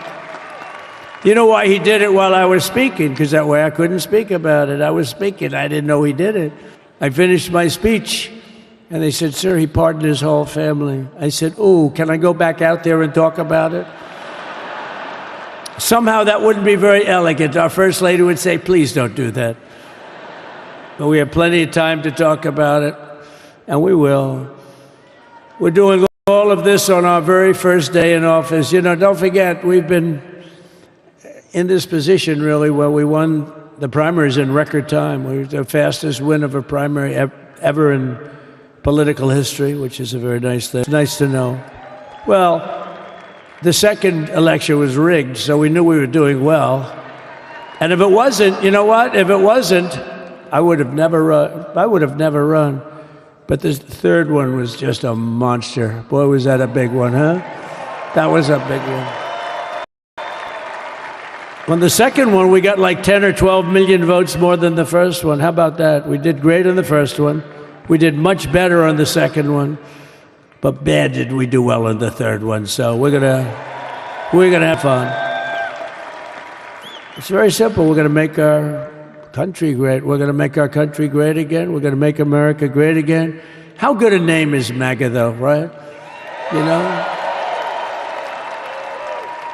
I was going to say keep America great, but unfortunately it wasn't great.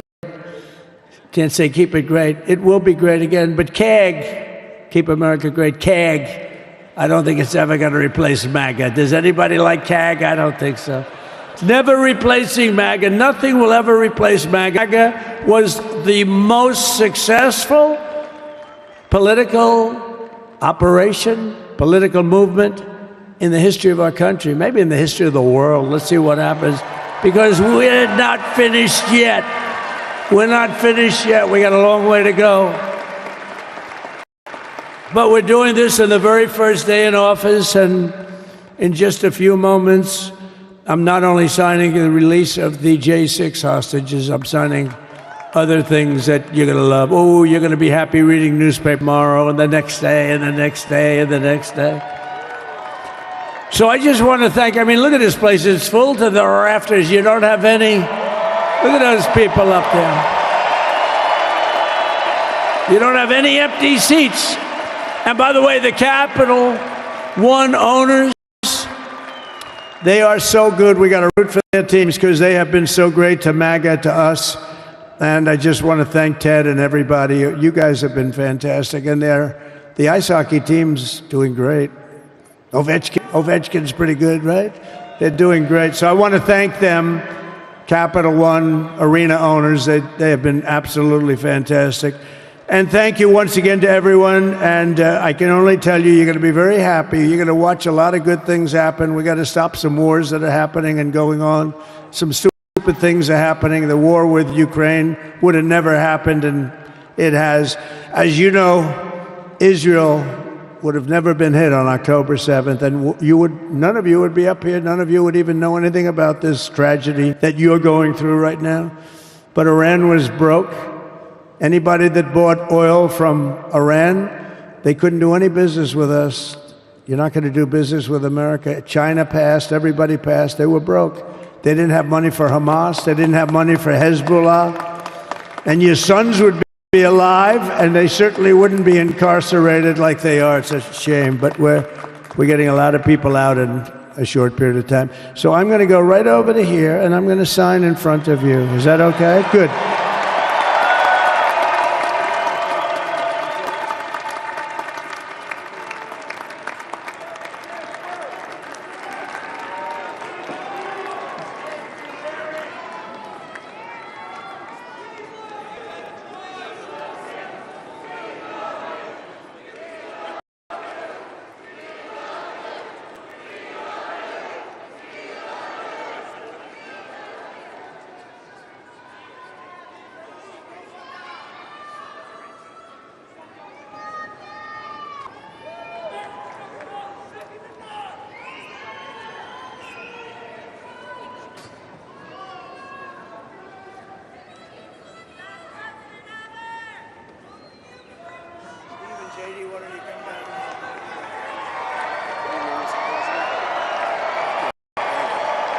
You have that other one to sign?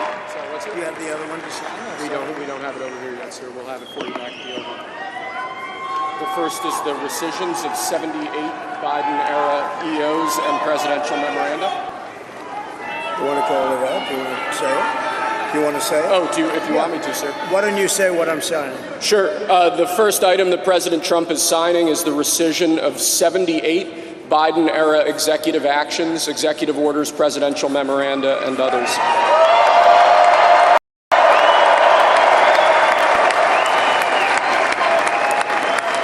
Thank you, sir.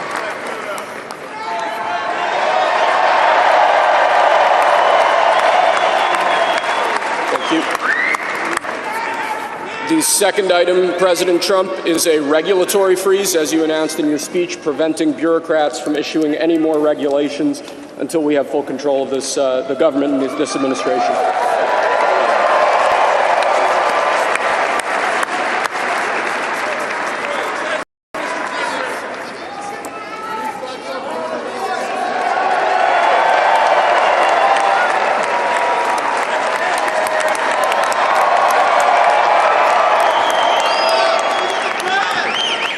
Sir, can I have a pen? The next item, sir, is a freeze on all federal hiring, excepting the military and a number of other excluded categories, again, until full control of the government is achieved and we understand the objectives of government going forward.